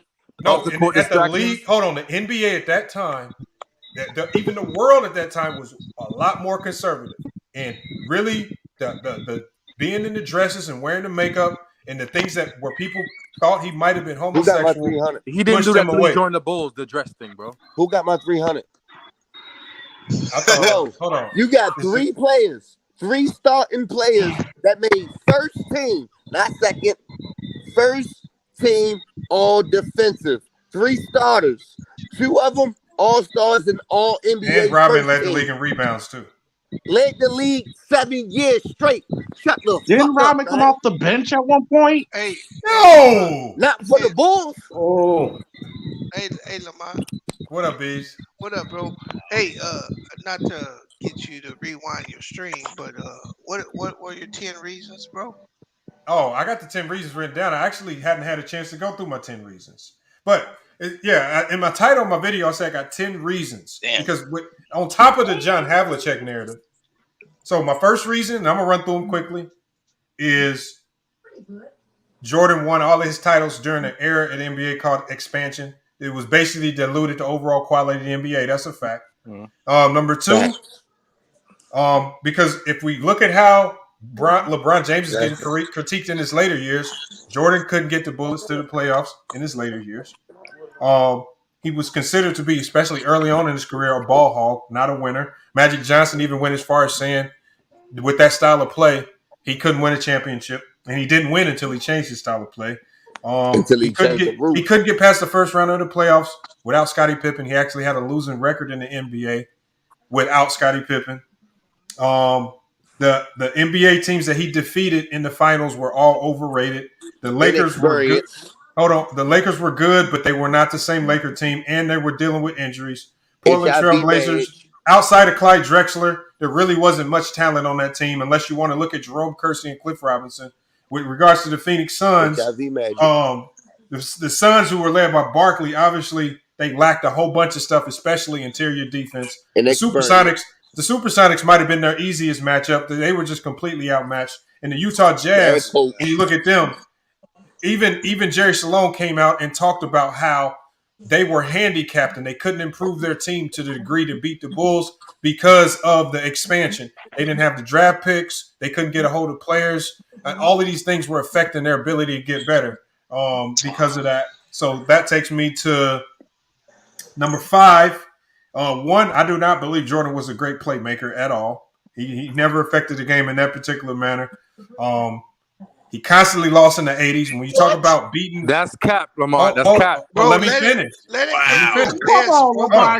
finish my list. Hold on. Let him finish, yo. Hold on. First of all, hold on.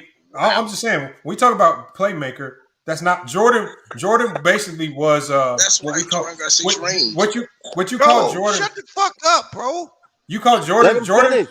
This is something that Craig Hodges talked about in a biopic that he wrote. He says Jordan would pass players what you call time bombs. That means you get the ball when there's a few seconds left on the shot clock, and the only thing you can do is chuck it up. It's called a time bomb. Playmakers don't throw time bombs to people. He constantly lost in the 80s. I think a lot of people don't give Jordan enough criticism for not beating, at least even coming close to beating any of the top talent in the 80s. He never came close. Never. So again, when you look when you got Isaiah, when you got the Birds, all talk about how they owned him, they definitely owned him. When you talk about there are also when they made Jordan the GOAT, because they labeled him the GOAT when he was playing. There were several. Hey, y'all gotta stop, bro. There were several other players that were qualified to have that honor. It wasn't Jordan. Kareem should have had the honor until MJ retired. They didn't even give him that due diligence. Bill Russell should have had consideration over him. I mean, even Magic and Bird, who were coming to the end of their career, should have had some consideration at that time. But the media wanted to push one narrative, and that was making MJ the GOAT above all costs. Above all costs. So then you go. My number 2 reason is this is something I talked about earlier. The 90s. Everybody talks about the 90s like this golden era of basketball. It was not. There were multiple years in the 90s where 20% of the league lost 60 games. You cannot tell me this was a thriving, competitive league when you got 20% of your teams losing 60 games, and you want to get me to believe that Jordan was going through this tough regular season grind. That's not true. All right. And then here's the biggest indictment on his tenure. After his first retirement, the Bulls were just as good as when he left. They were still a team. They were actually the favorites to win the championship. They were still the favorites to win the championship even when he retired. And then when he came back, and then you got to think he took all that time off and came back. The league had not progressed in it. The league was still the same. No teams were better. He was able to come in after a 2-year hiatus and be the same. Imagine in this day and era taking 2 years off and coming back and the league is still the same. It just don't happen. The game advances, the game moves on. So those will be my 10 reasons right there. And he played the most. Hey, Lamar, you forget to say he played with the most Hall of Fame. What's going on? What up, MLE? Shout out there. Hey, shout out to the chat. What up, Anti? Okay, Lamar. Oh, Anti in the chat? Oh. Please go, yo. Hold on. He says Lamont lying. No one wanted no one wanted Rodman because of his antics, not because of his skill. He led the league 7 years straight. No, I didn't rebound. Nobody wanted him though. No team wanted him. I didn't have nothing to add, bro. I just wanted to hear what your 10 reasons were. I'm saying if you were adamant about making an argument against Jordan, those should be your best arguments. Yeah. He led the league in rebounds 7 years straight and was first team All NBA.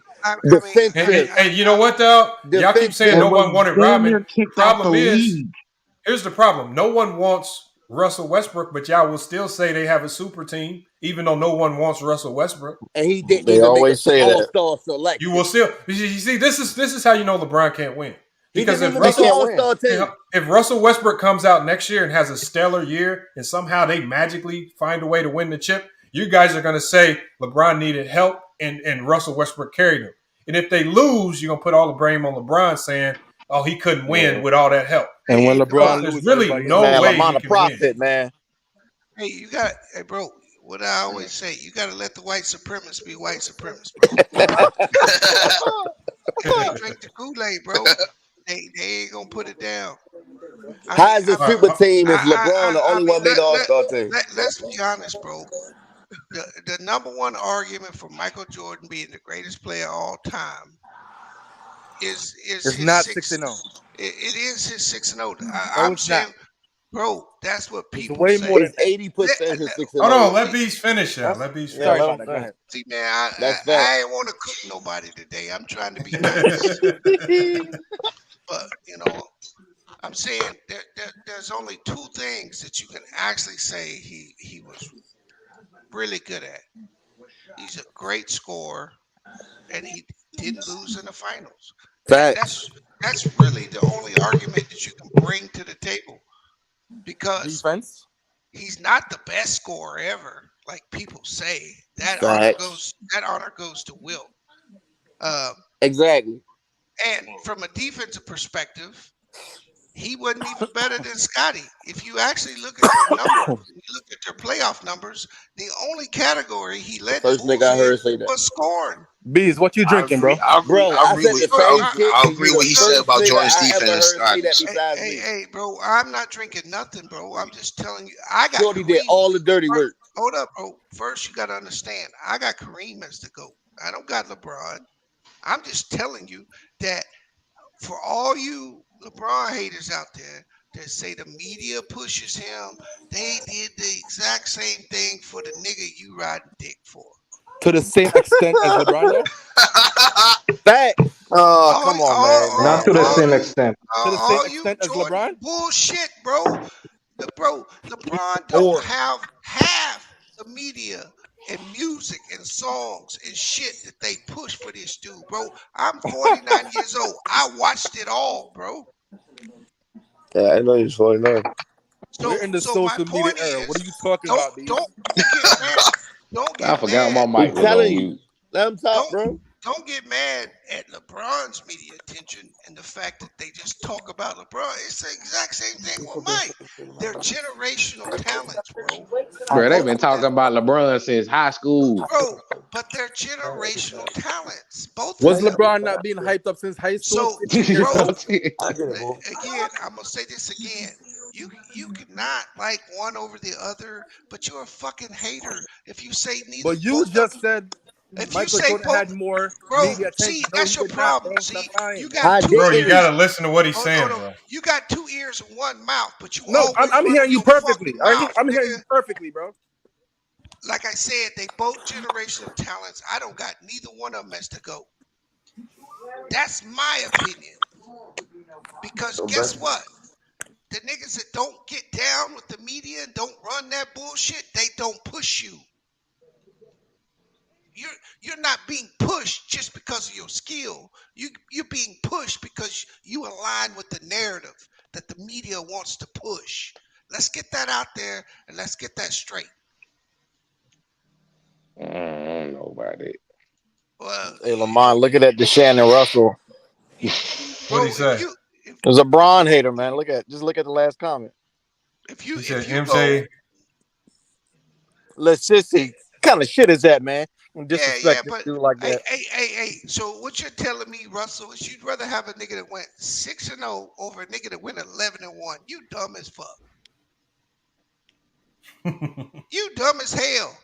If anybody says anything about championships, bro, you have to start with Bill Russell. Yeah, you gotta start with him. Otherwise, your championships don't mean shit. And then you gotta go to the same time. You gotta go to the Russell other had some good ass teams. got more than Jordan. Havlicek. Cam Jones. If that's your criteria, bro. That's true. If you didn't use the finals, that's not even Robert Orr. Nah, what's up? Self, man. That's why that then they'll use the stats argument out the window if you can't back it up for overall career. Keep going. Right now, I think Kareem is the greatest player to ever play, but that's just my opinion. And I would be lying to you if I told you Michael Jordan wasn't a generational talent. I'd be lying to you if I told you LeBron James wasn't a generational talent. You pick who you want, but you ain't gotta call another nigga out his name because he don't like the dude you like. Facts. That's fair. That's right. my whole argument. You ain't got to My hated athlete. It's the GOAT. That's it. That's all I got, Lamont. Salute, man. You ain't got to the poll. Me you're Hold on, yeah, we got the poll results in, man. If y'all didn't see it yet, what was the I'll put poll? it back in the chat again. MLE won the poll result. You already know I won. 75% to 25%. Yeah, you are against somebody with no God. You got smoked by. Them numbers ain't right. Hey, Lamont, have you been keeping up with the House of Highlights? Huh? Hold up. Have you been keeping? They cheated. The numbers ain't right. What you mean it ain't right? It should be 99-1. Everything I said was a fact. Everything I said was a fact. Hold on, now we got to find no boy who said he's gonna put up 300. They're just not gonna agree. What's his name? Who said he's gonna put up 300? I don't know where he at. 300? Bro, disappeared. Shit. That nigga got off YouTube. What did Madman say? Where he at? Where my money, nigga? I'm trying to find it. I forgot his name. I had it on the screen. That nigga that got out of there. Man, really pulled up, man. The Shannon using all these damn emojis. I ain't believing they was Hold on. But that pull up if he look, he might come through and drop it off. I'm not even going. If he do, that's a plus. But I do that shit for fun, bro. You know. Man. Let's give time. Maybe he might. You shouldn't have won, though, man. Bro, I hate when niggas debate when you can easily Google what I'm saying. Yeah, but at the same time, it ain't that. Like you said, he cheated. That's not cheating, bro. That's not cheating. Hold on. Going bro, to the LeBron James complained every fucking game, so therefore, is he cheating? Oh my God! No, hold on. Let me get him. Complaining. He does complain. Hold on. He does complain. Yeah, I'm saying that's what he complain too, man. Shit. Hold up. Complaining and getting rules changed. He ain't the same thing, bro. I don't care what you say, bro. Jordan didn't have the power to do the change. He can't change nothing. Every player in NBA history complains, but none of them had the juice to get the rules changed to their liking. Man, look. He ain't had the juice to get the rules changed to his like. He did it. You know what I'm saying? He just went and complained. You can't classify complaining that and changing the rules is two different things. So LeBron, the only one that complained. No, and then plus to the NBA, I ain't already say had that. it I out. did not say that. Yeah, so don't go throw The words. NBA already I had it out for Detroit. Y'all make it seem like he is. Changing rules and just complaining is two different things. Yeah, he paying your salary or something, bro. Cause why you getting so angry? Cause somebody talking about LeBron and said he complaining, bro. Like you done got all angry. Y'all saying he is. Man, come on down, bro. He keep following me. You actually changing Every time the this rules nigga drop the rim, he snap his head back like somebody fucking hit him. Hey yo, hey man, Google MJ words about it, bro. Did he come out of his mouth and say he cheated? Yeah, he came out of his mouth and said he went to the commissioners. Okay, did he say he cheated? That's cheating. No, that ain't cheating, bro. That ain't cheating. Because if they change the rule, bro. No. Let me you no, bro. If you bro. No. Actually, he did admit he cheated. Bro. Look, if they change a rule either way it go, it don't matter. You won't even let me finish. You know what I'm saying? Go ahead. Bro, if you go and get the rules changed on YouTube today, on any game you play, and you go out and play that game by those rules, bro, you is not cheating. It don't matter what if you complain about anything. But look, let's say this. Hold on. Yeah, let's say this. It's not cheating but it's definitely not operating in good faith. Especially when you know you got the clout to get some changes made.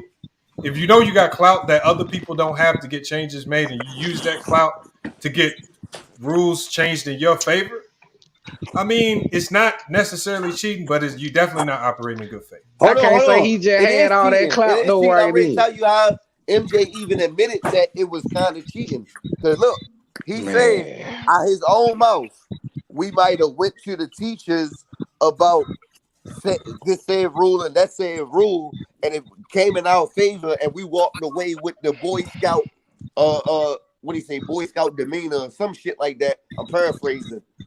He admitted that he cheated. That ain't cheating. Hold on, let me finish. Because he knew this is the style of this team. And other teams were starting to adapt this style, which would have made it harder for him to get out the conference. He admitted it, bro. Go look it up. It still ain't cheating, bro. Look, I'm gonna read. You just hate Jordan for some reason or something. You got something against that man. Shit. He got the talent. He just ain't had a mental state of mind for the shit. Okay, here's the article written in 1987. This article was written in 1987 by the Washington Post on September 21st, right after the rule change. And he ain't had no clout then. And it says right here. Hold on. I just heard. Dang, it's just these ads keep popping up on this thing. Hold on. So you said they changed the rule in 87. Yeah, this happened in 87. Oh, so he didn't win the championship the next year. See you, bro. Yep. Nah, he said 1990. After it was implemented. I said after the flagrant foul rules was implemented. No, that still ain't the reason why he won the championship, though. I ain't saying it was the reason. I said it helped them. You said he cheated. Yeah, I say he cheated. Yes, that's cheating. Fuck out of here, bro. That's not cheating, nigga. How is that not cheating? Getting rules. Okay, so David Stern said, "Bro, Jordan fans is crazy." Hey, y'all, David Stern. Let him say. David Stern says, he says, after consulting with players like Michael Jordan, we also consulted with Rod Thorne, who was the league's vice president in charge of operation, and something about isolation tactics. He says, basically, so at the beginning of the season, referee can call what will be known as an illegal offense and award the opposing team with the ball. So basically, he was talking about how the new rules, it was more than just a flagrant foul call. Right. It was different types of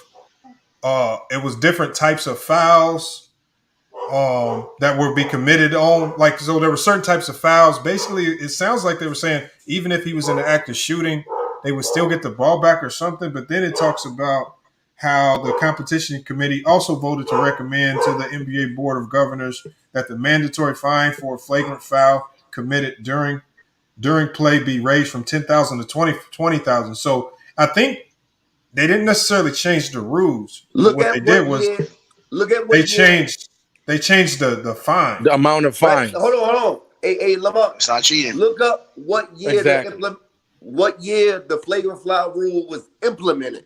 Okay, hold on. So that's just coincidence then. It's not a coincidence. Oh, but they did say they consulted with Michael Jordan. He went to him and Phil Jackson.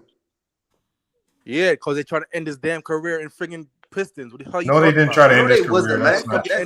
Nigga. Oh, hold on. Nigga. Okay, so MLE might be right. Damn. The flagrant foul rule was implemented when? He says that the NBA implemented the flagrant foul rule in the 1990-91 season. That's when he won. So they didn't implement this. All of the changes. The NBA, not him. Stop saying him. He went to them. He can't do it himself. I said he went to them to get the rules. Lamar changed. just said he changed the rules, nigga. So you're telling me? I said I'm talking about when I say he, I'm talking about the commission. I'm not talking about you. Oh, what? So you're telling me that they implemented the rule knowing that a year later the Bulls going to win the championship? It was they knew they were going to win the championship. They put this rule in. No, I said it helped them. I didn't say that's the sole reason. I said he got the talent. You said he cheated. I said it should have helped everybody else then. That's cheating, nigga. I said well, he got the talent. The thing is, I don't know how much it helped everyone else because I don't know if everyone else was the high flyers that Jordan was. Remember, one of the Jordan rules, the very last Jordan rule was if he gets into the lane and you can't defend him, you foul him. There wasn't really too many other players just high flying like that. Did I not say it helped him? Help. I said he got the skills. I said he got the talent. He didn't have the mental state of mind to win under those rules. And so they didn't really. So in '88, it says right here there was a crackdown, a bigger crackdown on flagrant fouls. So there were flagrant fouls in the game, but they said it was a bigger crackdown on how they called them. They also that year moved the 3-point line from 23 feet and 9 inches to 20 feet 6 inches. So they even made the 3-point line closer. They moved it in. MJ didn't shoot threes like that, so irrelevant. And then zone defense. I agree with that. That's irrelevant. I'm just telling you all the rule changes that they made. They don't have to. Why did they move the line down? I'm killing your king right now. I'm killing him. I'm killing your king. He also blocked the zone. Not killing nothing. Speculation, feelings. That's all you're doing. He's reading it, bro. It's a fact. It's a fact. He's reading it to you. Yeah. You're not paying attention? It's a fact. That which Lamont is saying is accurate. What you're saying about cheating and all That's that. That's what I just said. Did I not? Hold on. Put a poll in the chat. Did I not say that? Put the poll up. Hold on. Now, just to also support MLE. If what MLE is saying is not true, then why did Wilt Chamberlain did say exactly what MLE said. Wilt Chamberlain said they changed the rules so I couldn't dominate. They changed the rules so you can dominate. He's the golden child. Do y'all believe there's any truth to what Wilt said? He's the golden child. I said that's why legends don't respect his rings. Will did say that. So people were thinking it back then. I mean, yeah, Will did say something like that. I heard that before. No, that was the exact quote. That was like verbatim. I did. I heard him say that before. I did. That's why I said legends do not respect Jordan as the GOAT because they know the truth. So it says right here in the 1990-91 season when they implemented the flagrant foul rule before the season started, Jordan told somebody in the press before this was even announced. He told somebody in the press when they were asking him about the Detroit Pistons. He said that everything was going to get cleaned up going into the next season. But now and then they all kind of figured out what he was talking about after David Stern announced the flagrant foul rule. So what I said was not a fact. I'm reading it, y'all. What I said was not a fact. Jordan told the media before David Stern even announced it. He said that things are going to get cleaned up when they asked him about the Detroit Pistons. I can't disagree on that. Those are facts. Damn. Nobody's ever denied that. You did. Now you have to determine, is that cheating or is that Jordan just using his mouth to get... What I said was... yeah, Michael Jordan going to be commissioner. Oh, it is what it is with that. It happens. Same shit happened, And if Kobe... Pretty sick. Because Kobe could do it, he could have did it. If LeBron did it, he would have did it. Didn't though. Hold on. Don't say what if, woulda, coulda, shoulda. What happened is what happened. Nobody ever did that. Crickets. I guarantee if Kobe was in that same situation, especially since he thought like Michael Jordan, trying to be like Michael Jordan, he would have done the same thing. These are the facts. He didn't. Kobe didn't do it. LeBron didn't So you don't believe Kobe would have did that? You don't think LeBron would have did the same thing Jordan did? No. Hell yes, he would, nigga. Hell yes. Yes, he would. Hell yes. I think he wouldn't because I seen Kobe get fouled a lot. Yes. He ain't go to commissioner. Listen, LeBron done complained plenty of times about he not getting foul calls, and 1 year him and Giannis drove to the basket more than anybody. They didn't change no rules. What did it change? LeBron had less free throws than the top 20 free throw shooters. For bad breath. Get out of here, bro. Did you hear me?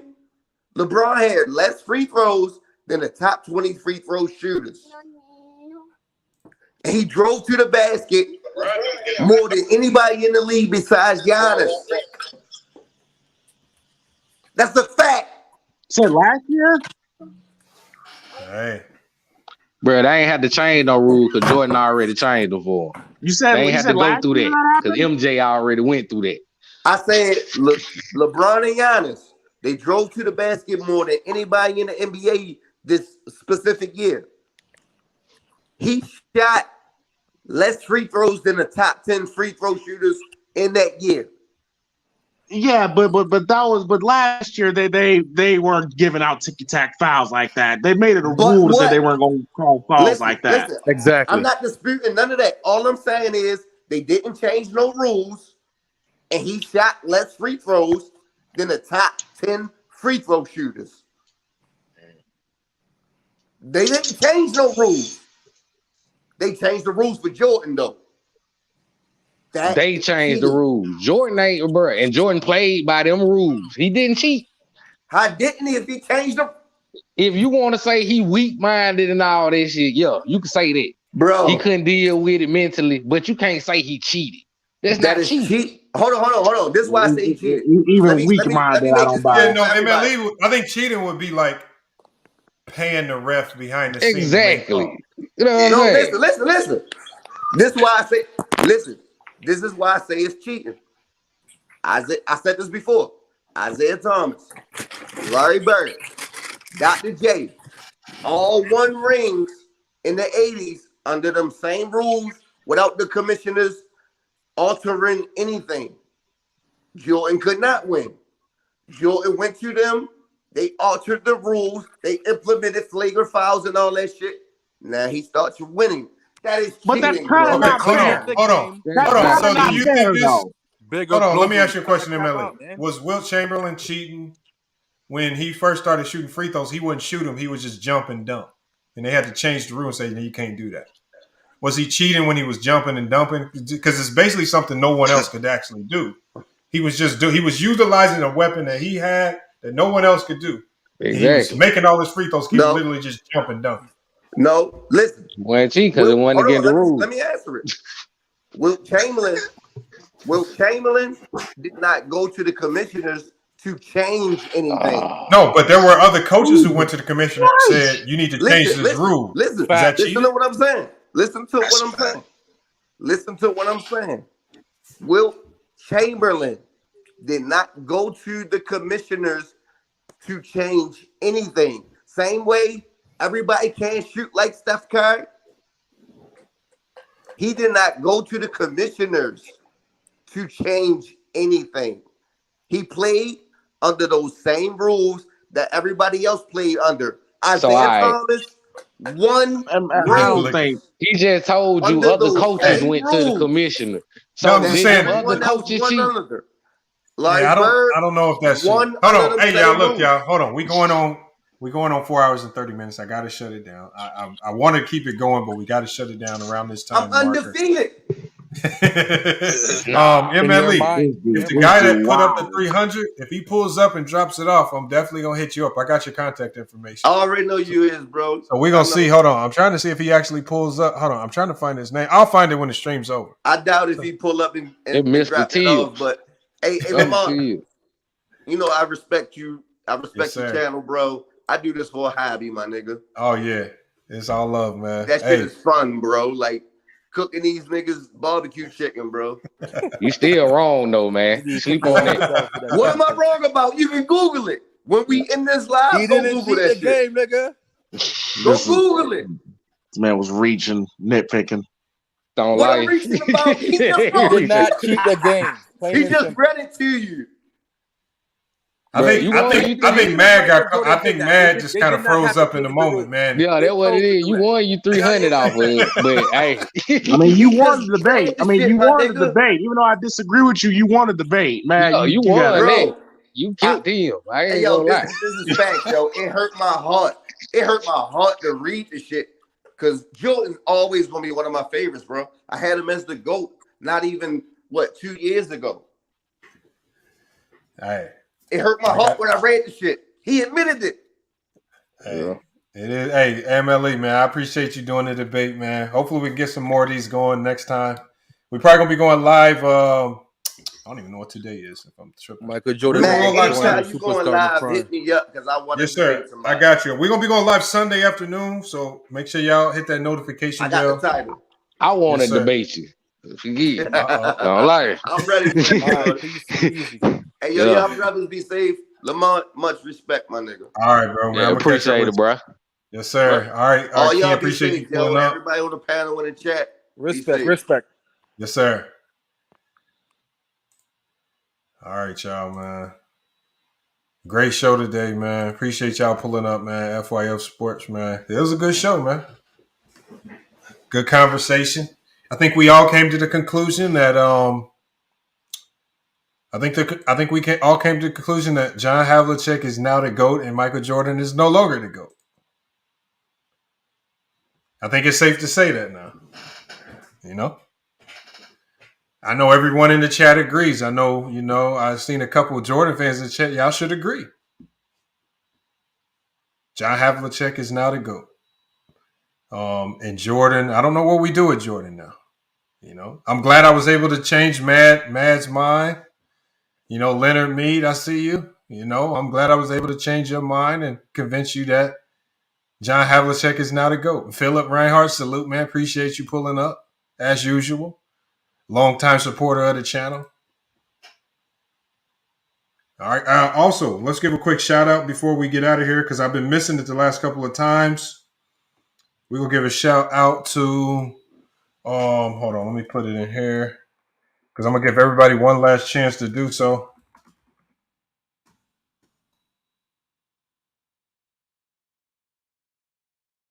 Wow, that wasn't you that put up the 300. That was somebody else. All right. Hey, salute Kool-Aid, man. Appreciate you pulling up to the panel, man. Appreciate you pulling up. I think I seen you over on Go Mike channel, man. Appreciate you pulling up. So we're going to give a shout out to Double E in the Cash App. Appreciate you for the Cash App donation, man. If y'all want to support, Cash App is in there before we get out of here. $ FYF Sports, man. Also, shout out to Uncle Shug. Uncle Shug, man, y'all know his channel, man. Another content creator, man, putting out a lot of good content, man. He's an author as well, so he has books on health and things of that nature. So, man, make sure y'all go check his channel out, Uncle Shug TV. Again, another content creator. He definitely hit the Cash App today, man. So, again, appreciate you guys for hitting the Cash App, man. Again, it all goes a long way in helping the channel grow. We're getting closer, y'all. 50K subscribers is right around the corner. So we're going to be getting prepared to do our 50K subscriber episode. So that should be good. Cannot wait till we get to that 100K mark, man. Because, man, it's a grind, man. When you look at the people that got 200K and a million subs, it's a lot of work that goes into this, man. And YouTube is starting to get real stingy with that money. They're getting real stingy with that money. So, again, whenever you guys can help support, man, it definitely helps. Look, we got the merch store as well, man. So you guys go find you some merch. I got merch for the Jordan fans. I got merch for the LeBron fans. If you don't like LeBron, I got the little flop shirts. I got everything you need in there. So make sure y'all go check out the merch store, man. I think the link is right there on our channel page. Wild23 says most players acknowledge Jordan as the GOAT. He says, which one of y'all played in NBA? But there's also a lot of NBA players that don't. I mean, so who do we believe? And it's not most Wild23 because I don't know if you've spoken with most NBA players. I mean, it is what it is. And I don't really care who you have as the GOAT. Just make sure your logic is consistent. That's where we really use John Havlicek today. Because I knew with the John Havlicek conversation, people would use criteria that they won't use with LeBron. And that same criteria that you try to use to put Jordan over Havlicek, if you try to use that same criteria with LeBron, it puts LeBron over Jordan. And so that's what I mean. If you make sure you have consistent criteria in your GOAT logic. Otherwise, it's going to come back to haunt you. Sweet Stuffer 265. He said Cedric Maxwell and Hakeem Olajuwon was the GOAT. I don't know about that, but hey. He said the flop shirts to sell out. I hope so. Cuban Starks, he says, why does man hate? I don't know. I don't think he hates LeBron. No, if I'm being honest, I don't think he hates LeBron. Just being honest on that one. I can't put that on him. I don't get LeBron hate from him. I think he targets their fans more than just LeBron himself. So, it is what it is. It is what it is. But you guys, man, again, great show, man. Got a show coming Sunday afternoon. We're probably going to go live at 12 in the afternoon Pacific Standard Time. So that's probably going to be like 3 o'clock Eastern Standard Time. So hopefully you guys can be here for that one right there. Would love to have you here. And like I said, I'll definitely find something. I don't know what the topic's going to be, but we'll get it sorted out. But hey, y'all, it's FYF Sports. Another great podcast episode. We will be back with more sports and news. Until then, man, it's FYF Sports, man, and we out. All I hear is yap, yap, yap, yap. Ain't talking about nothing, right? Watch this. We gon' bring that pressure. Just a little FYI, FYF, 20K sub 6 months, what's next? They been hating at first, now they calling us the best. Hit up YouTube, tell them cut the check. Just a FYI, FYF, 20K sub 6 months, what's next? Woo, fuck your feelings, we all know who the real is. I be getting to it, ain't wasting no time. Walking straight in, we ain't waiting in line. Fuck your feelings, you don't care about mine. You a YouTube gangster, don't be yelling out slime. Or you talking LB, talking Ticket TV. Ain't nobody watching them, all the viewers be sleep. 5 years in, all your subs is your friends. Ticket TV, watch your cars again. Just a little FYI, FYF, 20K sub 6 months, what's next? They been hating at first, now they calling us the best. Hit up YouTube, tell them cut the check. Just a FYI, FYF, 20K sub 6 months, what's next? Woo, fuck your feelings, we all know who the real. They all know, shop don't close, working 24, trying to make the channel grow. Look at them, pointing fingers, hating on the low. You can't compete with our podcast show. Couldn't make it in the league, so we got on TV. Crying by LeBron like a little baby. You must be crazy, trying to ever play me. Or you super tough until it's time to say cheese. Just a little FYI, FYF, 20K sub 6 months, what's next? They been hating at first, now they calling us the best. Hit up YouTube, tell them cut the check. Just a FYI, FYF, 20K sub 6 months, what's next? Woo, fuck